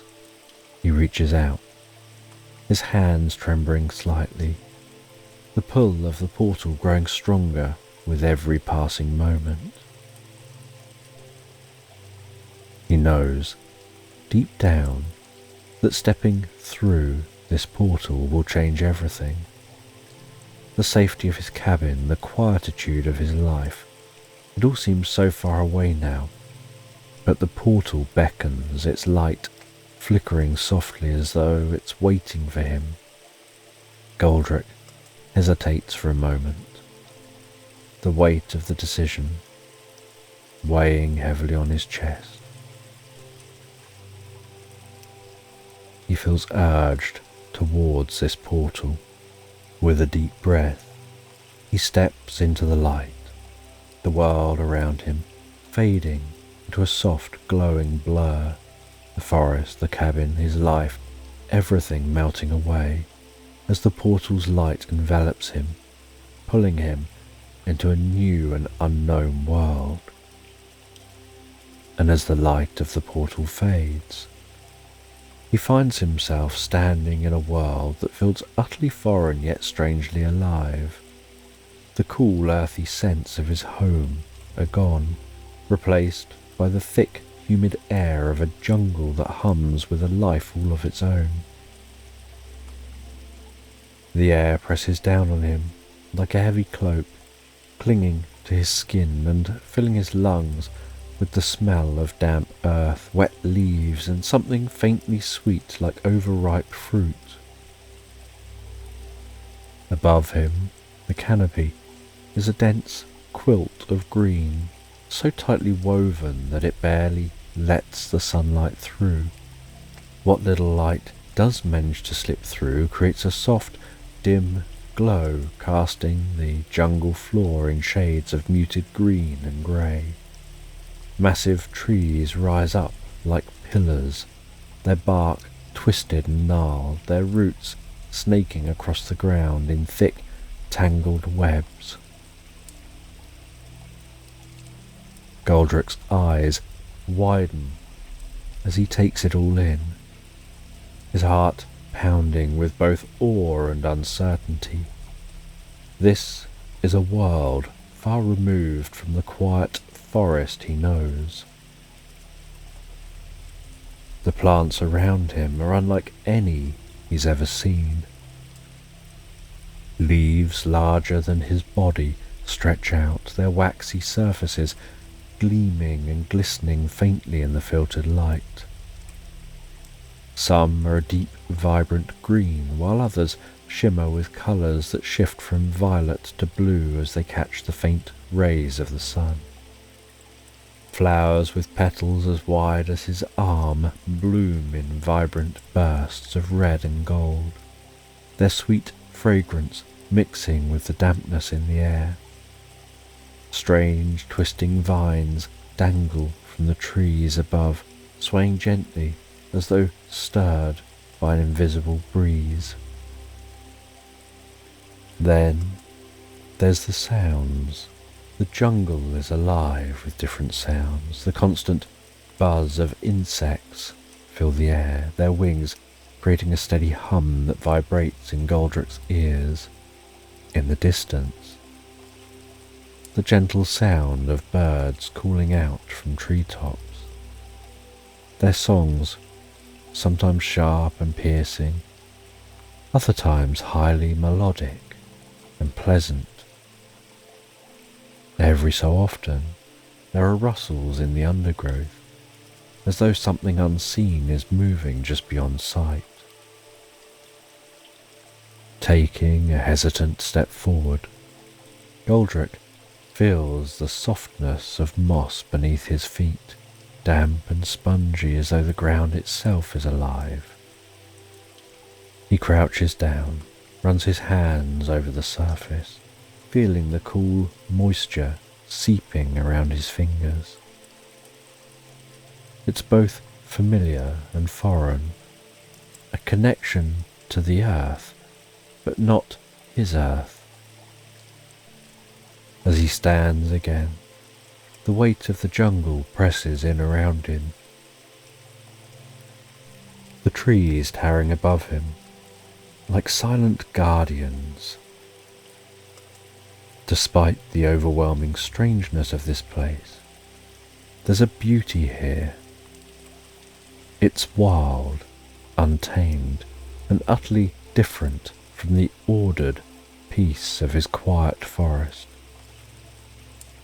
But in its chaos, Goldrick senses something deeper, an energy that hums through the air, vibrating in the leaves, the soil, the very breath he takes.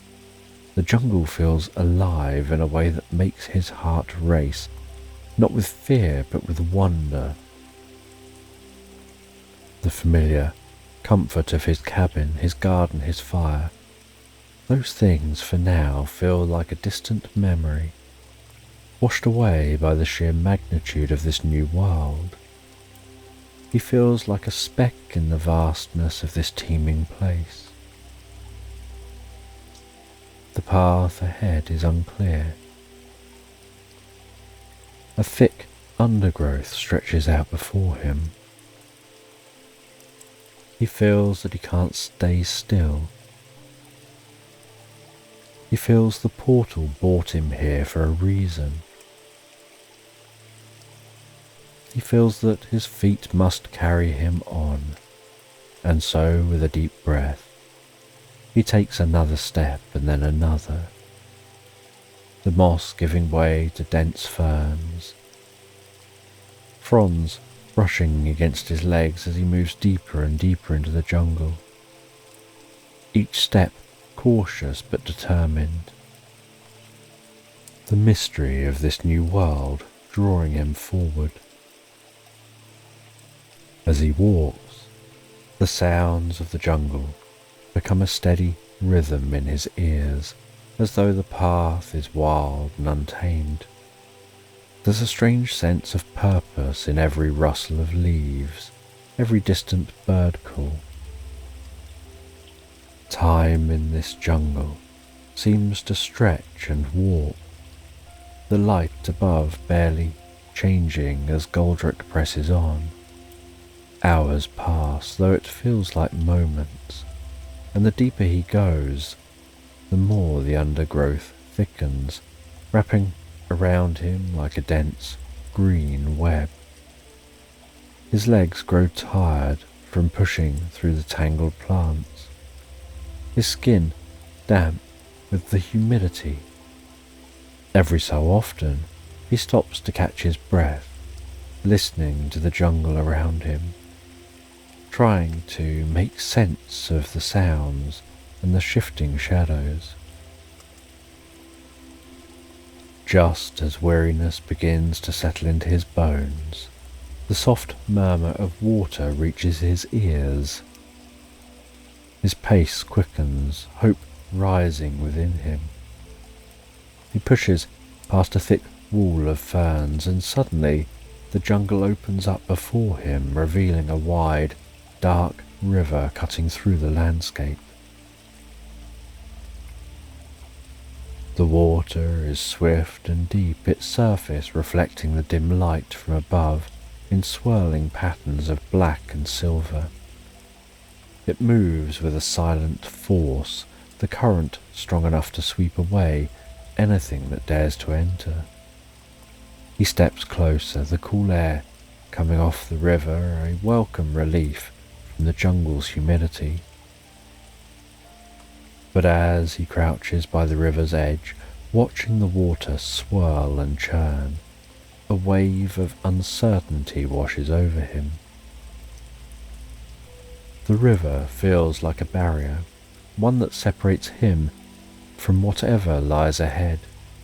Its width makes it impossible to cross with a simple leap, and the thought of swimming through its dark, rolling depths sends a shiver down his spine. The water moves too quickly, its hidden strength pulling at him from the shore. For the first time since stepping into this new world, he's unsure what to do. He kneels, staring into the water, his mind racing for a solution. For a long time he considers turning back, following his steps to the portal. But something stops him, an instinct, a feeling that the way forward lies not in retreat, but in pushing ahead. The river may be a barrier, but he knows there must be a way across. And then, as if in answer to his silent plea, the water begins to calm down. The rushing current slows and begins to still.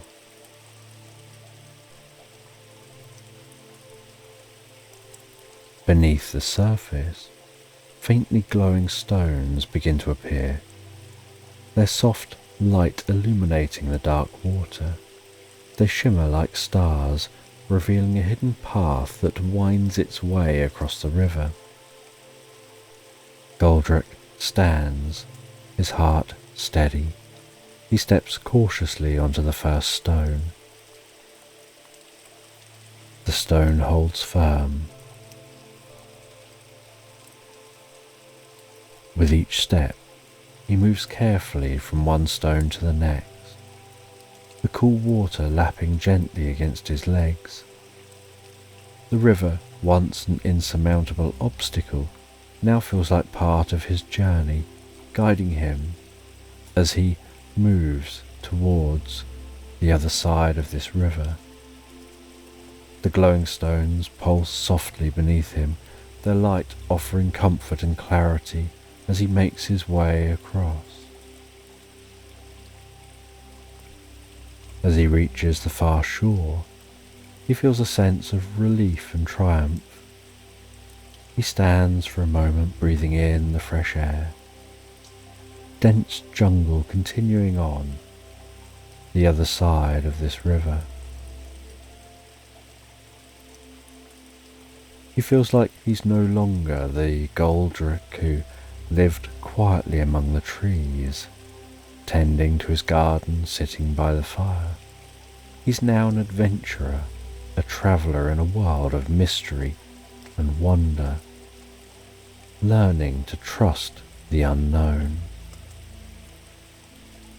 As he walks, the jungle continues to deepen around him, its shadows growing longer and the canopy thickening, the air becoming cooler again. Each step feels as though it's taking him deeper into the heart of this mysterious world. As he pushes through a patch of dense vines, he discovers a massive tree. The tree feels alive in a way that's different from the others, as though it's seen more than most, as though it holds memories older than the jungle itself. As he continues, each step that he takes feels like he's working through challenges, uncovering lessons. He finds himself reflecting on his journey, both the journey he's undertaken and the journey that's yet to come.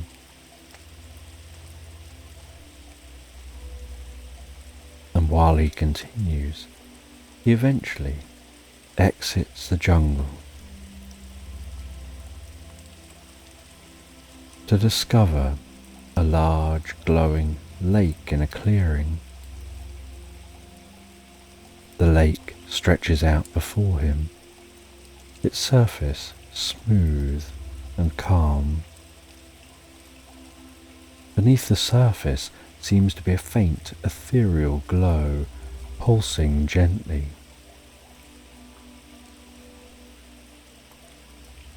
He continues walking closer and closer, his eyes wide with wonder, the air here feeling different, quieter than anywhere else he's been in the jungle. Almost as if this place exists outside of time. He kneels at the water's edge, sees his reflection staring back at him. The surface of the lake seems to be impossibly clear. As he gazes into that lake, he sees strange shapes moving just below the water, creatures unlike any he's ever seen. They're fish, but not ones he's familiar with. The scales of the fish shimmering like jewels catching the light in a way that makes them seem like they're glowing from within. Their movements slow and graceful. He watches them in silence, mesmerized by their beauty. Unable to resist, he dips his hand into the water, the coolness surprising him. As his fingers break the surface, tiny ripples spread outward, disturbing the perfect stillness.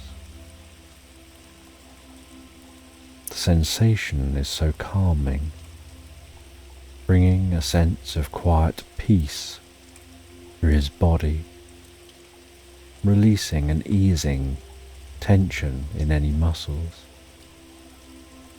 and any restlessness in his mind quietening. He sits on the edge of the lake, watching the ripples as they expand and fade, listening to the gentle lapping of the water against the shore.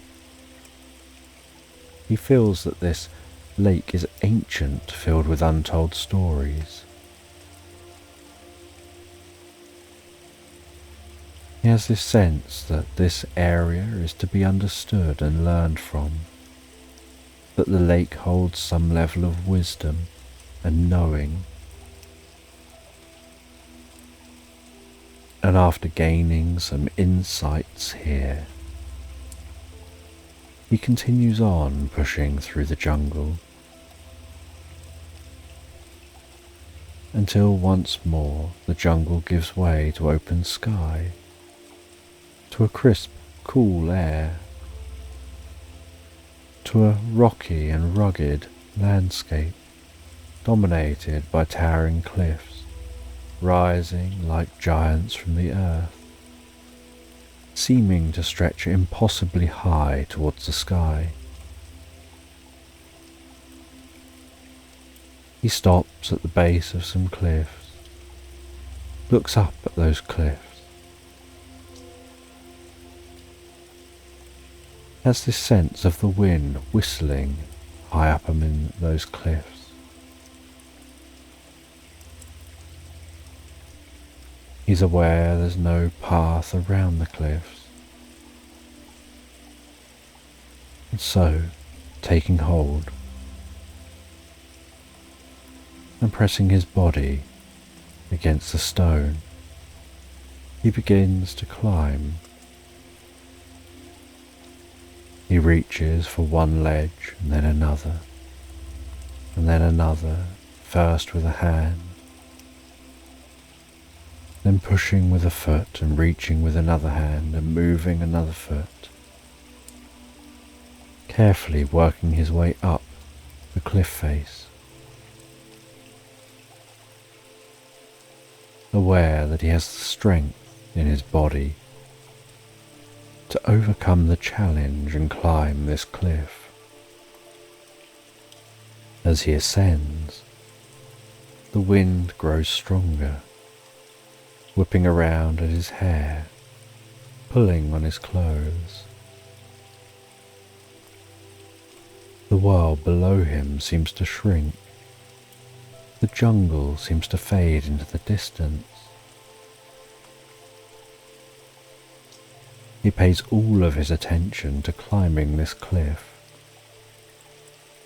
and finds himself sinking deeper and deeper into the challenge.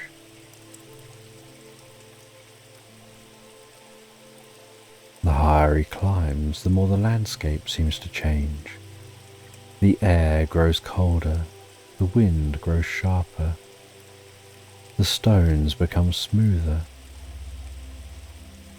His muscles burn with the effort, his arms and legs tremble with fatigue, but he presses on, continuing to climb, heading up towards that wide and endless blue, deepening sky, feeling a sense that he's climbing to heaven, before eventually reaching the top, climbing up over onto the top of the cliff, standing up and looking out before him at the vastness of the landscape below, the jungle, the patches of green, rolling hills and valleys, rivers winding through this earth, the sky above so endless, streaked with the occasional cloud and the setting sun. He feels a deep sense of triumph and achievement, a sense he's done something insurmountable and reached the other side. He finds that the descent isn't anywhere near as difficult as the climb. Discovers that the valley below is peaceful. The ground is soft beneath his feet. He feels he's been walking for days. He slows down and breathes deeply and comfortably, savouring every moment. The sky shifts from hues of dusk, of golds and violets.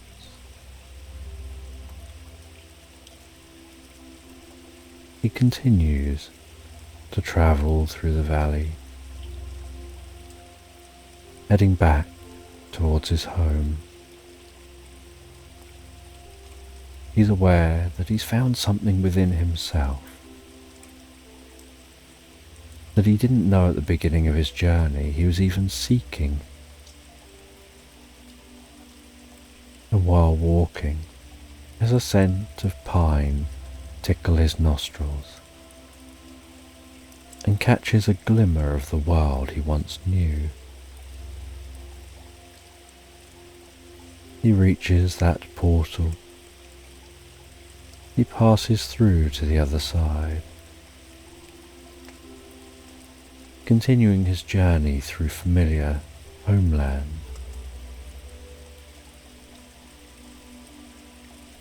Heading all the way home as the sun dips below the horizon.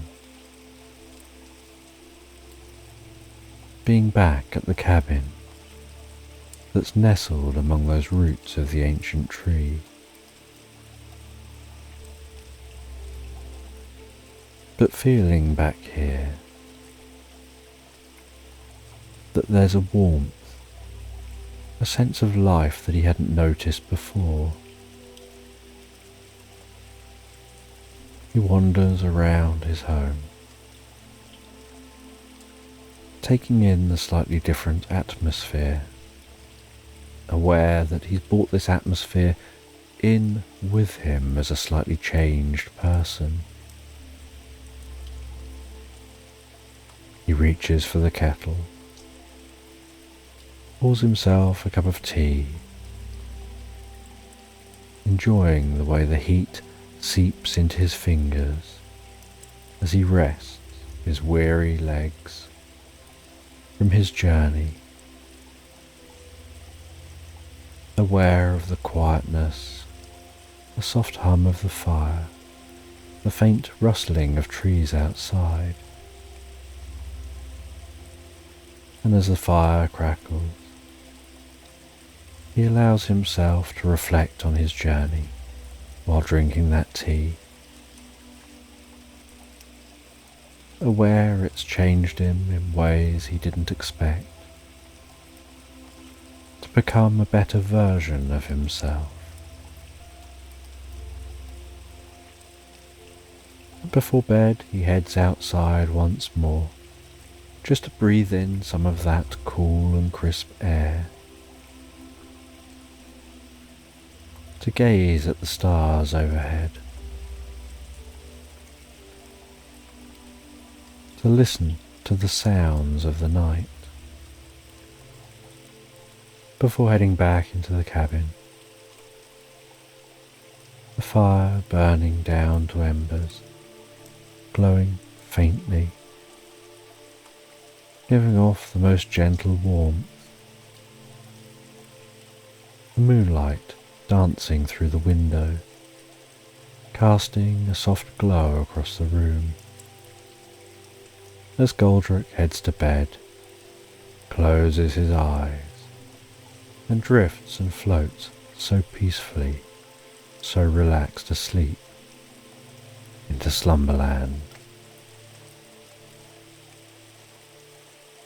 In this bedtime story, the air is cool, settling the warmth of the day as twilight descends upon the kingdom.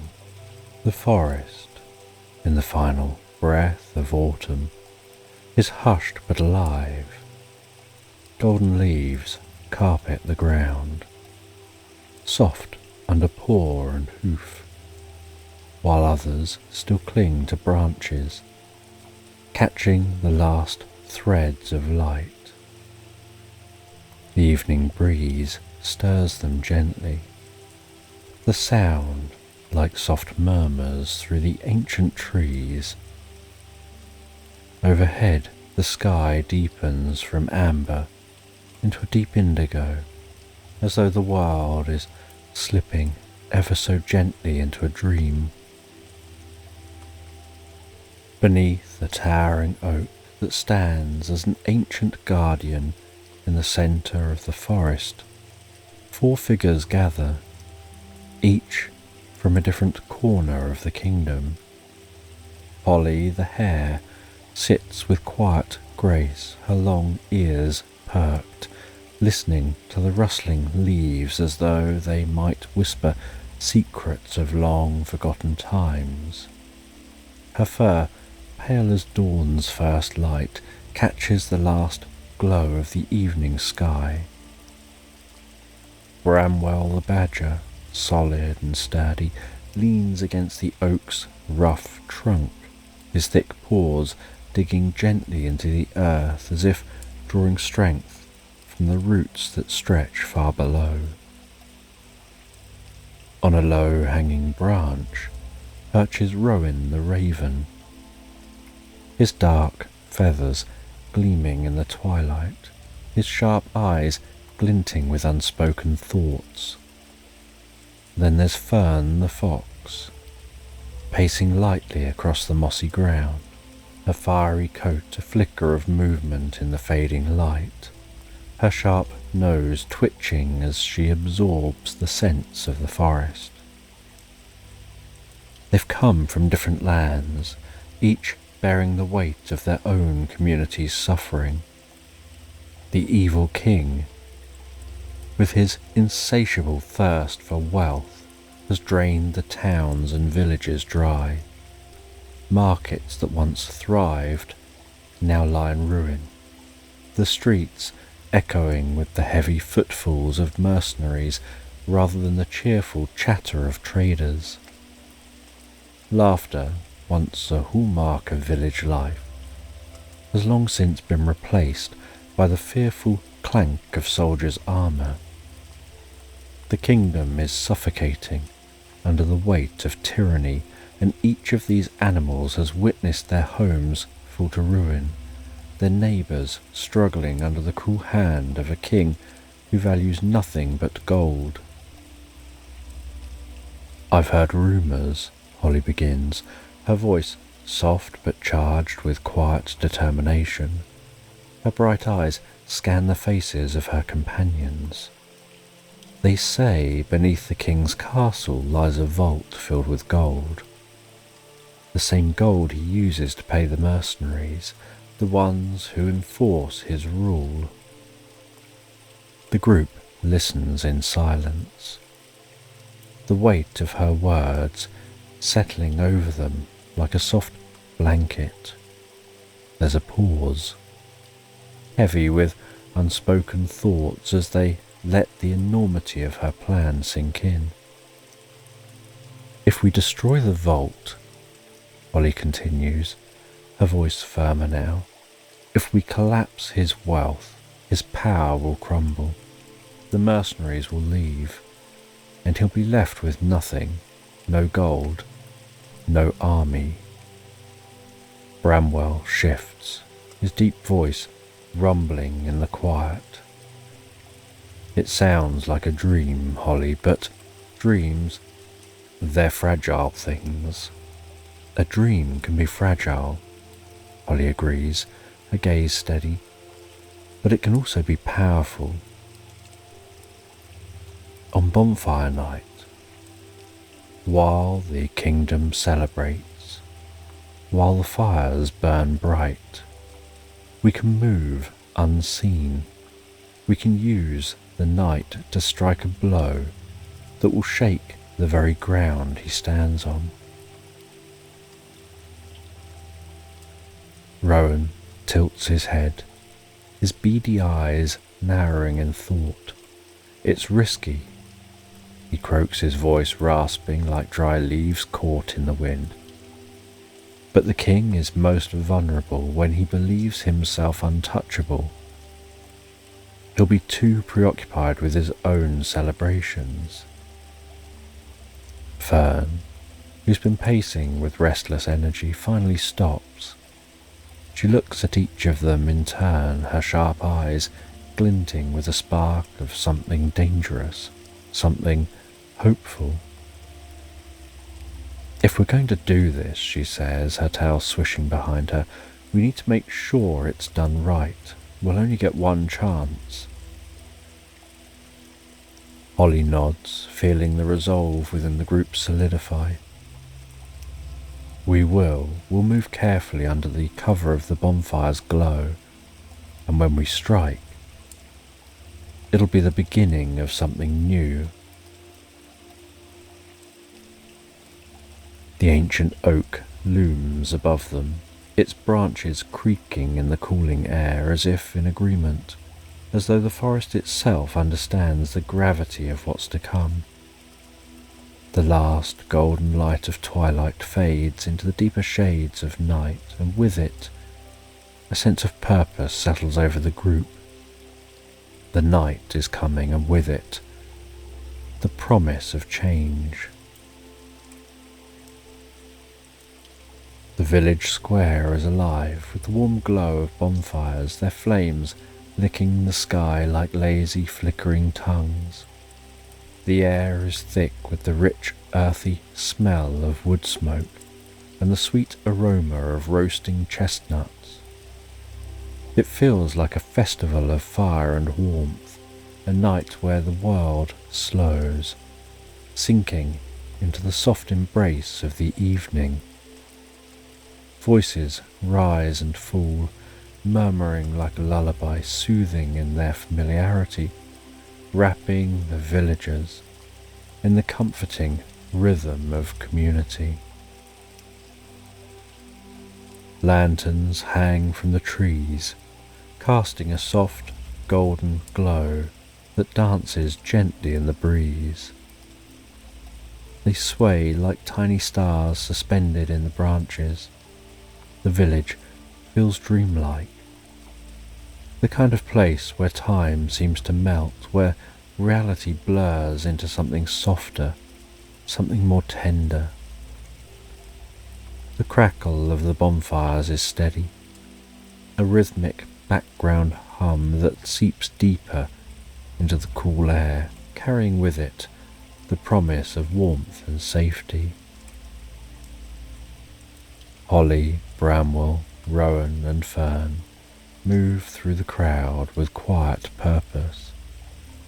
Their eyes scan the scene, noting the guards who seem to have let their vigilance slip under the warmth of the firelight. Holly feels a flutter of nervous energy rise within her. Tonight's the night when everything changes.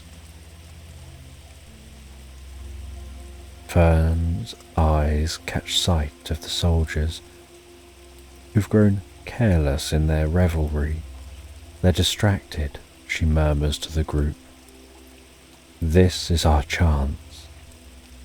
Rowan nods. The king's soldiers have become complacent. They think that they're invincible. Holly's heart beats steadily.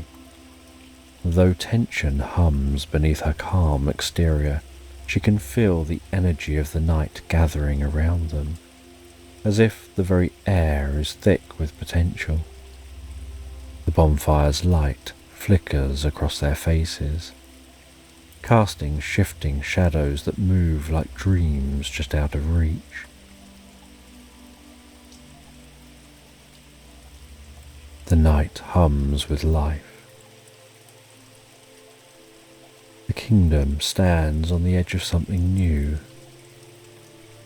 The forest is bathed in the soft glow of the moon, its light filtering through the trees, casting dappled silver across the path. The air is crisp and cold, the first frost of winter dusting the ground like sugar. Each step is muffled by the frost-covered leaves. The earth firm beneath their paws and claws.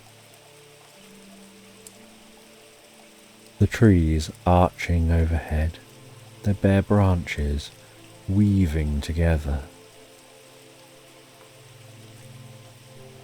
As the companions move deeper and deeper into the woods,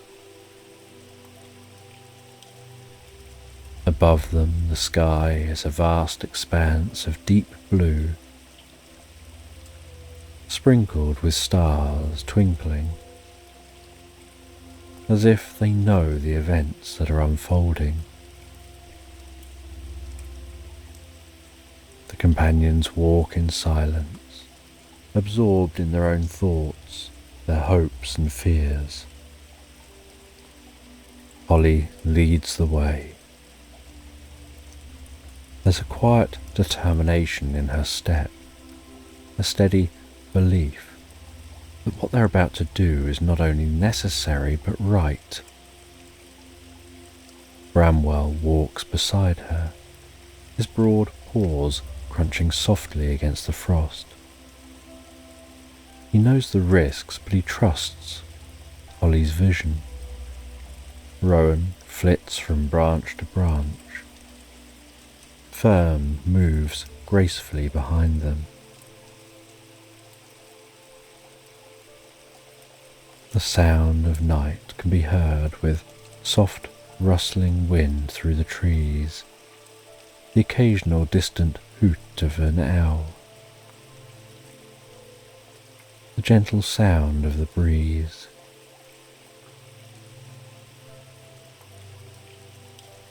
Eventually, after some time walking, they encounter the guardian owl, her feathers dark as midnight, with silver streaks that seem to gleam and glisten in the moonlight.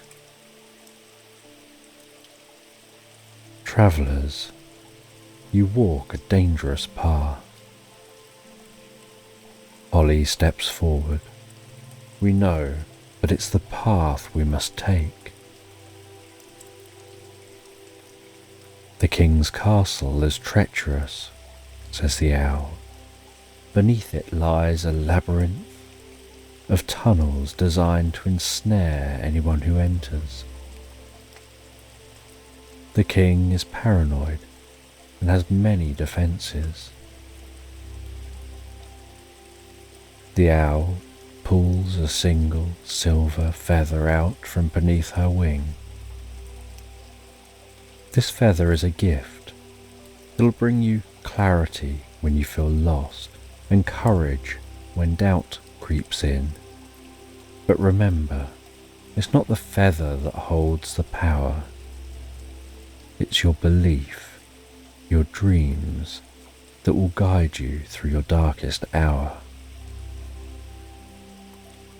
Ollie takes the feather, thanks the owl, and they continue on their journey. As they approach the edge of the forest, so they can notice the meadow beyond, and standing tall in the meadow, off in the distance, they can see the silhouette of the castle rising against the dark sky. Its spires seeming to almost pierce the heavens like jagged teeth. The stone walls cold and grey, looming ominously. Off in the distance behind them, and glows from other villages, are evidence of the bonfires burning, flickering in the distance.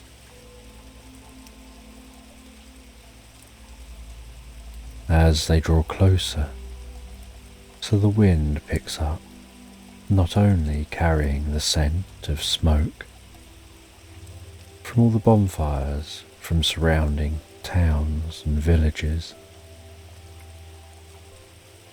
but a faint tinge of metallic scent like cold iron.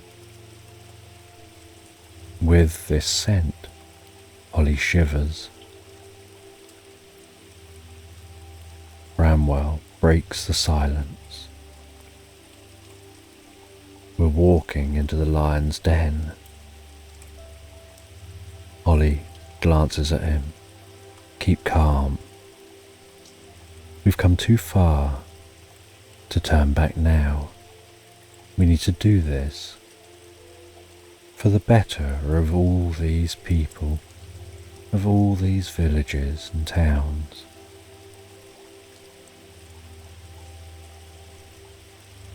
They got closer and closer to the castle, its towers looming larger and larger.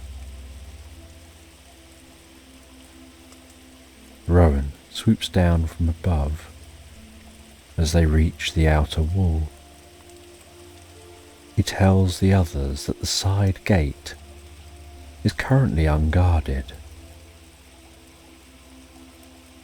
with Rowan leading the way. They dash around to that side gate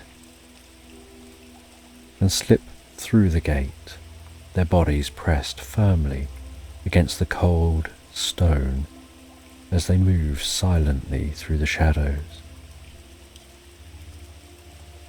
The air inside the castle grounds is thick and heavy, the silence almost suffocating.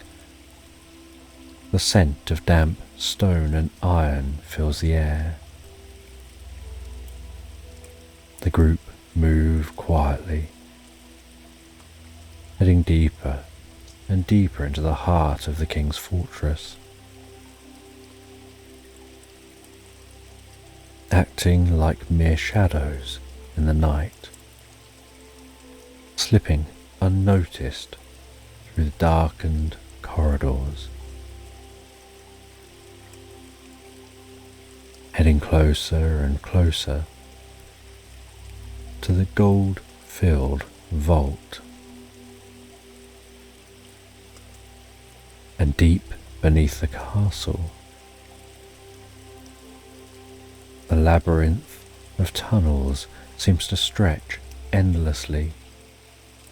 The walls here slick with moss and damp,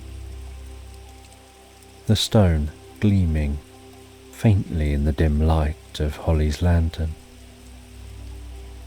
Their footsteps echoing softly through the passageways.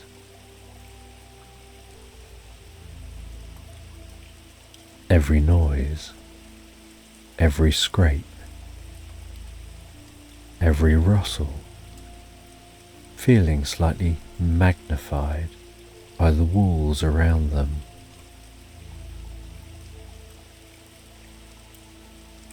Fern scans the shadows as they move deeper and deeper, her senses on high alert. Bramwell brings up the rear. They continue on through this labyrinth of tunnels, and as they continue, the air grows colder.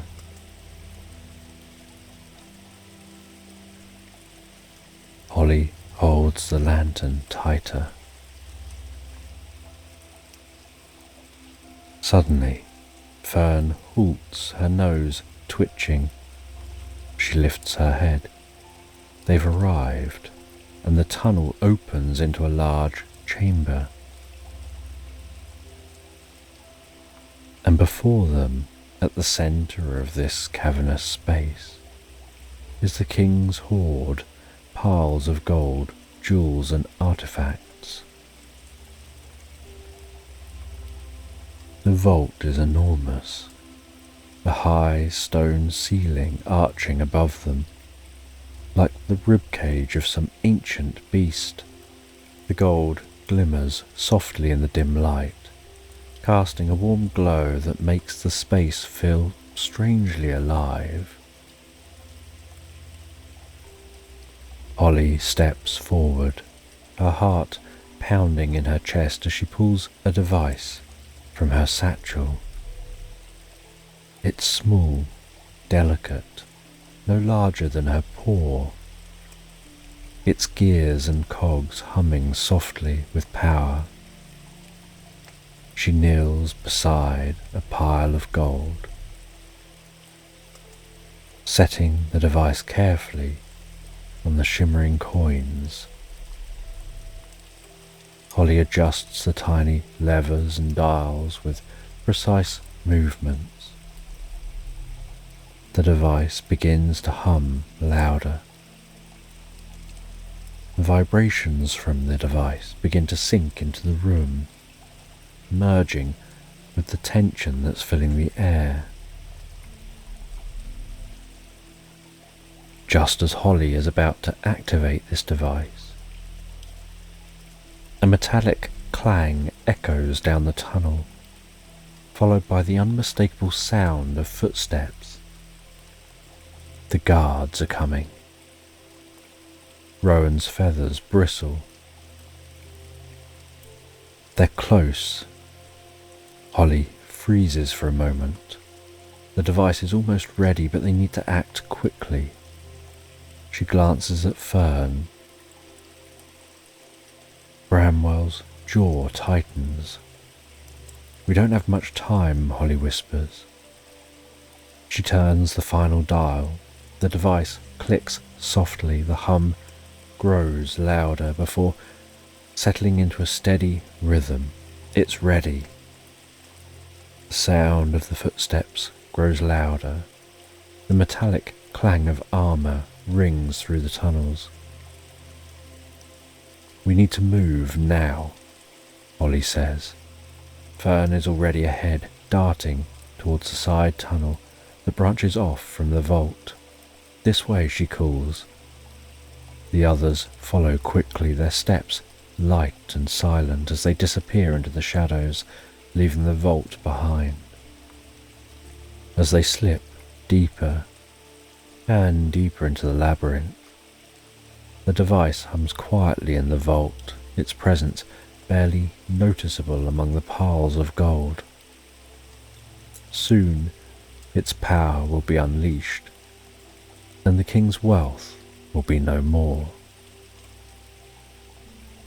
The group races through the tunnels, the sounds of the guards fading behind them. The tunnels twist and turn in endless directions. Each step reverberates through the passageway, the sharp clank of the guards' boots, occasionally echoing closer, and then fading into the distance as they gain ground. Without thinking, as the guards get closer, Holly pulls the enchanted feather from her satchel. The feather glows faintly in the dim light. With a quick flick of her paw, she waves it through the air. The feather shimmers, and a thick mist begins to rise from the ground, curling around them like a protective veil. The mist is soft and thick, enveloping them in its cool embrace. The shouts of the guards fades to the most distant muffled echoes, seeming almost distorted, as though the group had passed into another world, a place where sound and time move more slowly. "Keep moving," Holly urges. The group slips through the mist, their steps light and quiet, their bodies hidden from sight. The tunnels twist once more, and then suddenly they burst out of the tunnels into the cool night air. And then, from deep within the earth, a soft, muted rumble, a sound felt more than heard, as the vault collapses and the king's hoard is buried in the depths of the castle. Back in the village, the bonfire blazes high, its flames licking the sky. The air is thick with warmth, the fire's heat radiating outward, wrapping the villagers in its comforting embrace.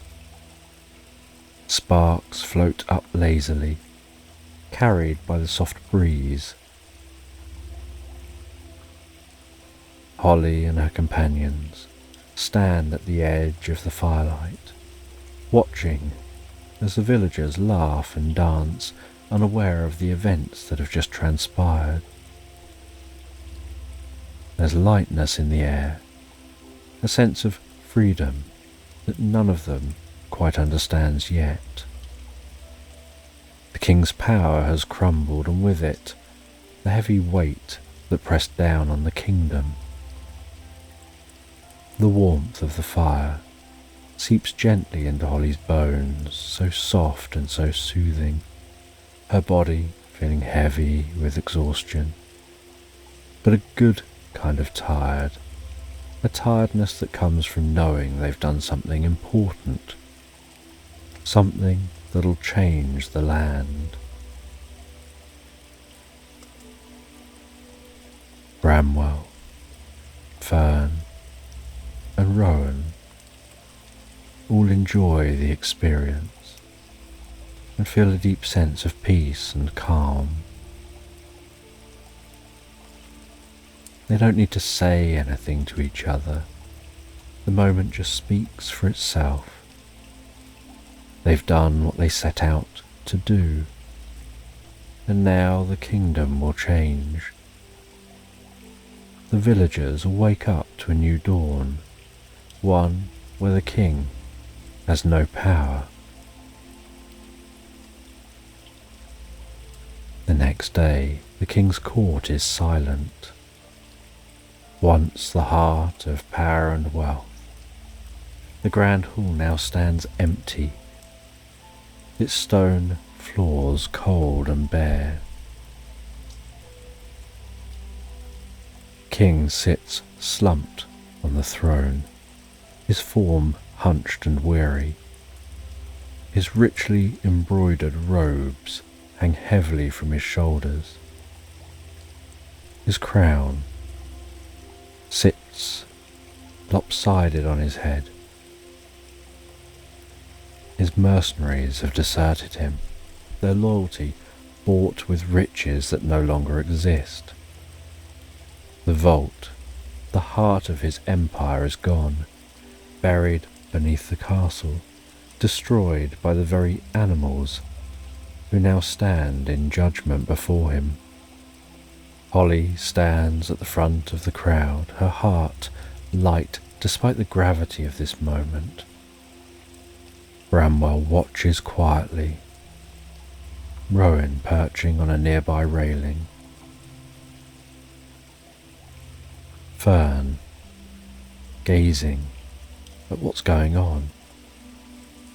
The animals of the kingdom unite and take action. Each community votes to send 2 representatives who form a new parliament.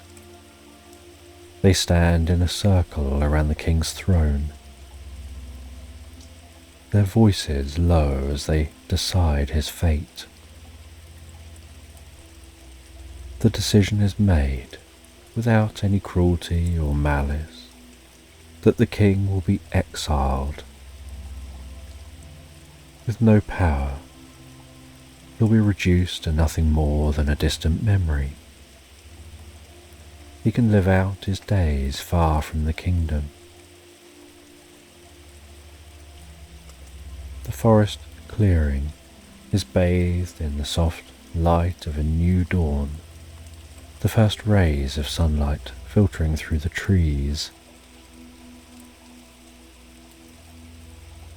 Holly, Bramwell, Rowan and Fern gather beneath the oak, just as they did at the start of their journey. The kingdom, which was once oppressed, is now united. A new era has begun, one built on cooperation, compassion and hope. And they stand there, watching the morning sun,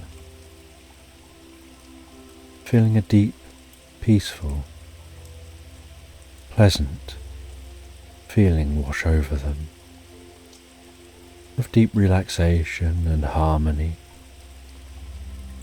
and love for their land, and curiosity about the future. They expect the kingdom to thrive, the people to prosper, and the land to know peace.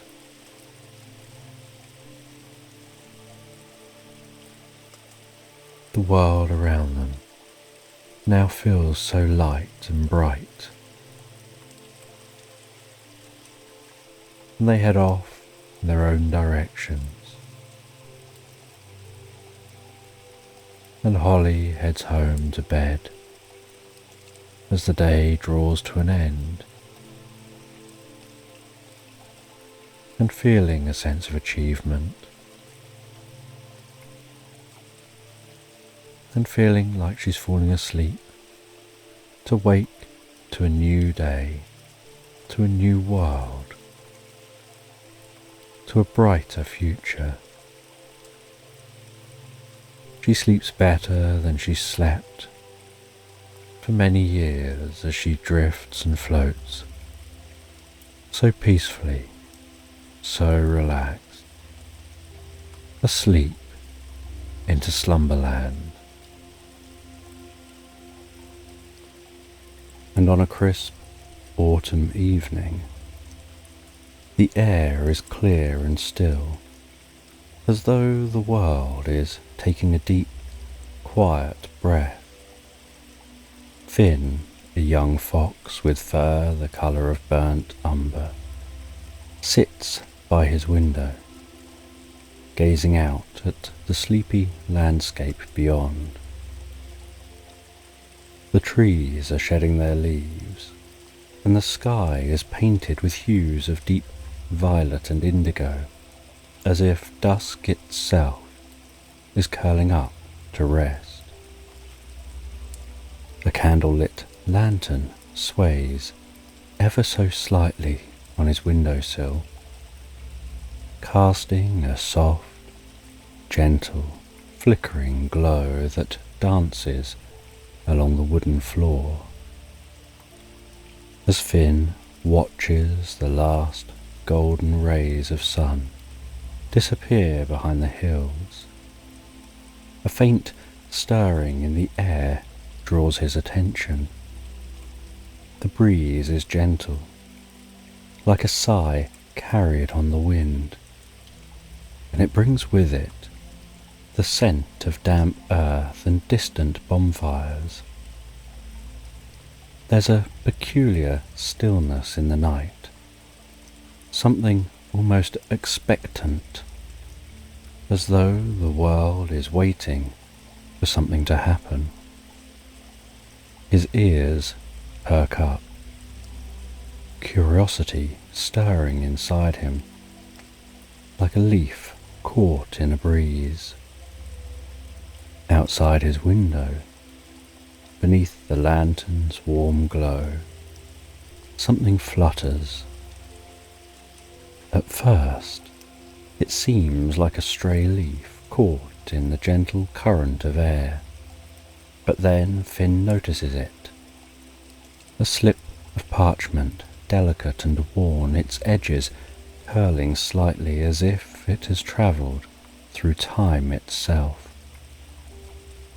He opens the window, letting the cool night air brush against his fur, and reaches for the paper. It feels weightless in his paw, as though it might drift away at any moment. The parchment is old, perhaps even ancient, and the ink upon it shimmers faintly in the lantern's light, as if the words themselves are alive. Finn squints at the flowing script, reading aloud to himself, the words curling around him like a soft, comforting blanket. You're invited to the candle-lit library, open only on All Hallows Eve. Come at midnight and discover the stories lost to time. The invitation is mysterious, its meaning cloaked in shadow. Yet, as Finn reads it, a strange feeling settles over him, a sense that this moment, this night, was meant for him. The cool air drifts past him again, gently ruffling his fur, and the distant rustle of leaves echoes softly through the stillness. It's as though the world itself is beckoning him, urging him to follow this strange path. Finn's heart flutters with excitement and curiosity. He's always loved stories, the way they weave worlds out of nothing and carry him far away from the familiar. But there's something more here, something deeper, pulling him in like the gentle tide of a quiet sea. The candle flickers once, twice, casting long shadows across the room, before settling into a steady glow. Finn feels a subtle shift in the air, as if the night itself is preparing for something wondrous, something secret. He knows, without needing to question it, that he must go. The library, wherever it may be, is waiting for him, its doors open only for those who choose to listen. With a soft exhale, Finn tucks the invitation into his coat and steps outside. The night is calm, the ground beneath his paws cool and damp. The lantern sways gently in the breeze, casting its warm light into the darkness as Finn sets off towards the unknown. The moon hangs low in the sky, a silver crescent casting long, sleepy shadows across the path ahead. Finn's paws move soundlessly over the earth, with footsteps merging with the silence of the night, quiet and unhurried. The cool air caresses his fur, wrapping around him like a soft, silken cloak as he walks deeper and deeper into the woods.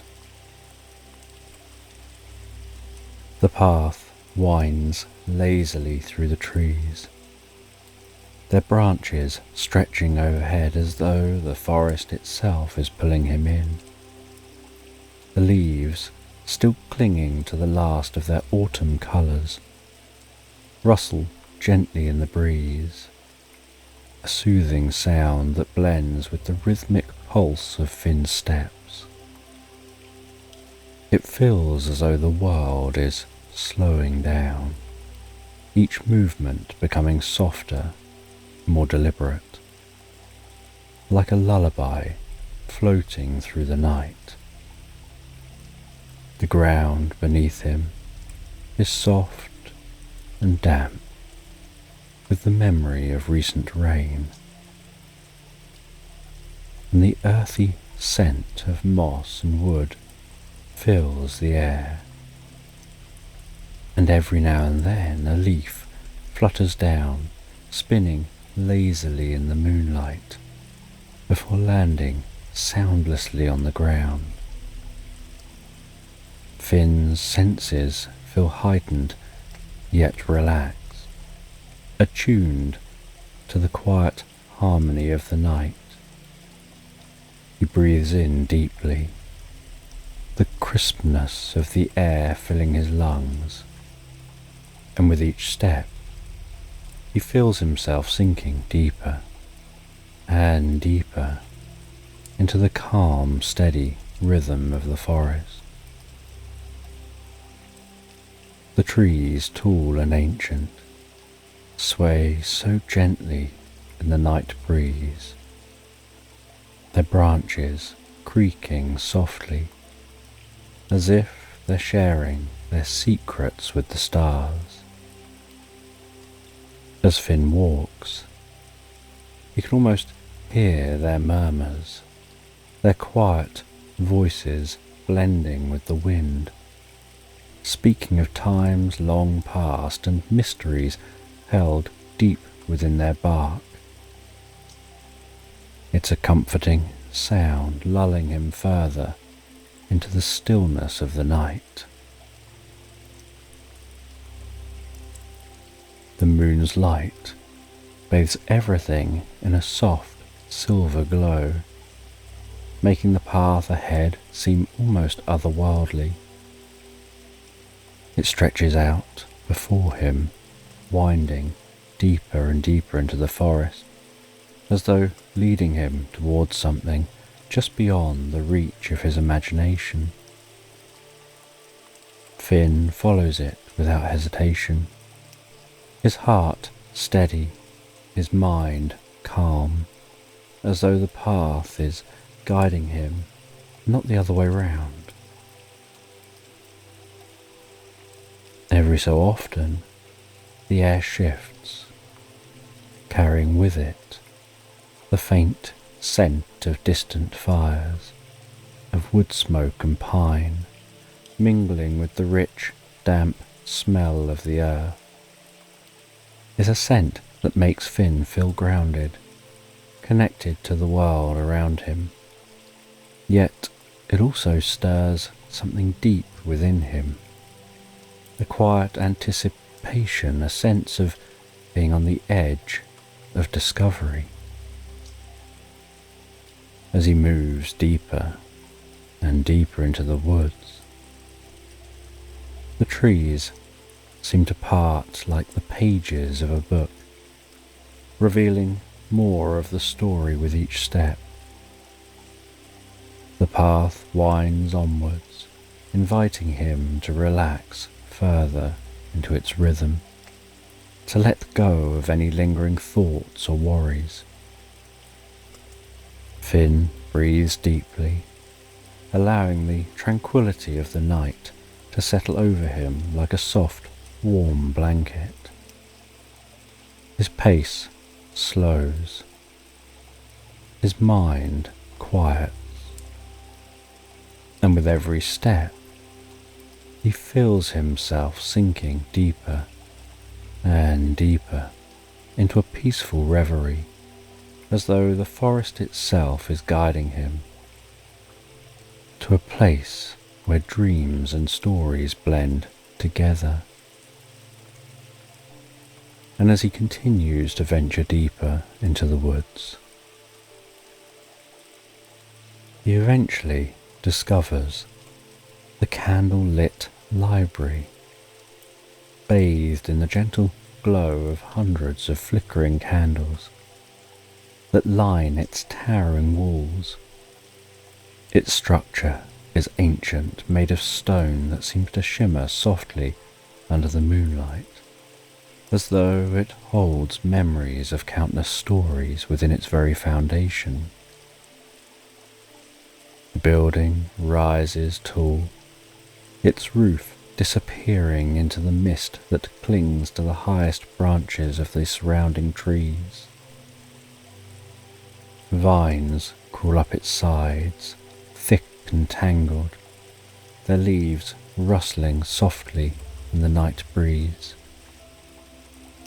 The warm light from the candles casts a golden hue over everything, making the shadows long and soft, stretching out lazily along the ground, as though even they are resting. Finn pauses at the entrance, his heart fluttering with a quiet excitement. There's something about the library that feels both inviting and mysterious, as though it's waiting for him to step inside and uncover its secrets. The air smells of aged wood and forgotten parchment, an aroma filling Finn's senses with calm and curiosity.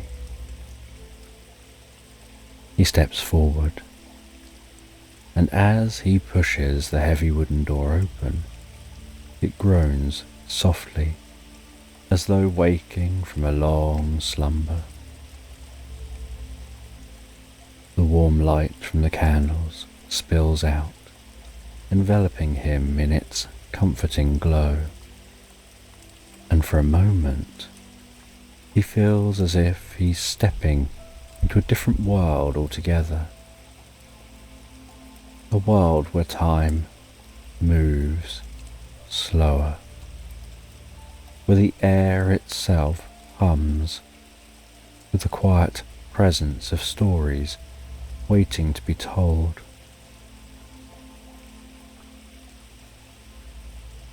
Inside, the library is vast, far larger than it had appeared from the outside. Shelves upon shelves of books spiral upward, vanishing into the dim light above. The ceiling, high and arched, is adorned with soft, glowing lanterns, swaying gently, casting a rhythmic pattern of light and shadow over the room. The floorboards beneath Finn's paws creak softly. The sounds of pages being turned, echoing from the shelves. and everywhere there's a sense of calm. The air is filled with dust and history, a scent that speaks of books long forgotten, their pages yellowed with time. Finn has a feeling of drifting deeply and comfortably into the most pleasant reverie, as if the library is lulling him into a quiet dream. Each step he takes is met with the softest muffled thud of his paws on the carpet lining the centre of the floor, guiding him deeper and deeper into the heart of the library. And the books here are old. Many of their spines are cracked and faded, but there's something alive about them, as though they're breathing, waiting for someone to come and awaken the stories within. Finn can feel it, the weight of untold tales resting gently in the air, as if the library itself is alive. Not in words, but in soft creaks of wood, in the gentle flicker of candlelight, inviting him to lose himself in the vast sea of stories that stretch endlessly before him.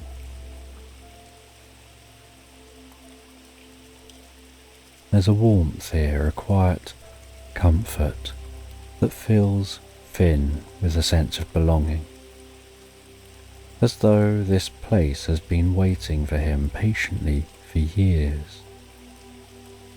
He moves deeper and deeper into the library, his steps slow and deliberate. And as he walks, he can feel the stories, their presence all around him.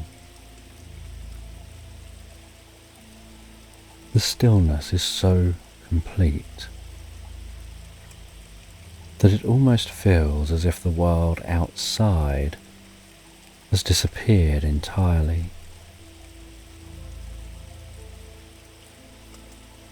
The flicker of candles, creating a rhythmic dance of light and shadows.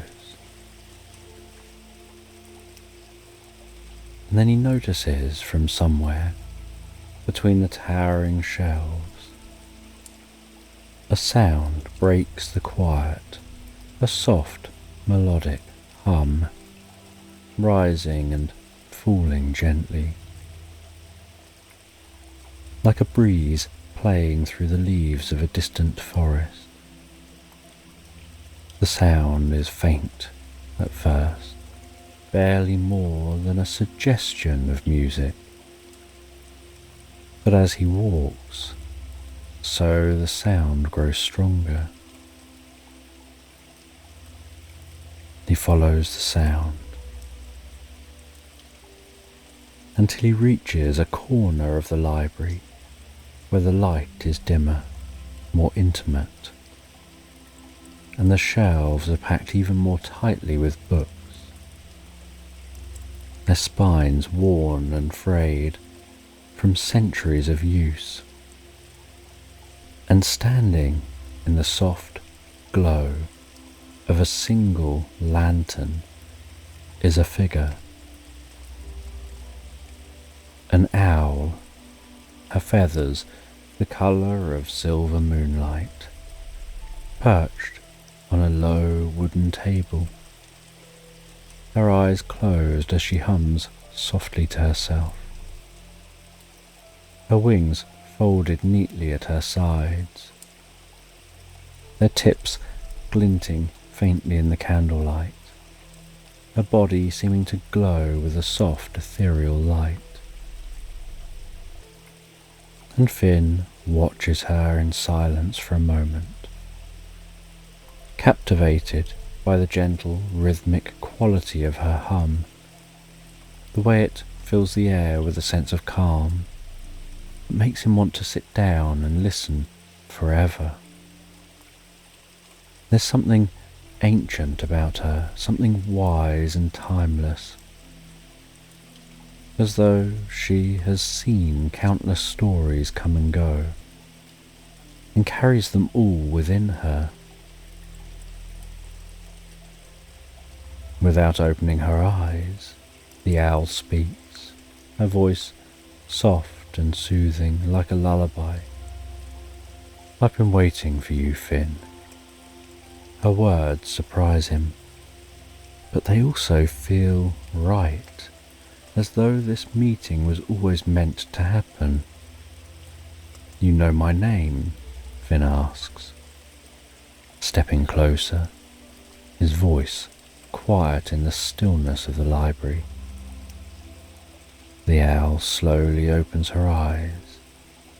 They glow with a soft, golden light, reflecting the flickering flames of the candles around them. Of course, this is the candle-lit library, and I'm its guardian, Evelyn.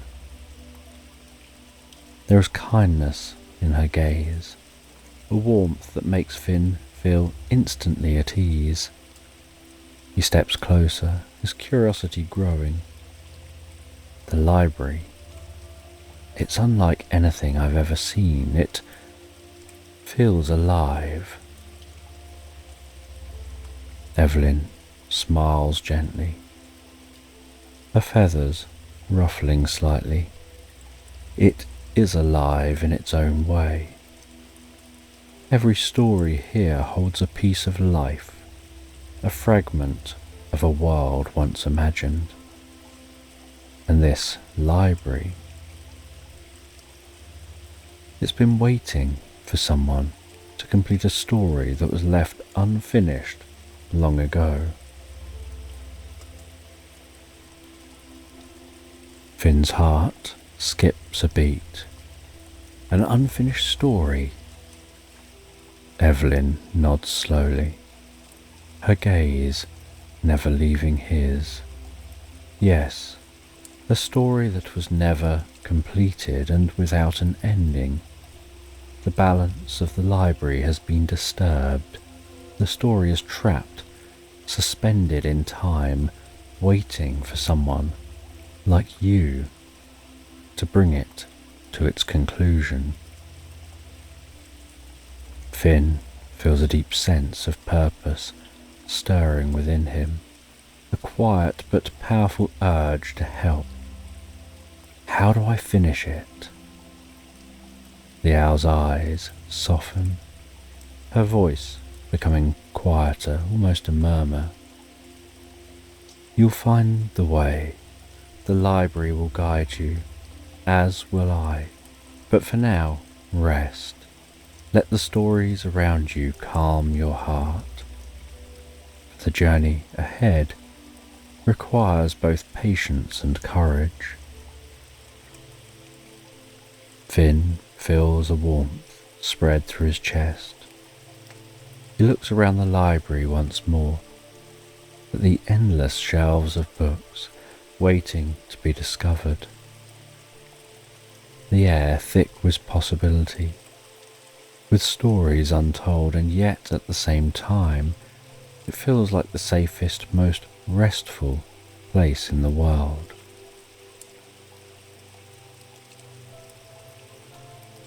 The shelves around them seem to stretch endlessly, a forest of towering bookcases filled with volumes untouched for centuries. The faint scent of old parchment and leather fills Finn's nose.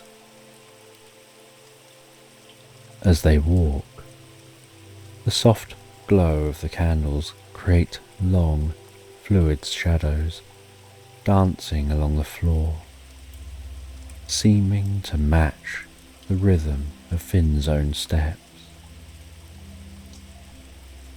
Evelyn moves gracefully beside him. Her presence is calm and steady. How did the story get lost? Finn asks. The story was never completed because its author disappeared before it could be finished. It's a story like no other, woven with magic and dreams, and without its ending the balance of the library is unsettled. Stories need to be told. They need their endings, or they become restless, wandering like dreams that never wake. Am I supposed to finish it? He asks. Evelyn turns her gaze back to him. Yes, but you won't be alone. They continue walking along the edge of the shelves. At the centre of the library, where the shelves part and the ceiling seems to stretch impossibly high, Finn sees a grand spiralling staircase. It winds upwards, its steps carved from dark polished wood, each one reflecting the soft glow of the candles. The staircase seems to go on forever, disappearing into the shadows above. Evelyn and Finn begin to ascend the staircase. As they ascend, the air grows softer, warmer. The candlelight becomes more diffuse, seeming to almost blur the edges of the room, until it feels like they're no longer in the library at all, but somewhere between worlds, in a place where the boundary between dreams and reality has softened. The stairs beneath Finn's paws feel less solid, almost as though they're made of clouds. He feels himself sinking deeper and deeper to the gentle rhythm of the ascent. At the top of the staircase, they find a door carved from a pale, shimmering wood, glowing with its own inner light. Evelyn and Finn step through this door. Evelyn explains that this is the portal of dreams. Beyond this door, the boundaries between stories and dreams blur. It's a place where endings are found, where lost pages return. As they step through that door, the world shifts around them.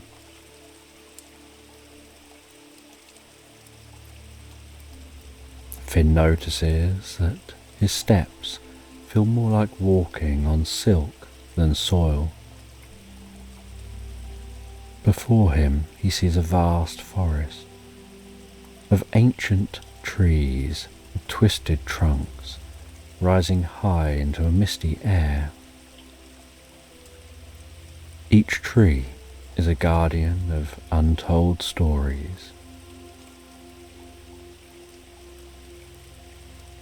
Silver mist seems to cling to the roots of the trees, weaving its way between the trees.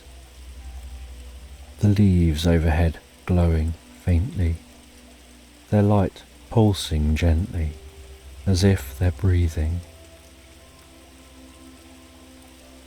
As Finn watches those leaves, he notices one of the glowing leaves detach from a tree and flutter so gracefully to the ground. carried by an almost unseen breeze. As it lands, it shimmers faintly, and Finn notices the ghostly outline of words on the leaf. The forest seems to murmur with a quiet energy.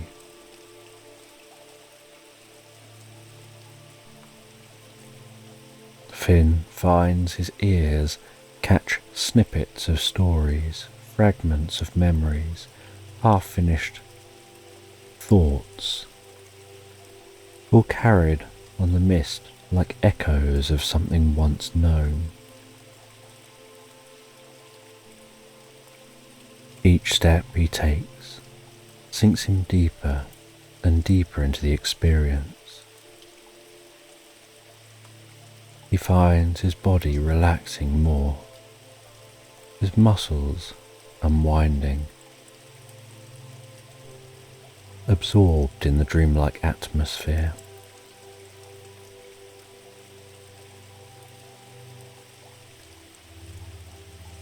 And as they move deeper and deeper into the forest, the branches intertwining overhead, Finn's eyes are drawn to the leaves again, watching as another leaf drifts lazily to the ground. He picks it up, and as he does, the leaf dissolves into a fine, shimmering dust. And for a brief moment, he sees the shape of a story, a young traveller lost in the woods, searching for a way home. But before Finn can grasp the full meaning, the dust vanishes, and the story slips away, leaving only a lingering memory. Evelyn speaks softly. These are the tales that were forgotten, stories that were left behind, their endings never written. They wander here, in the forest of forgotten tales, waiting for someone to bring them back to life.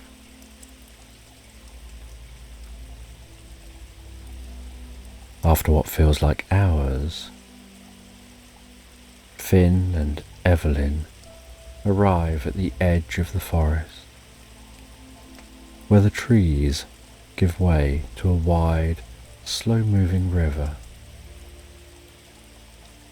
The water seems so still that it mirrors the sky above, the moon and stars shimmering on its surface.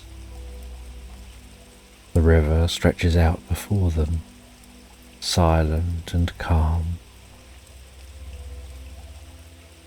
The air is different by the river, carrying a gentle cool breeze, tickling through Finn's fur. The ground beneath his paws is now cool and damp with the moisture of the river.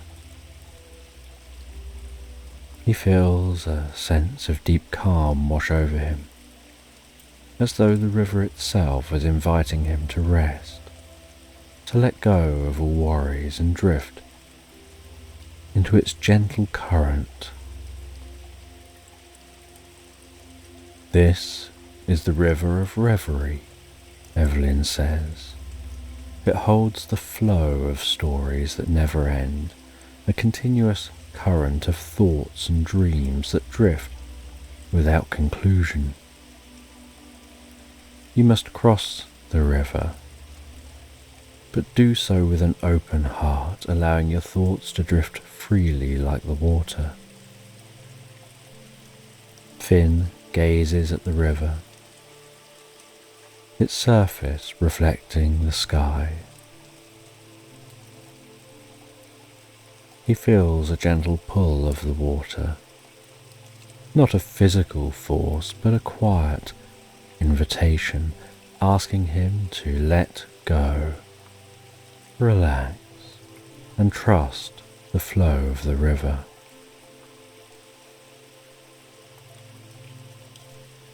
At the riverbank, he notices a small wooden boat. He steps into the boat, his movements slow and deliberate, as he pushes off from the shore.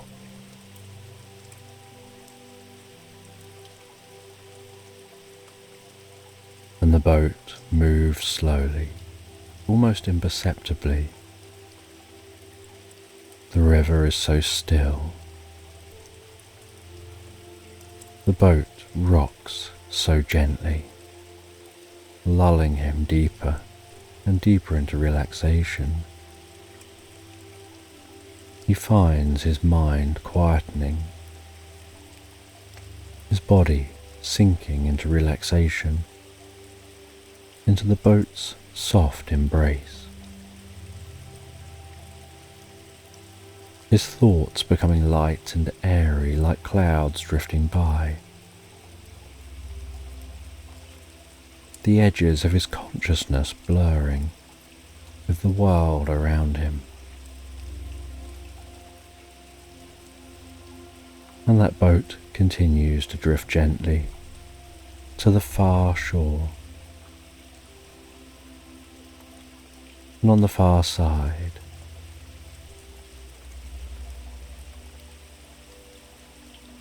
he continues to search, and he finds a hidden alcove tucked away between ancient towering trees, covered in vines thick with ivy and delicate flowers. A golden glow seems to spill from in this location, casting soft patterns of light across the ground.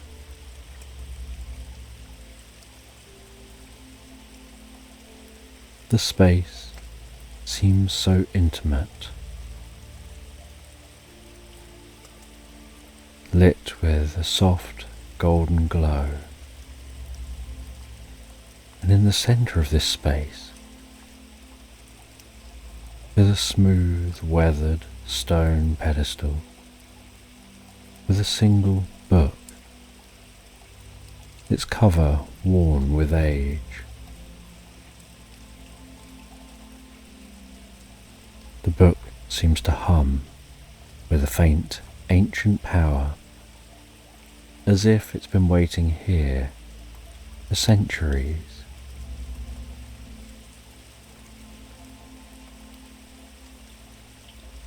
With each step he takes towards that book, he feels increasingly peaceful and calm.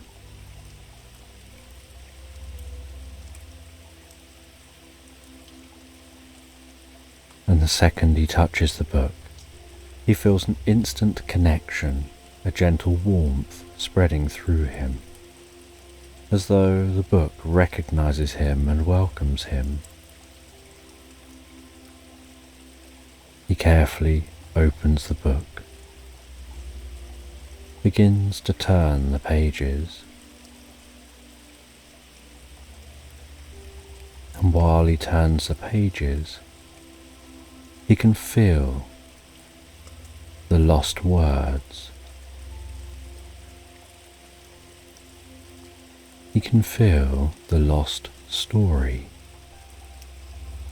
He closes his eyes, breathes deeply, and lets his mind relax.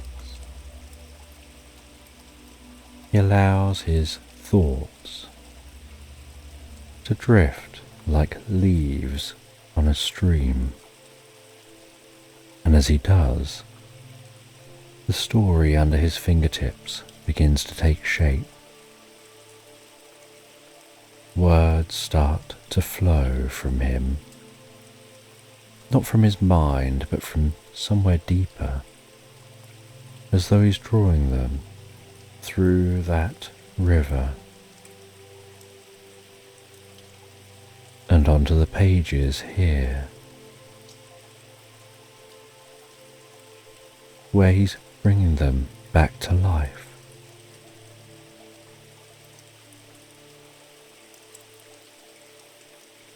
And the pages begin to fill with the missing writing.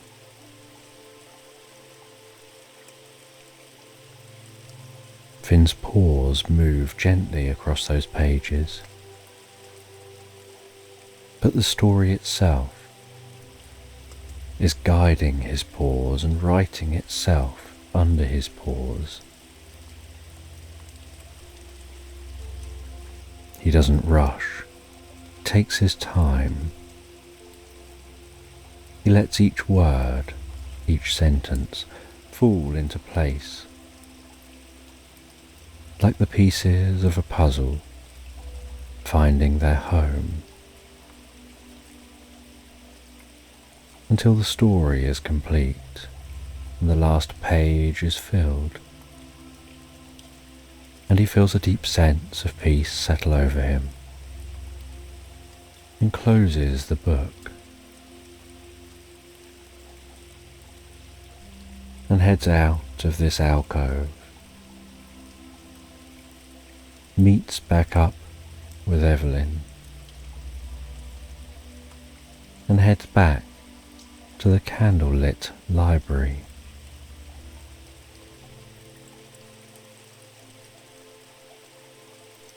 And on his journey back to the library, he feels lighter, as if a great weight has been lifted from him. He feels a deeper sense of inner peace and calm, of understanding of the world around him, of the stories people tell and live by, and the point in their stories that different people are at as they continue their own journeys. And back in the library, Evelyn confirms that Finn has completed his task, that completing the story has restored balance to the library. The lost voices have found their way home. There is no longer a ghost hanging over the library. The stories are now complete. The library now has its voice back.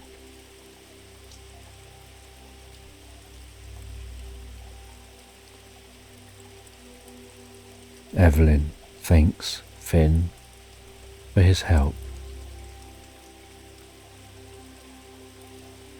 before beginning to shimmer until she's more light than owl. "I'll leave you now," she says. "The library is at peace." She fades into the warm candlelight, her presence drifting away like a soft dream.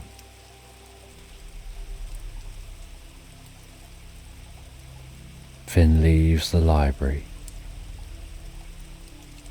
can see how clear the sky looks, the stars twinkling so softly, the moon casting its silver light over the world, the forest quiet and calm, as if everything has settled down into a deep and restful sleep. He finds his way back home,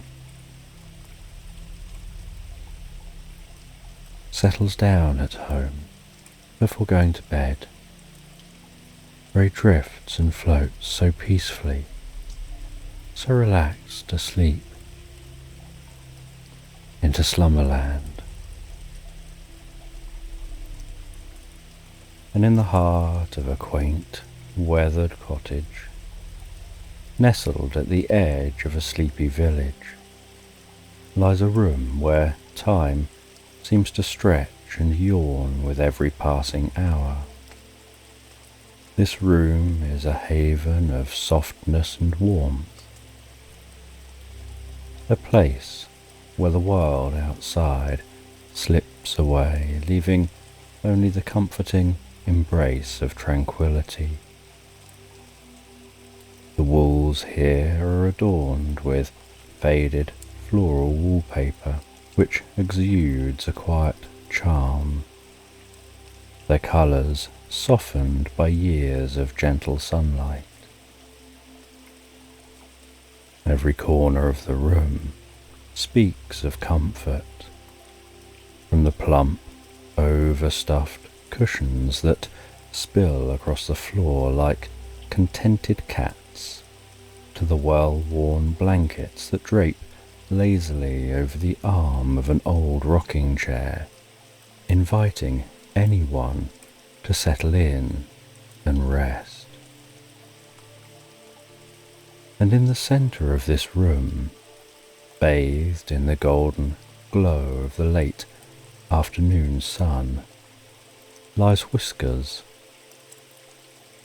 the large, fluffy cat, his fur a luxurious mix of cream and caramel, each strand catching the light and gleaming as if woven from spun silk. Whiskers is a master of relaxation, a creature who has perfected the art of doing nothing with grace and elegance. He's sprawled across his favourite cushion, a plush, deep blue pillow that has moulded itself perfectly to the contours of his body over the years.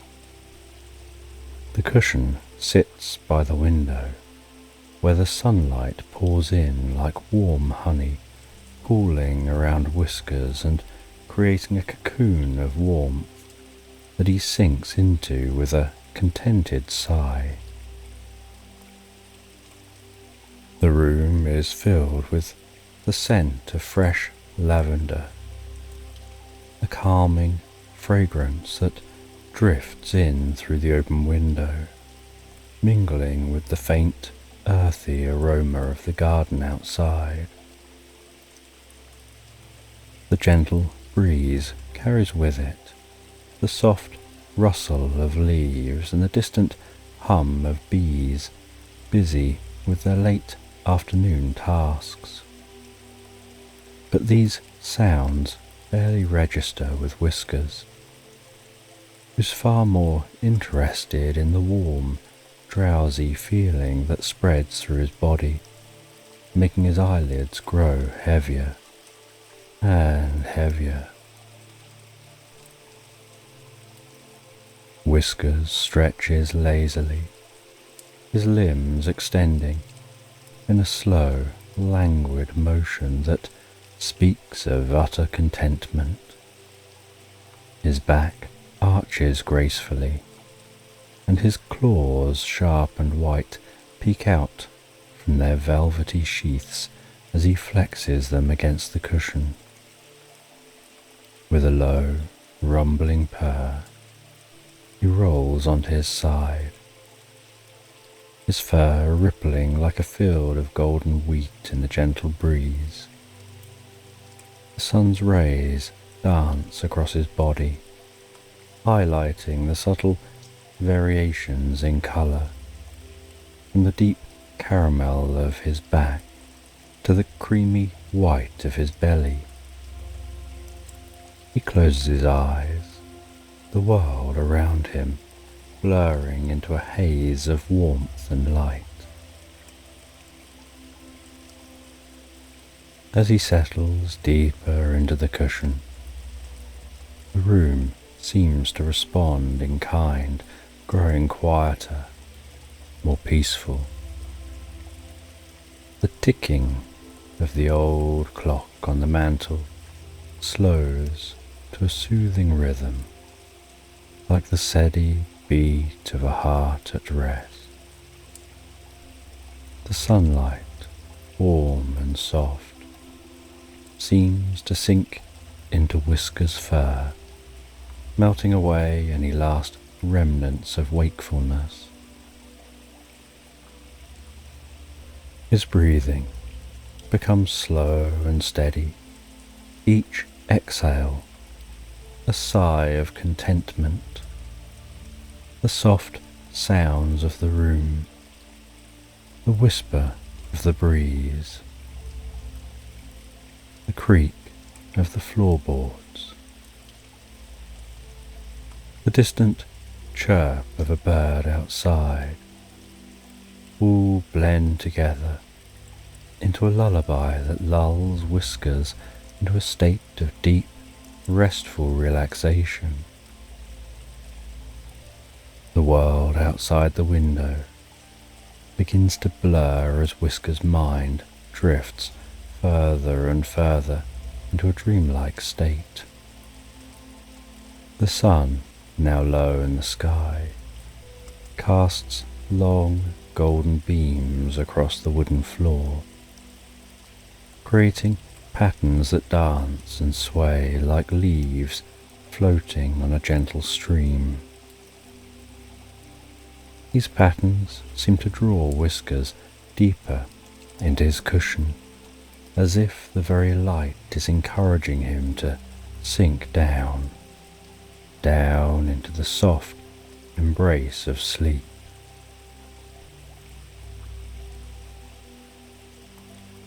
His body grows heavier, his eyelids droop lower, and the world around him fades into a peaceful golden haze. The lines between waking and dreaming begin to blur, and Whiskers is on the edge of slipping into a world where time stands still, and all that exists is the warmth of the sun, the softness of the cushion, and the soothing rhythm of his own breathing. It's a moment of perfect peace, a pause in the flow of time, when nothing matters but the simple pleasure of being warm, safe, and utterly, blissfully relaxed. Yet, just as he's about to drift off into the welcoming arms of sleep, a new sound reaches his ears, something soft and fluttering, like the whisper of wings or the rustle of a delicate leaf.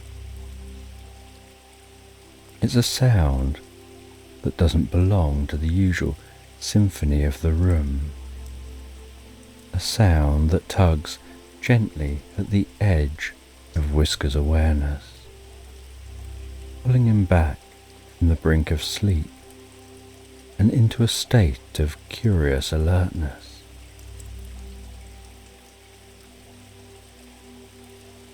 The room has changed as rooms often do in the liminal moments between day and night.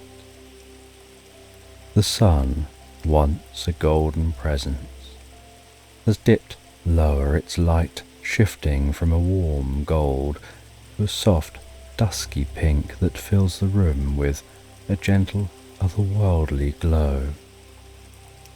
The long shadows on the floor stretch and dance, moving with the quiet grace of a fading day. The air has cooled, and the scent of lavender is now mingled with the crisp, clean fragrance of the evening. Whiskers stirs, one ear twitching towards the sound that's disrupted his peaceful reverie. His eyelids, so heavy just moments before, lift slowly, revealing eyes of the deepest amber, still glazed with the remnants of sleep. For a moment, He remains still, as if deciding whether this new sound is worth his attention or if he should simply sink back into the cushion and let it pass. But the sound comes again, soft, yet insistent, a fluttering that seems to hover just beyond the edge of his understanding. He turns his head slowly, his gaze drifting towards the window, where the last rays of the setting sun cast a rosy glow over the garden outside. The room around him is a haven of comfort, but something about the world beyond the window now holds a strange allure, a pull that Whiskers hasn't felt in a long time. His usual laziness, so deeply ingrained in his nature, begins to wane, replaced by a flicker of something else, curiosity. Outside the window, something shimmers, a small mysterious light hovering just above the ground like a firefly caught in the twilight. It moves gently, as if beckoning, its soft glow flickering in the growing dusk. The light is unlike anything Whiskers has seen before, not just in its appearance, but in the way it seems to call out to him, to tug at a part of him that has long been dormant.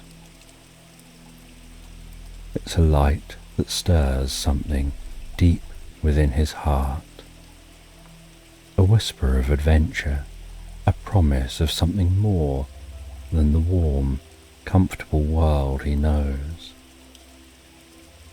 Whiskers blinks, his eyes focusing on the light as it dances before the glass. His curiosity, once a small ember, begins to grow, fanned by the gentle breeze that now drifts in through the open window. The cool air brushes against his fur, sending a small shiver down his spine, a sensation that's both invigorating and oddly soothing.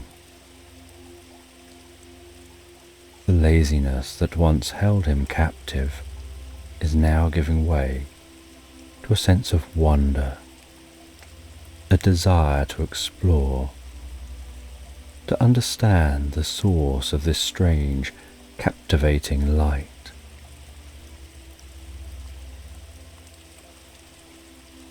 With a soft grunt, Whiskers rises from his cushion, his movements slow and deliberate, as if he's testing the strength of his curiosity against the pull of his usual inertia. His paws touch the wooden floor, the cool surface a stark contrast to the warmth of the cushion. And he stretches once more, his back arching gracefully as he prepares to investigate this new, intriguing presence. He pads towards the window, each step quiet and measured, his body low and sleek, moving with the fluid grace of a cat who's not yet fully awakened, but is drawn irresistibly towards the unknown. The light outside flickers again, brighter now, as if it knows that it's captured Whiskers' attention and is urging him closer. It hovers and dips, like a playful sprite leading him to the window, where he pauses, his nose just inches from the glass.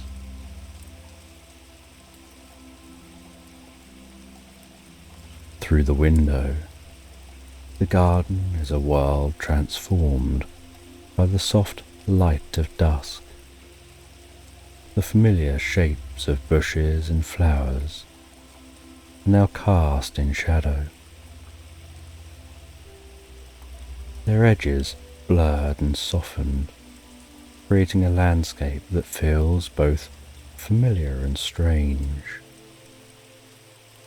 The light, this small, shimmering beacon, floats just beyond the window, its glow steady and inviting, casting a gentle illumination over the garden's darkening expanse.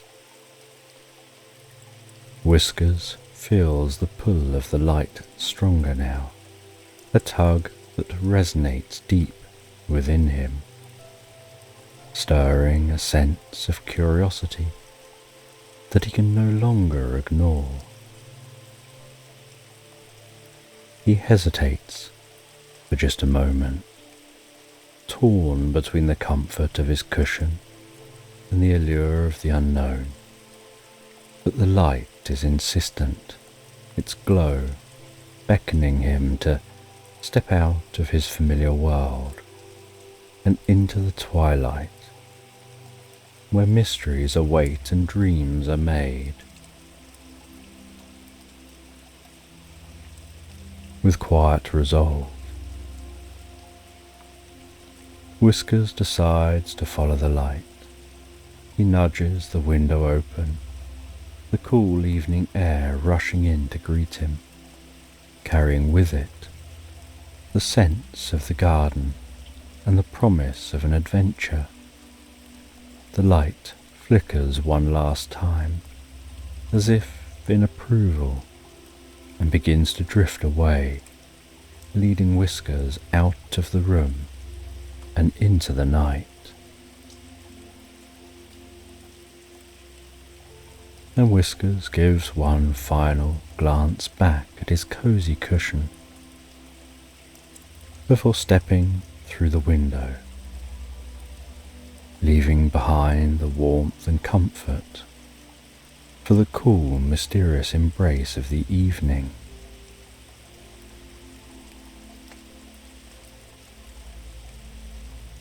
And as the night unfolds, like a velvet curtain as Whiskers steps into the garden, the air is cool and crisp, a refreshing contrast to the lingering warmth of the day.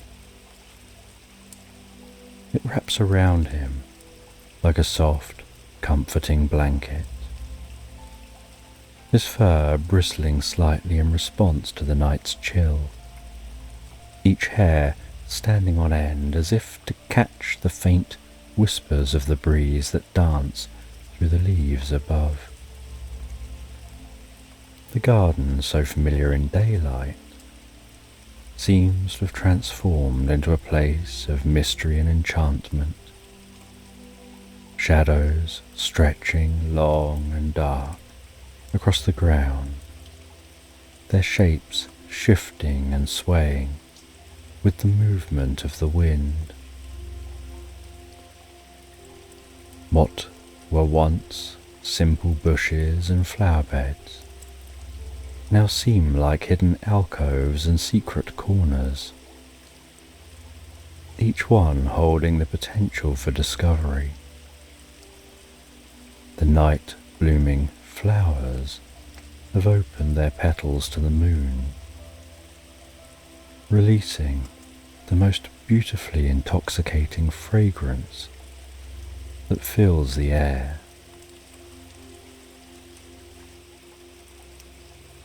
A scent that evokes secrets and dreams of places and stories yet to be uncovered.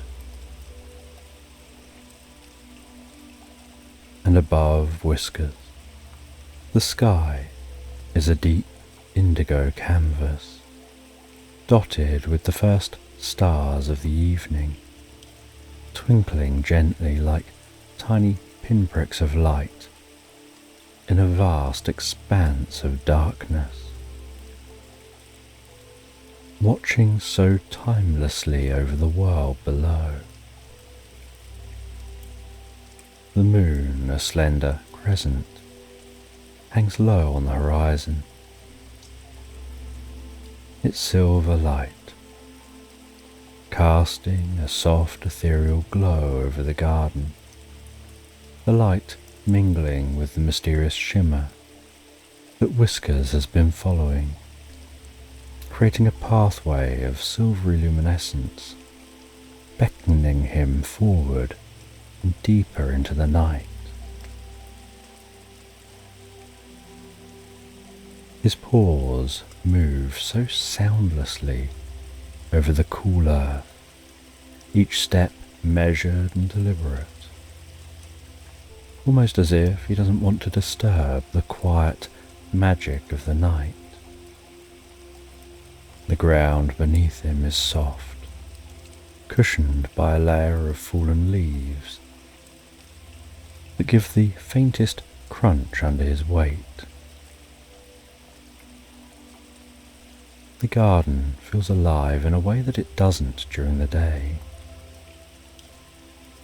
with every rustle of leaves, with the gentle sound of the breeze adding to the sense of mystery hanging in the air.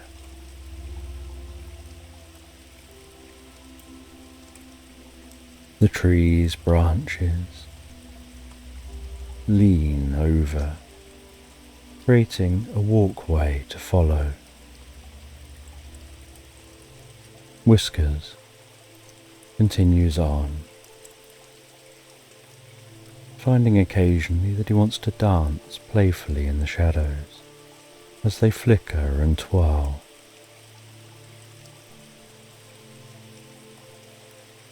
And he continues on, growing a deeper sense of curiosity and wonder.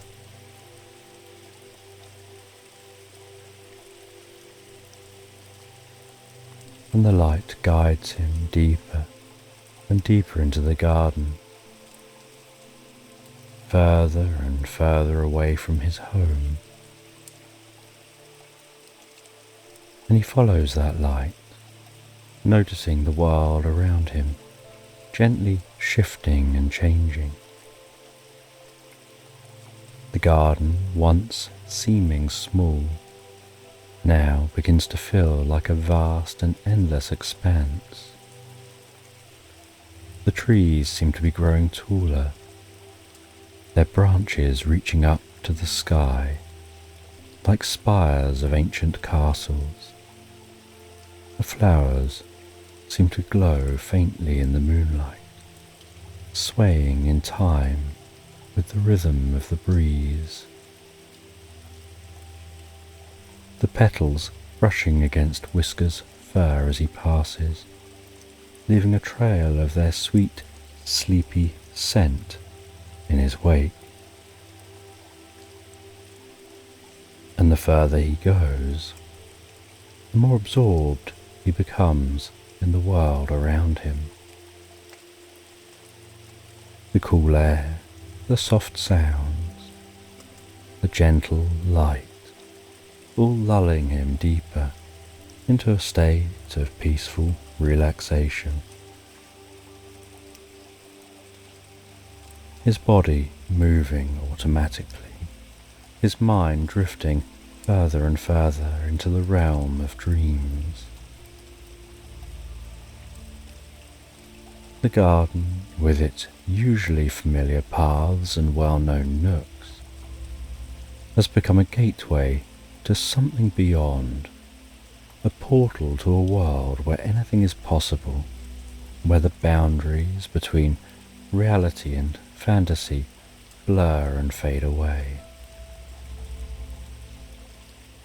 And Whiskers continues to follow that light as it weaves through the trees.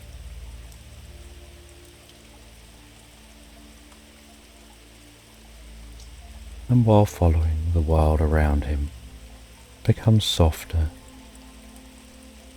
and more dreamlike,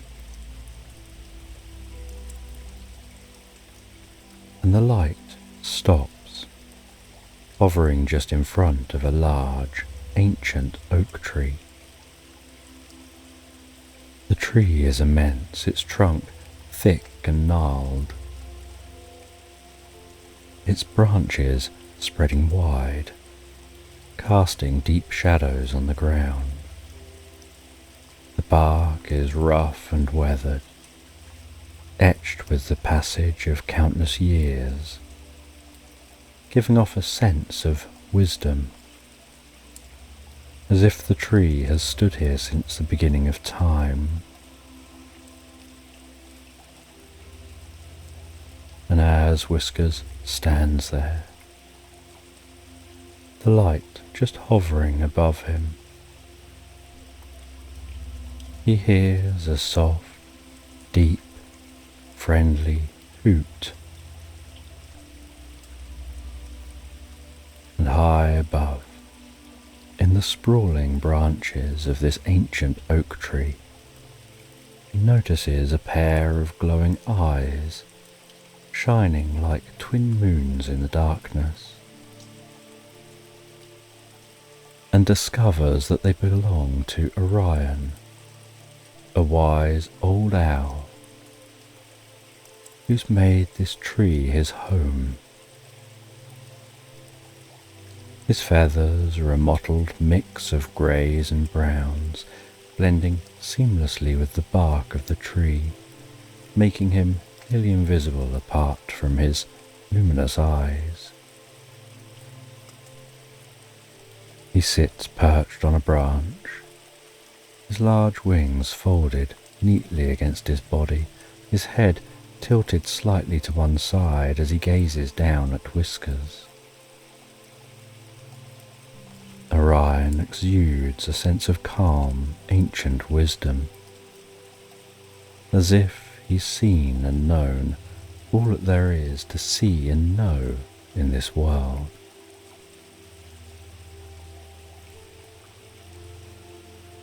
There is something deeply comforting about his presence that makes Whiskers feel safe and at ease,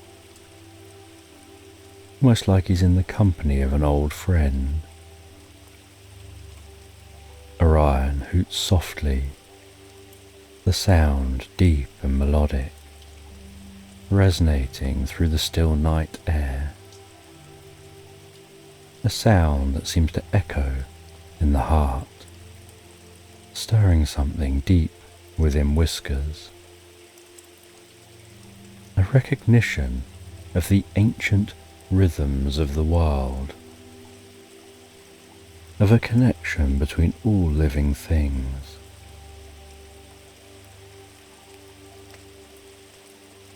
And the owl begins to speak, its voice slow and rhythmic, carrying a sense of peace and tranquility, almost like a lullaby for the soul. "Good evening, Whiskers," Orion says. "What brings you out on such a quiet night? It's not often I see you venturing beyond the warmth of your cushion." Whiskers gazes at the owl, his amber eyes wide and curious.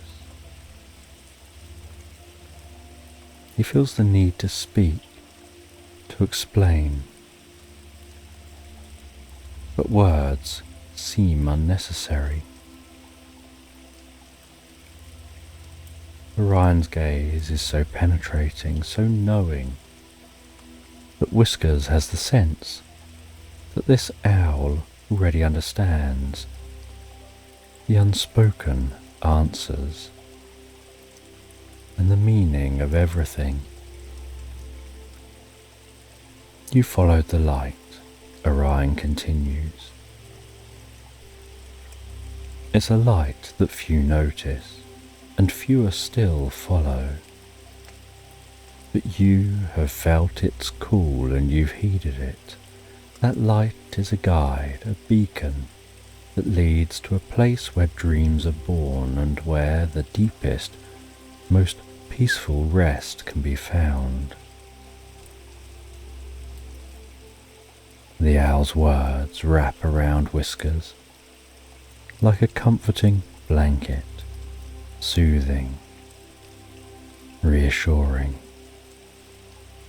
There's no urgency in Orion's tone, no rush to reach the destination, only the promise of a journey that will lead to a place of profound peace and serenity. The thought fills Whiskers with a deep sense of calm, a sense that he's exactly where he's meant to be, doing exactly what he's meant to do. The journey you've begun is one that many have started but few have completed. It's a journey into the heart of the night, into the very essence of sleep and dreams. You'll find that the world around you is different here, that the rules of the waking world don't always apply, and the light will always guide you, and I'll be here to watch over you.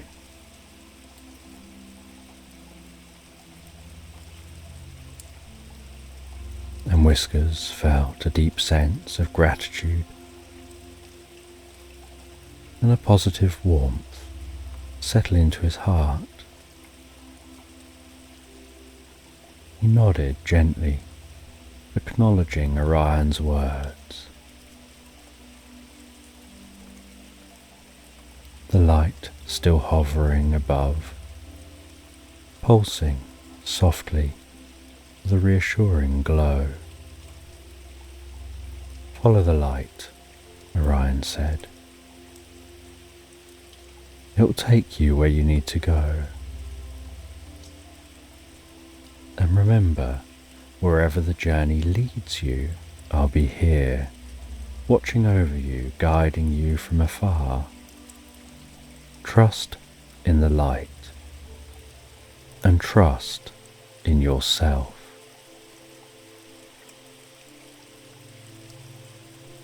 And as Orion finished speaking, he spread his wings with a silent, graceful motion, dropped off the branch, and flew into the darkness.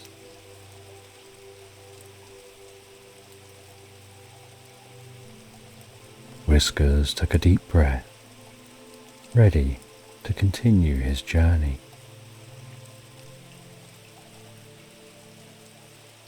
The mysterious light leading him further and further through the garden, away from any sense of familiar surroundings, the world seeming to grow quieter with each step.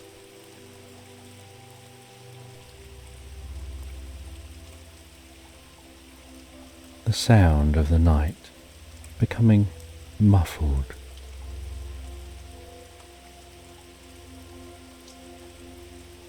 The light dipping low, hovering close to the ground as it approaches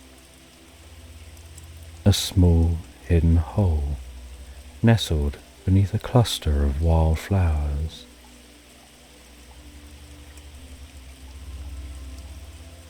The flowers' petals shimmer faintly in the moonlight,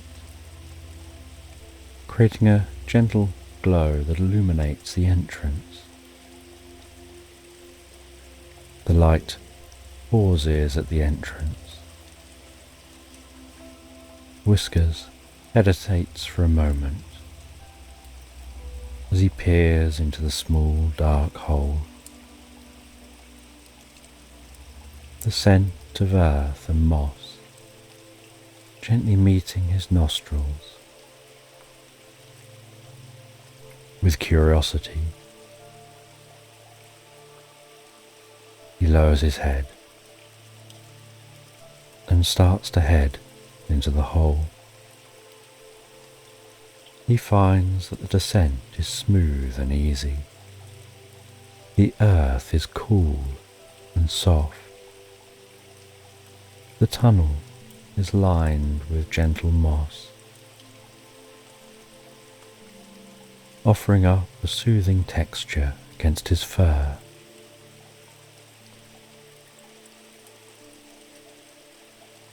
Glowing fungus lighting the journey through this tunnel.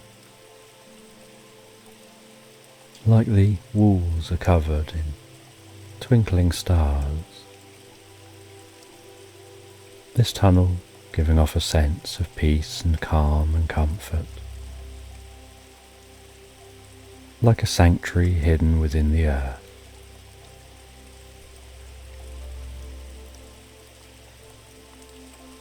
And as Whiskers reaches the bottom of the tunnel, it opens out into a wide, cosy chamber.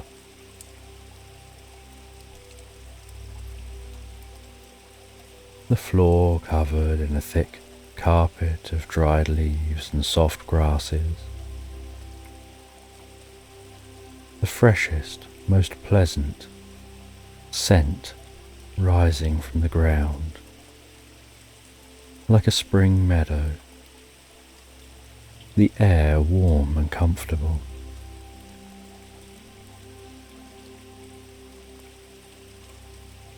And as Whiskers gazes around his surroundings, he sees a flash of white fur dart across his path, accompanied by a most pleasant, cheerful giggle. And he spots a small, energetic rabbit bounding around, its eyes wide and sparkling with mischief.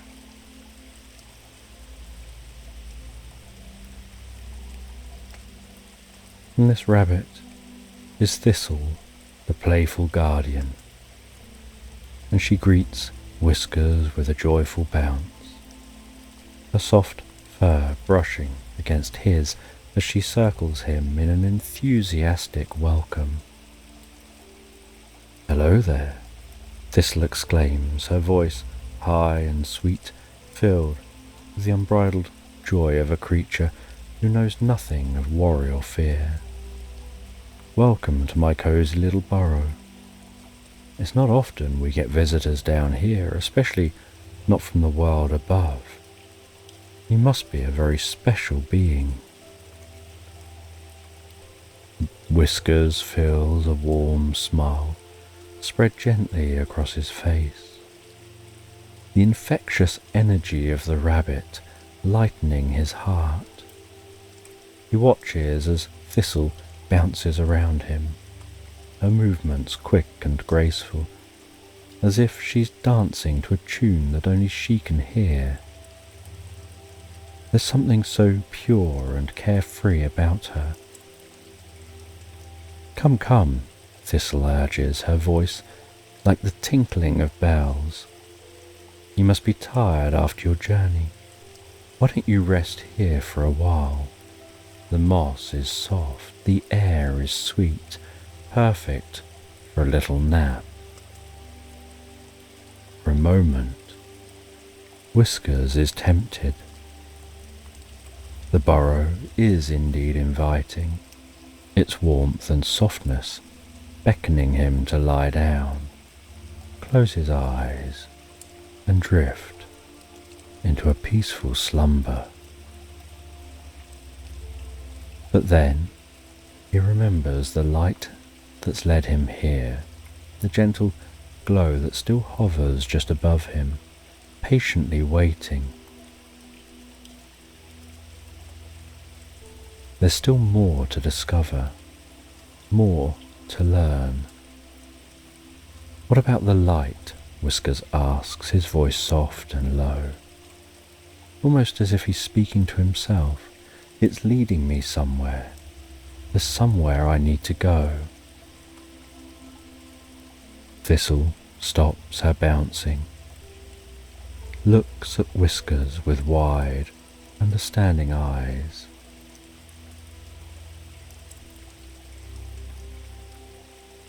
And then nods. It's leading you to the dream glade, a place where all creatures go to find the deepest, most restful sleep. It's a magical place, hidden deep within the heart of the night, where dreams are born, and where the worries of the world simply melt away. Thistle hops closer, but only those with a true desire for peace and rest can find it. Many have tried, but only a few have made it to the glade. It's not just about following the light, it's about following your heart, about truly wanting to let go and embrace the serenity that awaits. Whiskers listens, the words resonating deep within him, feeling a profound sense of peace and harmony. You must continue, Whiskers. Follow the light. It'll guide you to the glade. Whiskers sets off, continuing to follow. He leaves the warmth of Thistle's burrow behind. Heads back out into the night.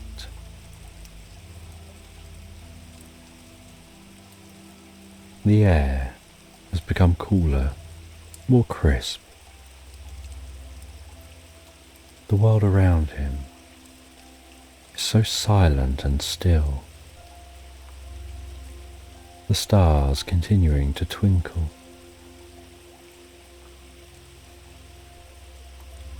He heads towards a bubbling stream. The stream winds so gently through a moonlit meadow, its waters glowing faintly as they catch the light of the stars. The sound of the water, a quiet, soothing melody, a soft murmur filling the air with a sense of peace and tranquility. The grasses on the bank of the river, swaying gently in the breeze. Whiskers approaches the stream. He walks slowly and deliberately. There seems to be something magical about this place. Something that makes him feel as if he's standing at the threshold of a dream. The clear and cool water, reflecting the sky above, creating the illusion of another world just beneath the surface. Whiskers gazes into the stream, his eyes drawn to the reflection of the stars, and for a moment he feels as if he could step into that mirrored world and lose himself deeply in its serenity.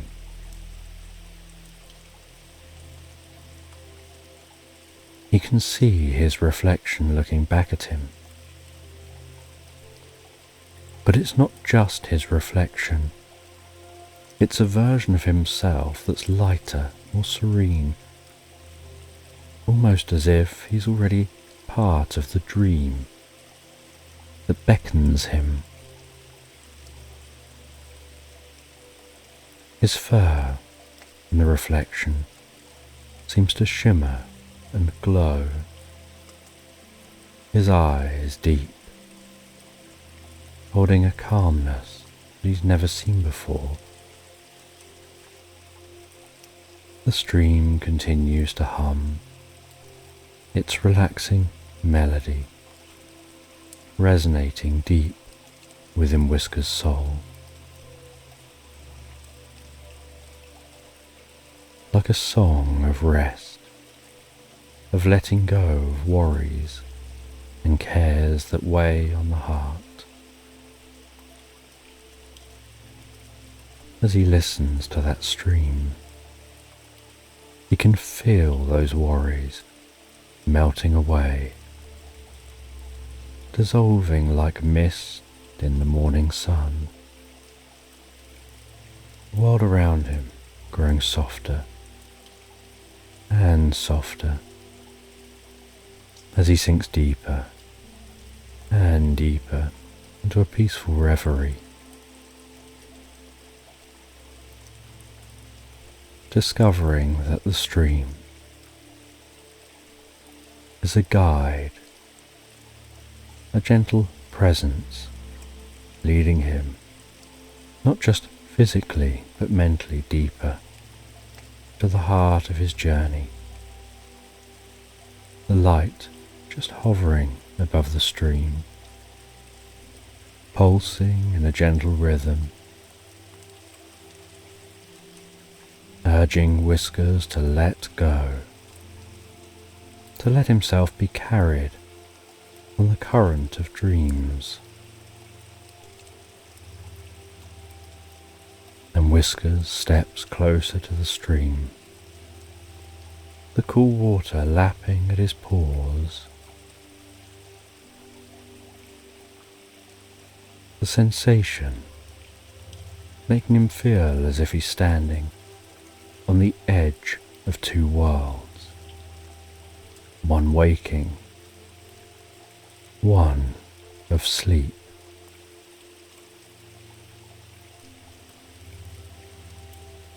He gives way to immersing himself fully in the tranquil, pleasant embrace of dreams emitted by the stream.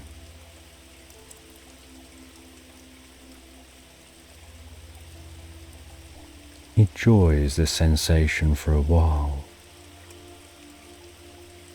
but this dreamy sensation reminds him he needs to continue his journey to the dream glade. He can't rest here, absorbed in the dreams from the stream. And so he heads away from the stream, following the light, heading deeper into the night, past glowing flowers, like tiny lanterns lighting the way, feeling the pull of the glade growing stronger with each step. And as he continues on, walking away from the stream, following that light, the light passes into a dense, ancient forest. The trees so tall and majestic, branches stretching and intertwined high in the sky, blocking out much of the moonlight. The occasional shard of light dancing before him as they walk deeper into this ancient forest.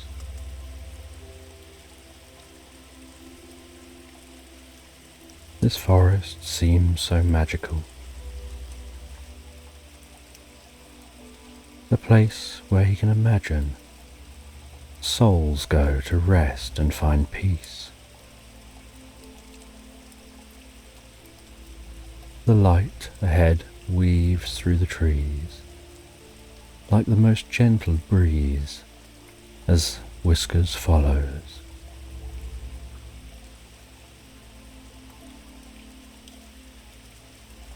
And the deeper and deeper he goes into the forest, the more peaceful and relaxed he feels.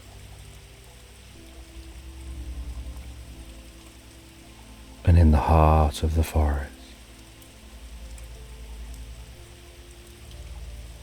he encounters a deer named Serene, and she lives up to her name in every way.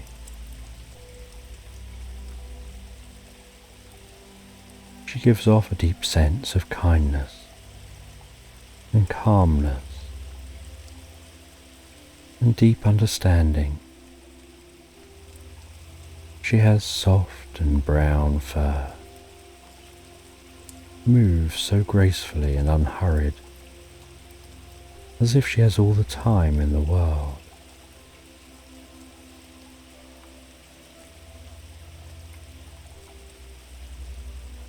She tells Whiskers that he's not far from the dream glade.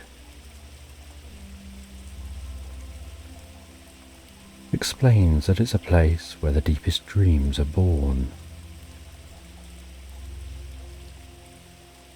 and that he'll find it tonight.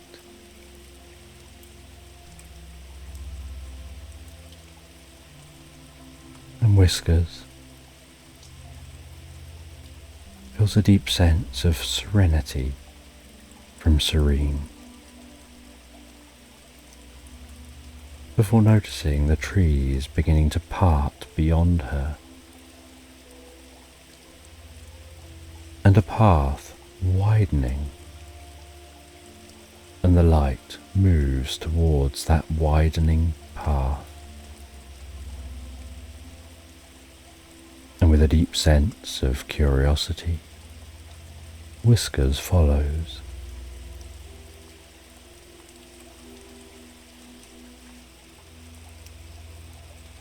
And through that opening path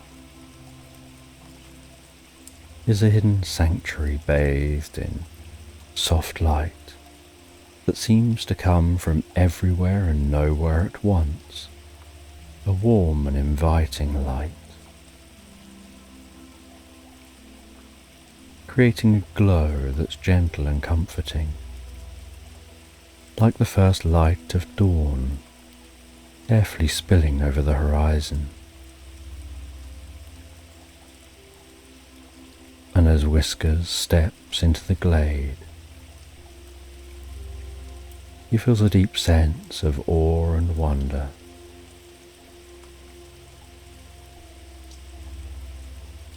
The air seems to be filled with a distant sound of chimes,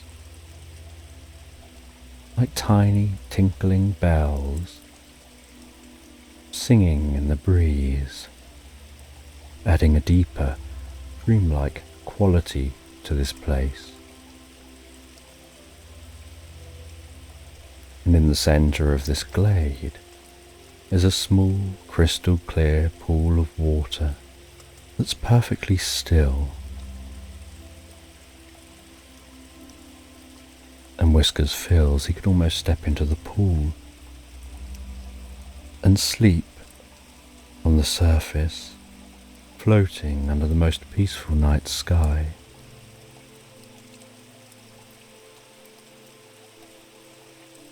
And the light that's guided Whiskers throughout his journey to here hovers above the pool.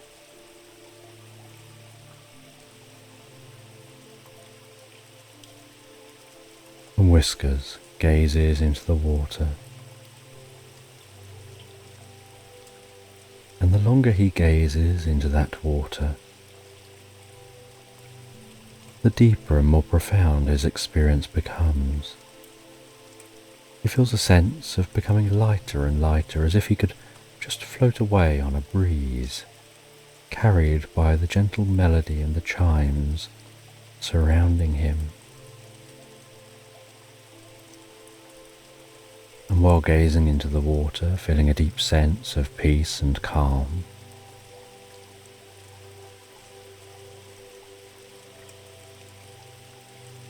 he feels that he can barely keep his eyes open, as if dreams are approaching. He feels a deep sense of contentment, deeper than he's ever felt before, as if every worry, every care, all discomfort is lifted from within him, leaving just pure peace and calm.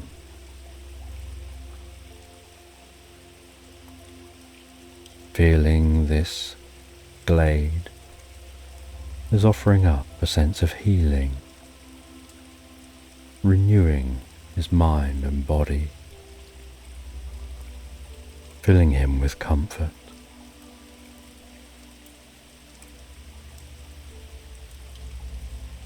As he drifts deeper asleep, absorbed in the dreamlike atmosphere of the glade.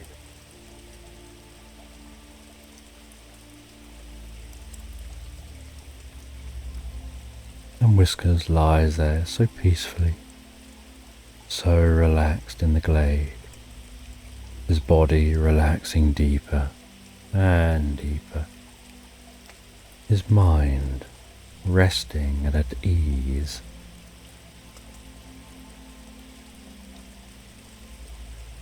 His heart feeling a deep sense of contentment and serenity and love.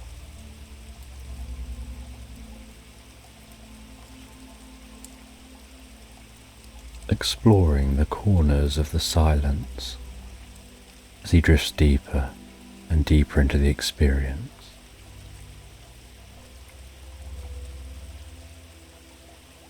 And after some time in this glade, experiencing the most profound sleep, he starts his journey home following that light, the light guiding him all the way back, until he finds himself back at the cottage through the garden. He jumps back up onto the ledge of the window, the light turning and seeming to almost acknowledge him, before wistfully disappearing off and vanishing from sight. He jumps down from the ledge,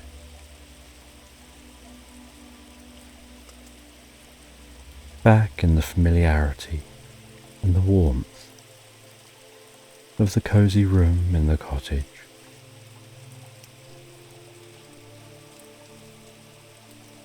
Noticing that fresh lavender scent once more,